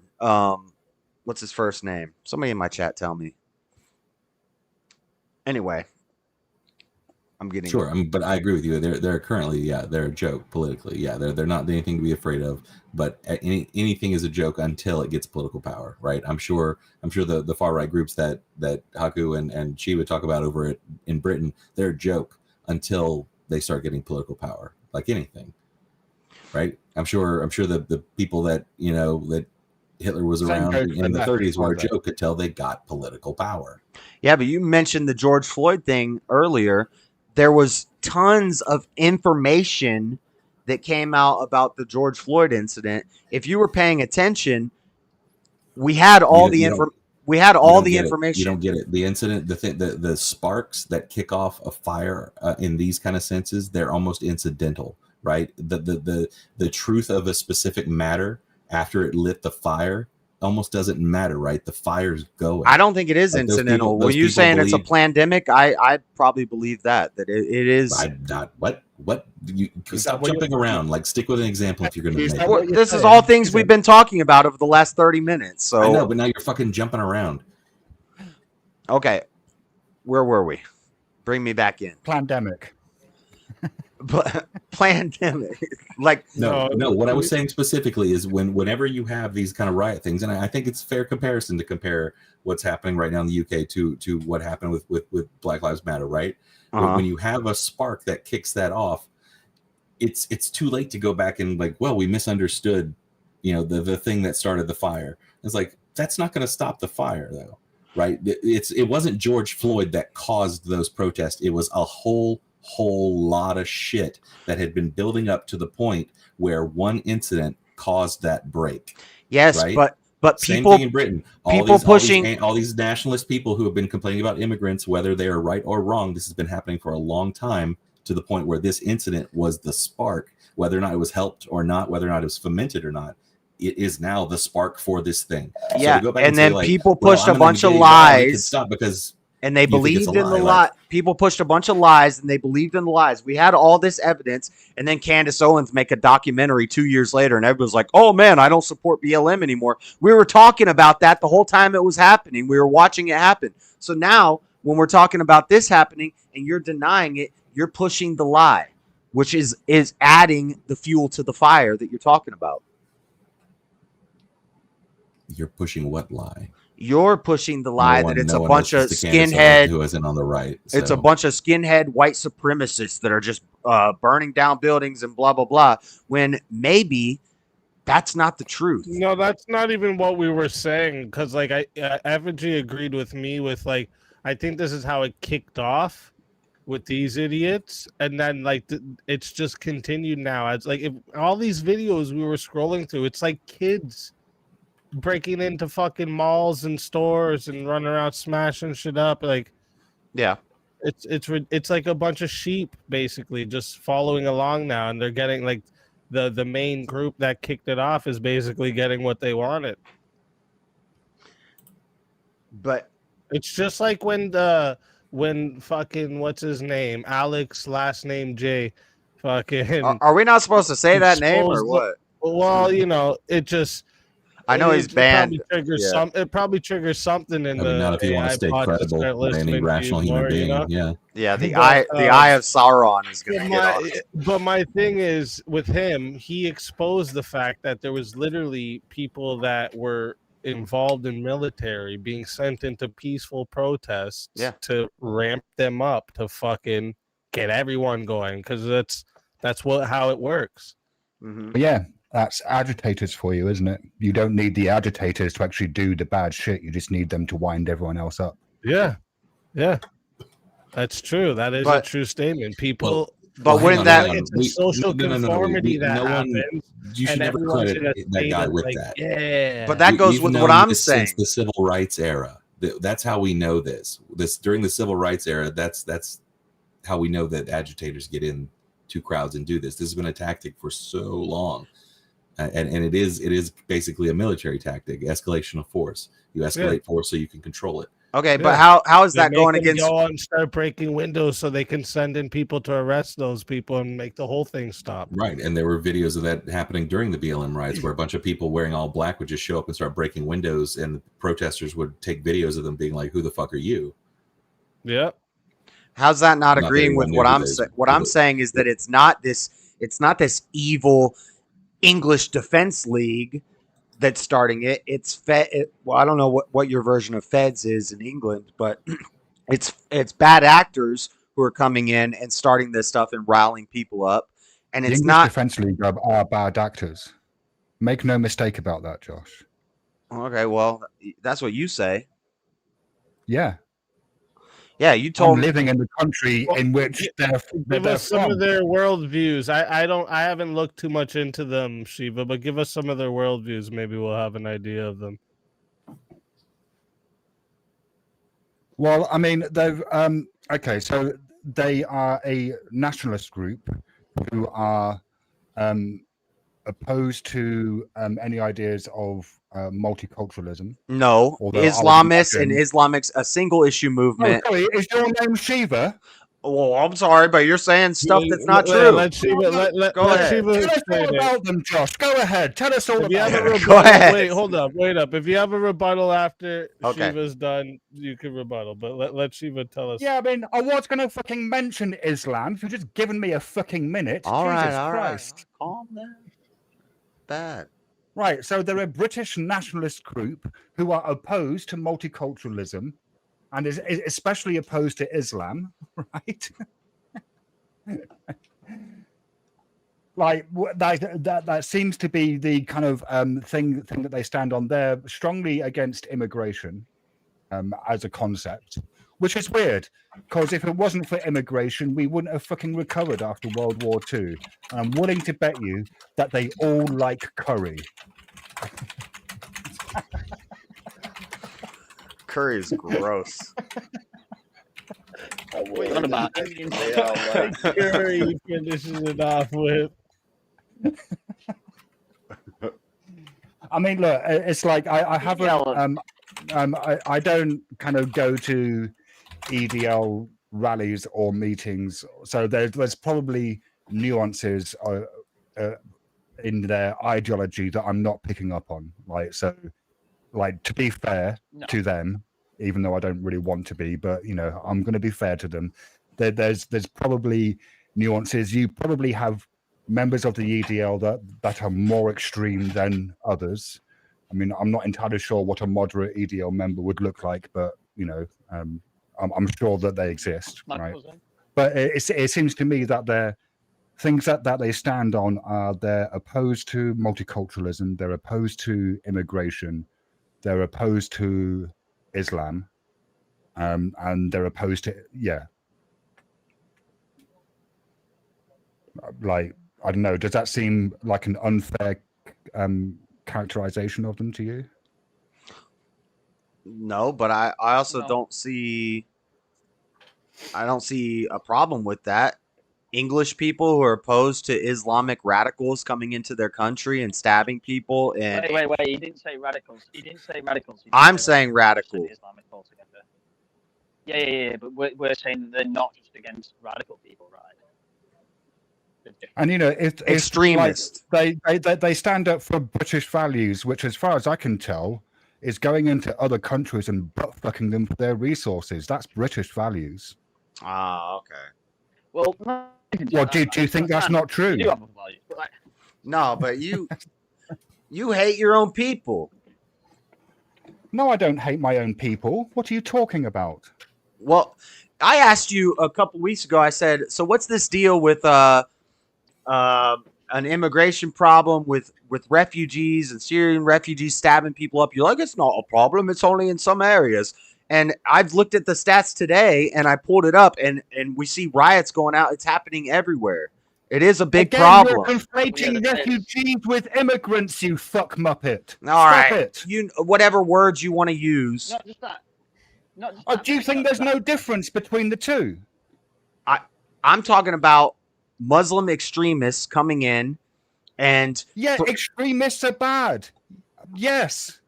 Yeah. Well, you think they're sending their best? What, did you think that there's some kind of Muslim cabal in the Middle East somewhere that's sitting round going, should we send the worst Muslims to England? No, of course not. The Muslim extremists are just fucking Islamic idiots, like the EDL extremists. I think that's exactly what's happening. Say something though, and I know this is gonna. I think there are terrorist cells that are sending them all over the world.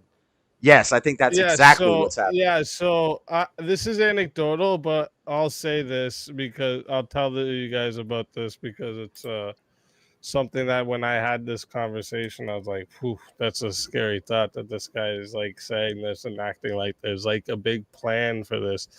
But like, I had a conversation, because like, especially when I'm doing research on Muslim or Islam, the whole religion, and what they had to do to become Muslim, all of it. Like I've looked into this, and I've had a lot of conversation with different Muslims. And one, he's one that owns like a chain of pizza stores, and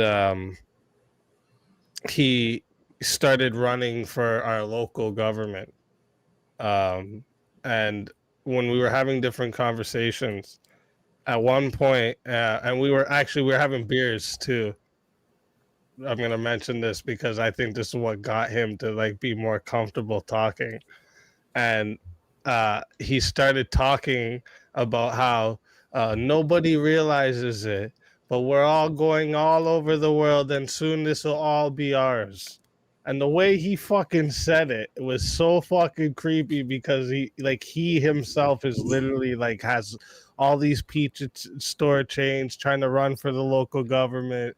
He says how he thinks some certain laws need to be implemented over here from his country. It's pretty creepy when you hear him speaking like this. And again, that's anecdotal. This isn't they're not Muslims aren't a monolith. They don't all speak, obviously, but yeah. I mean, that's man, when you hear shit like that coming from somebody who has some power over here. I don't like arguing against Islam with non-Muslims. Like, if any of you were Muslim, I'm reading the Quran right now. I have my Quran right there. Are you a Muslim though? No, but I know how to read. No, well, then you don't. So stop making appeals to authority. I don't have to be a Muslim to know about the faith. I can still research into it and learn about it. I don't have to be in England to know what is going on over there. I can still research into it and learn about it. You're making appeals to authority. Okay. Yeah. Right, doesn't matter. And I've made it clear all night. Not all. I don't hate Muslims or anything like that. In fact, I think there's a lot of stuff that they believe is pretty based, and I'm reading it. I'm reading the Quran, and they have some based ideas. But it does seem like every Muslim I've ever met was super kind. Like right. This was the only thing this dude's ever said that was creepy. Like when he was saying it, but like he's a super nice dude. Like you know what I mean? So like I'm not saying I hate Muslims either, Yeah. or like I mean, Muslims. are all I live in evil a. people. I I don't live think in that a. at all. Every I group live has in a extremists. predominantly- Muslims don't I understand live their in- own faith, though. I'll give you that right now. I'm going to tell you I that live right now. in a predominantly Muslim neighborhood. Like all of my neighbors are Muslims, and we're probably one of the few like white Shocker. households on the street. Shocker. I live in the. Why am I not Like, surprised? I live. Well, that I live in a Muslim neighborhood. No, but that you live in the UK. Yeah, okay. Well, that would kind of actually. No, come on, say Josh, something make to your argument. Shiva's Let's point. hear it. No, you just Well, made it. this You just kinda made it says for me. something to Shiva's point, because, like, you wouldn't be able to be gay in a Muslim country, but I'm sure they're not all attacking you all the time, are they, Shiva? No, I mean they're just normal people. For the Yeah, most so part. this is They this have is a rather what I was annoying. saying, Shiva. This is why I was saying just a minute ago. I think a lot of Muslims don't fully understand the religion they are a part of. The more I look into Islam and what's taught in the What do you Quran, mean? well, I think that they, for Do one you not thing, think that there are Christian, like a ton of Christian sects who believe different things I'll about give their you an Bible? example, Effigy. You asked me what I mean. I'll give you an example. Right, a lot of Muslims will argue to Christians, how can you honor a God that killed babies? I told you guys to kill babies, right? They also believe Allah flooded the earth, so they know. Yeah, I agree with that. Allah had to have killed babies if he flooded the earth, but they'll say that they don't believe that killing babies is a thing that Allah would ever command. They don't even understand their own fucking religion, that what is taught in their own Quran, most of them. That's what I'm trying to say. Sure. I say the exact same thing about Christianity. Yeah. Yeah, they would agree. be nominal But Muslims, like look, most to the Christians argument are of nominal Christians. Look, to the argument of the idea that Muslims are secretly like moving in to take over, you have to understand, like, a lot of us, like people who believe in like the secular world and secular democracy. Yeah, we assume that of all of you, of all religions. We think you're all trying to take over. That's why we build these walls in our institutions to protect it from, to protect religion from you and your government from religion and religion from government. Like, that's why you build those walls of separation. I think irreligious people are doing the same thing. Same thing as what? Same thing you just said. The irreligious, the atheists, they're doing the same thing. They want to push God out of everything. In a country, well, just out of government. In every other country, sure, separate them. But you know what? This would bring to what we were talking about yesterday, Effigy. I think you guys need to go take "In God We Trust" out of your slogan, and then you guys can say, "Well, we shouldn't be putting God into everything." But your whole America's did that in the 1950s. They did that in the 1950s. Like, still, it's "In God We Trust." I don't agree with it. I don't like seeing it on my money. Well, I like the actual motto of the country. Live in, bro. Be proud of it. I refuse. I mean, look, if you guys want to pray to a sky wizard in the privacy of your own places of worship, knock yourselves out. Just, keep it out the fucking laws. I don't pray to sky wizards, but that's wild, bro. I've got to stop trolling. I'm in a really trolly mood today. Stop it, Shiva. Bad Shiva. That's wild, bro. I don't know what a sky wizard even is. Is that like a normal wizard, but they stay in the sky? Pretty much. Big white beard. Throws lightning bolts at people.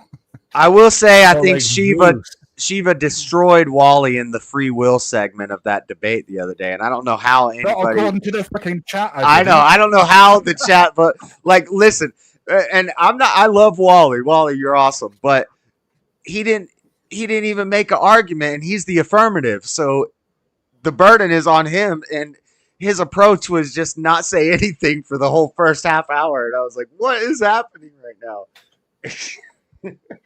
Hey, this week's CBC should be fire. Thank you, Shazzy, for the £2 super chat. Effigy, stop talking over O and Shiva. It's funny. I'd never encountered the definition that includes necessity. And I thought it was just like how we use a term colloquially, right? I've since done a little bit of research. Like it turns out that need, in that right? definition, the word, yeah, but that's not what it means. It more accurately, in philosophical discussions of free will, the word necessity more closely relates to deterministic causation. Like, if I'd been aware of that at the fucking time, but I didn't know. I know now. Huh. Yeah. Yeah, it has a slightly this different week's meaning. in the UBC technical with term. Vigilante and Wally should be good because they disagree on a lot, and the topics are like things that I know they absolutely disagree on. So most topics that are to choose from is gonna have some blood involved. Do you see why I wanted some of those topics changed, though? Because I knew that I would probably broadly agree with Wally's position, and then there kind of wouldn't be a debate. Like, well, I did change some of them because I knew that. Yeah. Wally should finally get a belt in this one. Yeah, he's got to come back with his third fight in. That's what's up. By the way, the reason I'm so quiet because I'm working on something right now. You're working on something. What you working on? For now, it's a secret. Oh, it's a secret. I mean, it can't be that secret. You just told us that you're doing it, whatever it is. Right. So you're like halfway want to tell us. Damn cock tease. Come on, spill the beans. No, I can't. That live I can and just you shared will. in the chat, guys, is the UVC coming up this week. So if you guys want to go put your notifications on from now. Oh, is the thing already? The thumbnail or all the stuff already up? Yeah. Cool. I set an NDA for it, so I cannot say it anyways. Oh, he's got a Then non-disclosure. why are Shit. you talking about it, HPF? Don't even stop talking about it, HPF. Bro. Oh yeah, I have Breaking. seen this. This vigilante on this like built UFC guy is so funny. And Wally's It's great, right? That's fucking great, right? The UFC. I was like, I'm gonna start making everyone look like UFC characters now in the thumbnails. That's funny. It's great, right? Viper doesn't stand a chance. What's that? Viper doesn't stand a chance. Oh shit. He's gonna get taken out, is he? Here's so everyone can see what the thumbnail. What's their opening topic? I heard it. Pardon? What's their opening topic? I heard you said it. Minimum Raising wage. minimum wage. Okay. Yeah. I think when I was debating with Vigilante, we kind of touched on that a little bit, but yeah. Okay. Yeah, Don't people in America always work less than minimum wage, or is that just me? Wait, what? I got told in America people don't even get minimum wage, but that's all across the news here. So people, well, if you are a waiter, waitress, Yeah, you can that's be the paid only less job. than minimum wage. This is correct. That is a loophole that people have been trying to close for years. Yeah, but that's also bullshit because when I worked at Applebee's, I averaged it out and I was making on average $20 to $24 an hour, and the minimum wage at the time was like, I think it was where I'm at. I think it was like $15 an hour, and I was making $20 to $24 an hour after It's tips. goofy.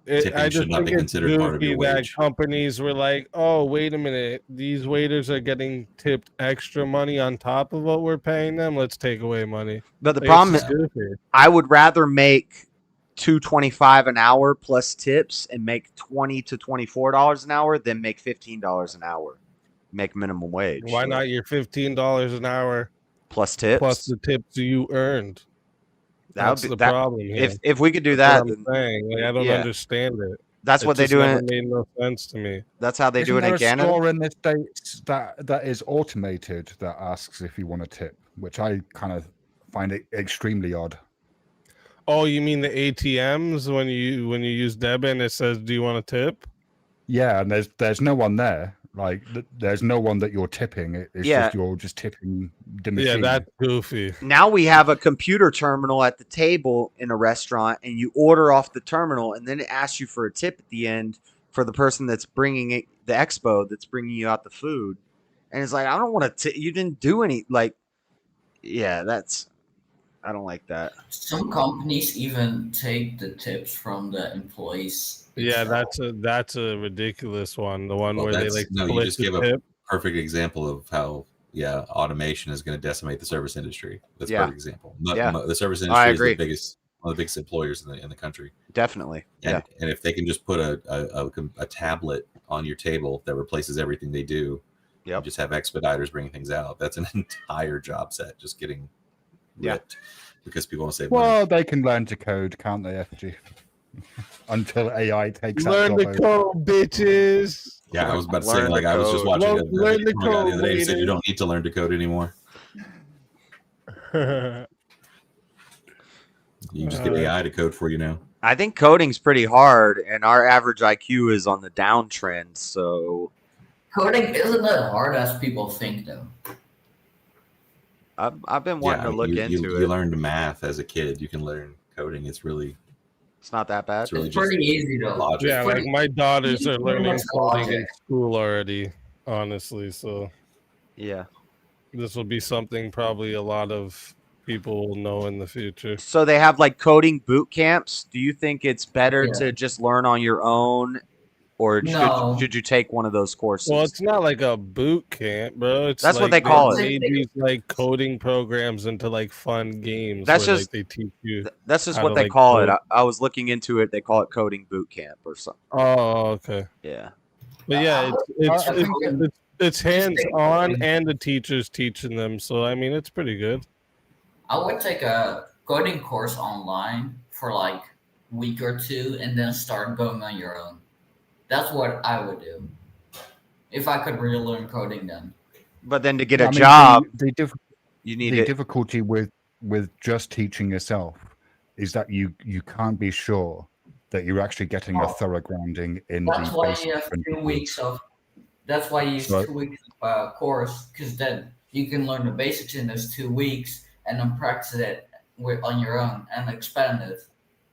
But then how do you get a job? Do you need some sort of certification to get hired, or can you just those prove? Online. You can easily get those online. Okay. Yeah. And I think if you can demonstrate that you have skill set, having a qualification is kind of irrelevant.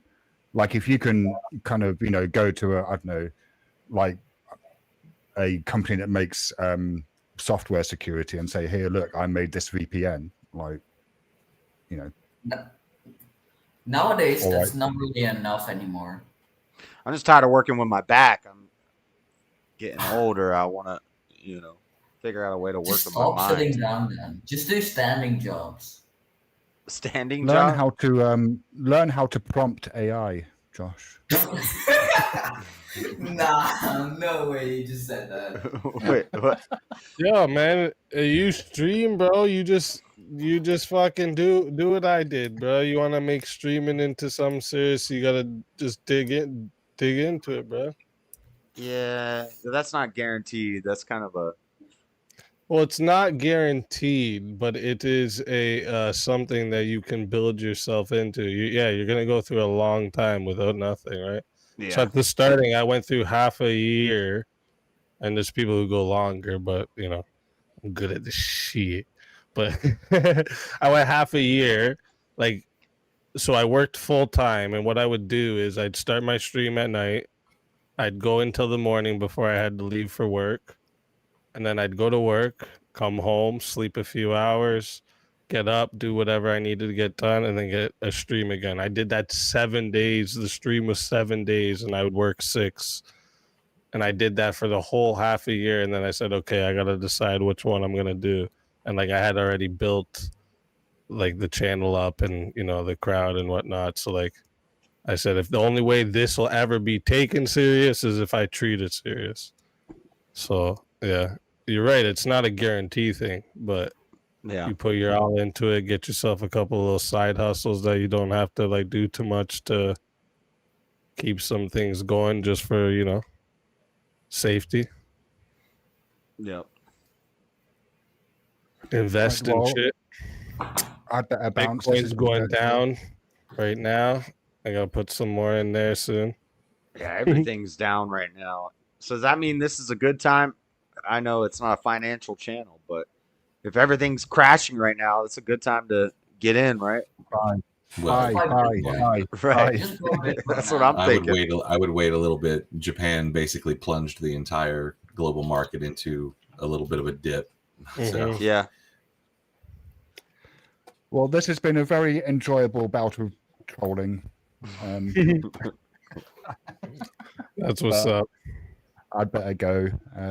Otherwise, well, it's great to have you as always. Everyone go sub up to the current Verbal Combat champ. Thanks for having us. I'll see you later. Shiva. Take care, bro. I have a question. What's up? What are the perfect rules? What are the rules of verbal combat? The rules of verbal combat. So explicitly, what are the rules?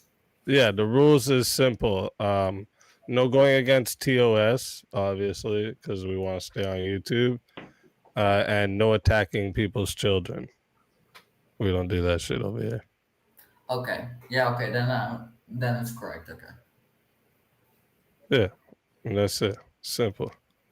Other than that, blood sports debates. There's no other rules. Yeah, no. Are you like, sure? Sure? Like obviously when it comes to the attacks, like if you get muted, you can't fight the mute unless, you know, if you keep fighting the mute, you'll get put in the back until your mute's over. You can't change your name back if someone pays for a name change. You know, you have to stick to the like attacks that the chat can do. Yeah, okay. No, I was just wondering. Yeah, no, other than that. Okay, then I should be great for next verbal combat. Word. That's what's up. You're gonna probably add 10 more rules after the next verbal combat I'm in. I can add 10 more rules. Yeah, you're probably gonna need to add 10 more rules after next one. Why? What do you plan on doing, bro? You'll see. I can't think of anything that's gonna make me wanna. If you're not gonna go against TOS and you're not gonna attack people's kids, I mean, I can't see myself being upset or wanting to make rules about anything. I don't think you're gonna be upset about it, but I think you're gonna add rules about it. Okay. Okay, I'm gonna go back program. You got me curious. I need to finish it up for next verbal combat, so. All right. I'll stay muted for a bit.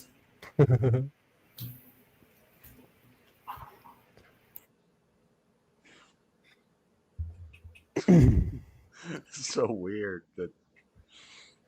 What, the character thing? Yeah, sometimes its mouth is moving when he's not talking, and it's just. And it's doing like the same motion over and over, like it's falling asleep or something. That's because I'm looking at my second monitor and it registers that my head is going sideways. So I got you.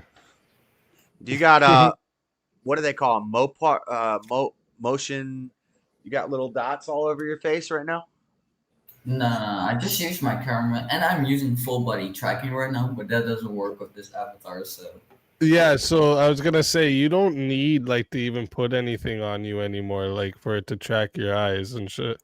Yeah, like that's how Trippy casts. You've seen him over here before? I don't think so. Oh, okay. He does like the clown avatar. It looks like the Juggalo clown. I might have something. Wait, give me a second. But like he he has his character where like whenever his mouth moves, the mouth on the character moves. Whenever his eyes like move, he can move the eyebrows up and down, and it tracks his eyebrows going up and down. So that's a VTuber. I heard you guys. I was at work and I heard you guys talking about we have a VTuber in. I was like, I've heard this term before. What is a VTuber? He's the one that was here. He's the one. HPF is the one that was here when that happened. Yeah. Okay. But yeah, that's what Trippy Cast does too. He used to come around a lot more. But yeah, he's a VTuber and he has like he moves the arms of his characters with his mouse, and then like everything else on the face is just his camera's tracking his face. Huh. You know? Oh, he's got a clown nose now. That's funny. And the cool part about Trippy is he draws his own characters. Oh, got some glasses. Gotta put your head straight, man. What you doing? Wait till you find out I'm actually a VTuber. This is all digital. This is all fake. Hey, that's actually not that hard to do. It's actually crazy how easy it is to do. We're getting there soon. I'm gonna be able to be any actor I want to be, or well, yeah. There's people that actually pop up onto people's panels that like have other people's faces on them and shit. There's people that are doing it already. Yeah. Technology's getting crazy. Yeah. Just these like Snapchat filters that people are integrating into their OBS and with Snapcam and stuff.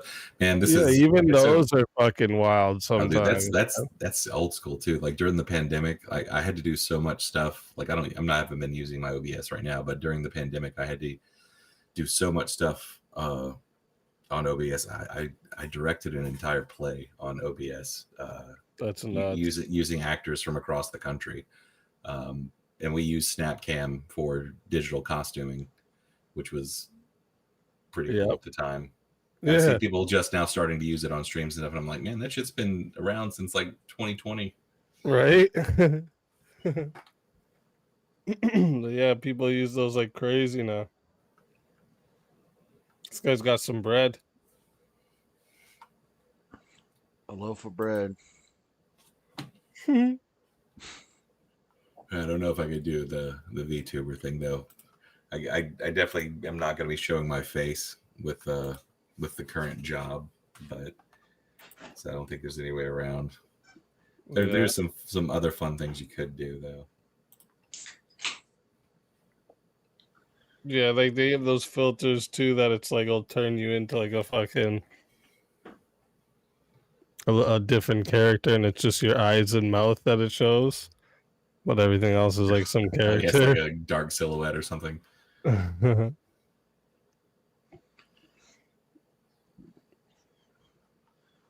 you were talking about Mr. Beast earlier? No, I was gonna get to that after, but we didn't end up getting that because got dug into the. Well, first the members only went pretty late because we did the marble races late, and then we started digging into the UK stuff first. Probably should have did the Mr. Beast first, but it's all right. I'll change the title and the thumbnail after. Yeah, I know on Twitch they have where you can do marble races and it's like digital and it's always randomized instead of playing the videos that you play, because then people could just go watch the video and but I don't know. We most people aren't gonna go fucking ruin the fun for themselves. But how many do you have before you're recycling them?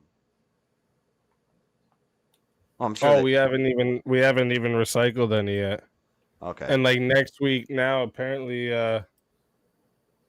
Caldius introduced us to something they do is with pigs, where the pigs all have different names and you can, pig races? They're pig races and they have like different obstacle courses and shit. And I was like, yo, get the fuck out of here. That's sick. Because like the marble races has become like a routine on our members only lives. Yeah. The only critique I have is if people change their marbles every race, then it's not really like a tournament. Yeah, we don't do the tournament thing. Yeah, we don't pay attention to the tournament. We're just Okay. playing for each race. Yeah. Yeah. So I was gonna say, shouldn't it be like you pick your marble at the beginning and you're stuck with that? But then I see from your Yeah, if you wanted to do the tournament, yeah, but from your perspective, it's better to have people pick a marble each race. That's more interaction, and yeah, so that makes more sense. But yeah. Look at HBF sus as fuck, bro. Among Us, what happened to that game? You're sus, bro. No.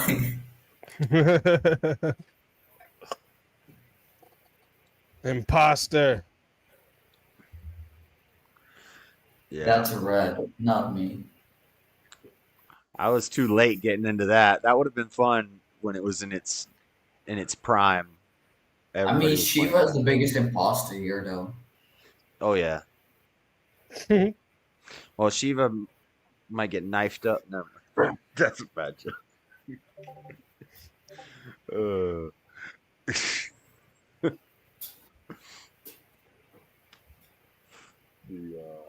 imposter might come along. I love that chat asked, like, how quiet is he sick? And just full says, I hate that little pink bastard. Oh, she's talking about the marble races. Oh. There's one marble that seemed to just fucking win every race the one night. I was like, what the fuck is going on here? Yeah. There's some bullshit. There's this little pink marble. He just fucking won every race the one night. I was That like, was me, by the way. That was me. oh, that was you. Nice. Yeah. Nah, I don't know. I wasn't even there. It's great to finally talk to the marble in person. I don't even know. Yeah, I saw you at the live stream open, but it was members only, so I couldn't even come in. Yeah. Mondays is our members only now. We got a new schedule here where we do Sunday to Wednesday, 10 to, well, it's supposed to be 7. I'm actually a half hour past my schedule. I said I can go later sometimes, though, if I'm ever having conversations and get lost in it. It's okay if I go later. I just can't start later. But yeah, and Mondays, members only. Thursdays will be off unless we have some special event like UVC, which we have this Thursday. And then Fridays is always Verbal Combat Friday. Every Friday. Cool. If it starts Friday, 3 hours later, I'll be glad to join. 3 hours later? Well, you can jump in 3 hours late and still be in it. Yeah. Yeah, I still have to wake up, shower, and shit. That might be the trick right there. Just wait till the last hour and then join. Yeah, I did that last time, but nothing came up. Nah, that don't work around here. People still try and get you out of here before the fucking time goes. I was coaching Buff the other night. You have to come at least an hour before the end. I was like, Buff, just sit quietly the whole time, because that Damien guy, he didn't really say much the whole time, and he won that week. I was like, just sit quietly the whole time and just pick your battles and just join in. And then in the last hour, it doesn't matter what they're talking about. Just was roast. It just me, or was that a lot of people's tactic this past week? Yeah, just roast Everybody's everybody. Just sitting fucking quiet. They're just like sitting in the back, like, I'm not going to say anything. Don't say anything until the end, and then just roast everybody.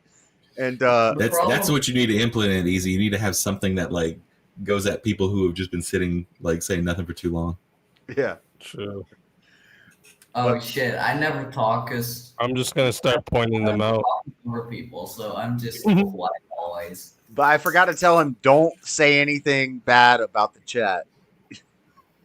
Oh no! Never get the chat against you. Yeah.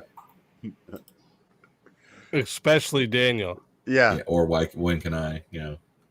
Yeah. I want to test that theory now. Yeah, well, good luck. Well, you'll test it for about 5 minutes. Yep. I've had wars. May the odds be ever in your favor. Yeah, probably. Literally, not last Friday, but the Friday before that. Why, when can I was so determined to make sure Damien stayed off that him and Team Fatty went back and forth, sending 190, trying to keep, like, Team Fatty was trying to keep Damien on. And why, when can I was like, nope. And then the Team Fatty's buddy sent 200 to like to like revive him twice. So basically revived him and then another revive in case he got another and then he came back with another 200. And then why, when can I was like, yeah, no, bye. He sends another 200. Fucking takes him off. I was like, what the fuck? You really don't like Damien.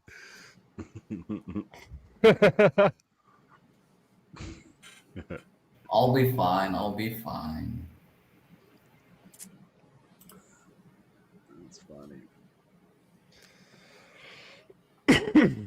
By the way, if you're a VTuber, don't come to the Netherlands. You will get roasted on every single street.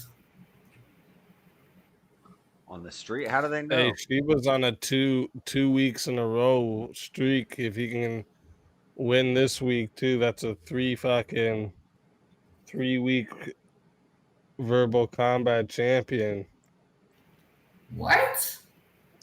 Yeah, he's won the last. Shiva's won the last 2 weeks. Oh, you're talking. Yeah. For all those he's people. not winning the next one against me. Such a He's not winning biased the next cat over here. Yeah, Shiva but he's not not only won the winning last 2 weeks, he also won UBC. Yeah, but the next one is impossible for him to win. I've already calculated everything. Hey, I'm not saying you can't win the crowd. You can definitely win the crowd for sure. That's the most. Crowd always wins. That is true. That's because the crowd always wins. Yeah, that's fact. But not this time. This time the crowd isn't winning. Oh shit. HPF setting the bar high. Watch HPF not even show up Friday. I envision him being on the panel for all of 5 minutes at this point. I forget anyways. But Someone's listening in the bushes and messaging fucking Damien or Y saying, yeah, this is who we're taking out on Friday. I'm gonna set a new speed record for being on the panel. Shit.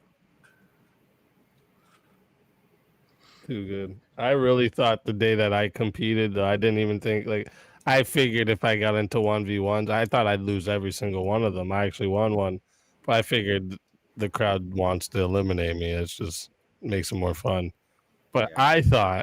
I really thought I was just going to get, like, right at the starting, just somebody was going to be like, bye. Like, but I'm really defensive in arguments, so yeah.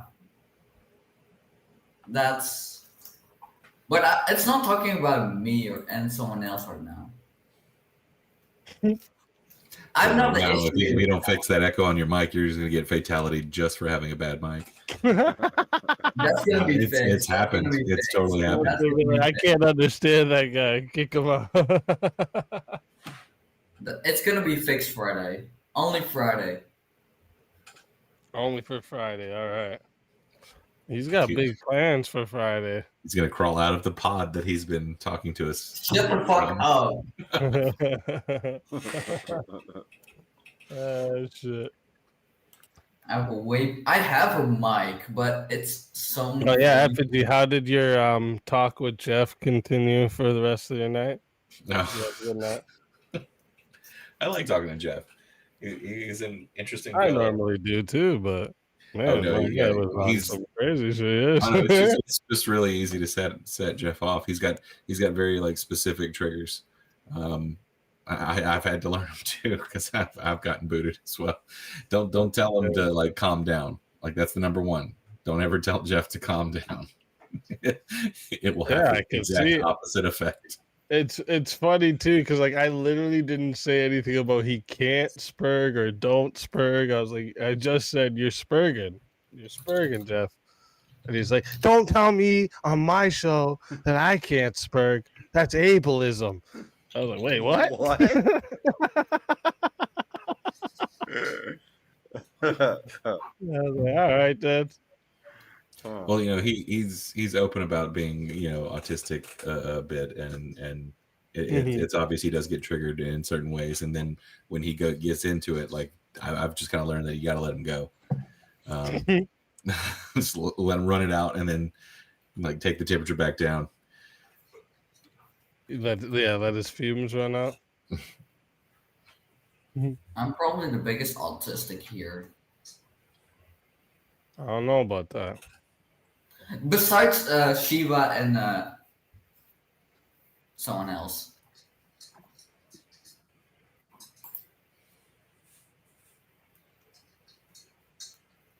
Buckwhite says huge peen fund. Yeah, I saw the exact same thing. He's trying to get a penis extension, I see. What? That's the huge peen fund. I've never heard of it. The trick is just find a smaller woman.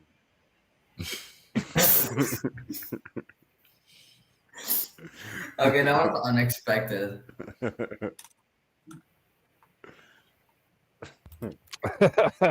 No. What? Oh, that's what HBS stands for. Oh.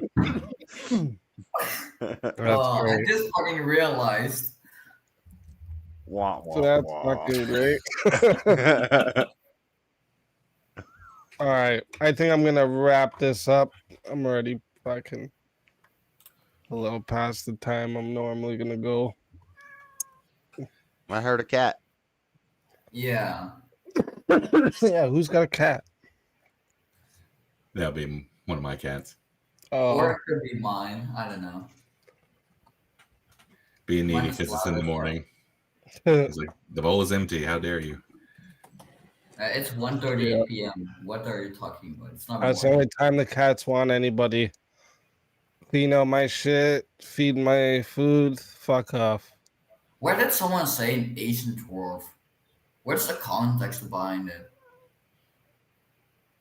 I don't know. I'm not sure at all. Okay, I don't have a pussy.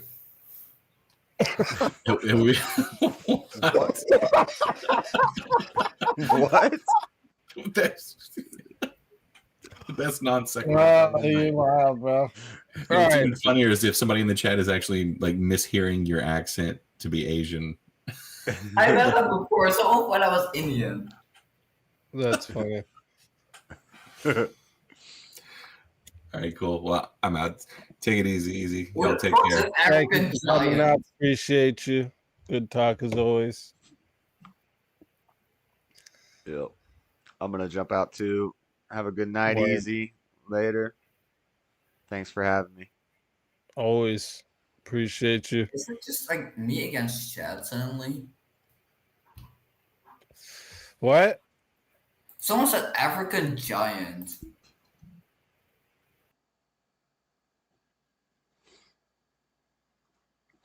That was fun. We got into a little bit of debate there. It's funny, they were talking about, well, I guess it's current events. It's what's going on right now. With the British riots and all that, and that's what we talked about tonight. We watched the documentary, and yeah, I did some research on this EDF, English Defense League, and yeah, that was fun. That was cool. That was Speakeasy. I think on YouTube. We only have one viewer right now, so I don't think there's anybody to drop a link in the chat, and I just closed out of it, but He just YouTube Speakeasy. You can find his channel. He does a lot of cool stuff over there, so go check that out. But I'm gonna head out, guys. God bless everybody. Have a good night. I will be back tomorrow night for the snore stream. Just hang out. Discord panels. No planned topics. Nothing on the docket to talk about. We'll just go wherever the conversation leads. And yeah. So should be fun. Whoever's the last person watching, hit the like button on your way out if you haven't yet. And I'll see you guys tomorrow night. So God bless. Have a good one. We out. Peace.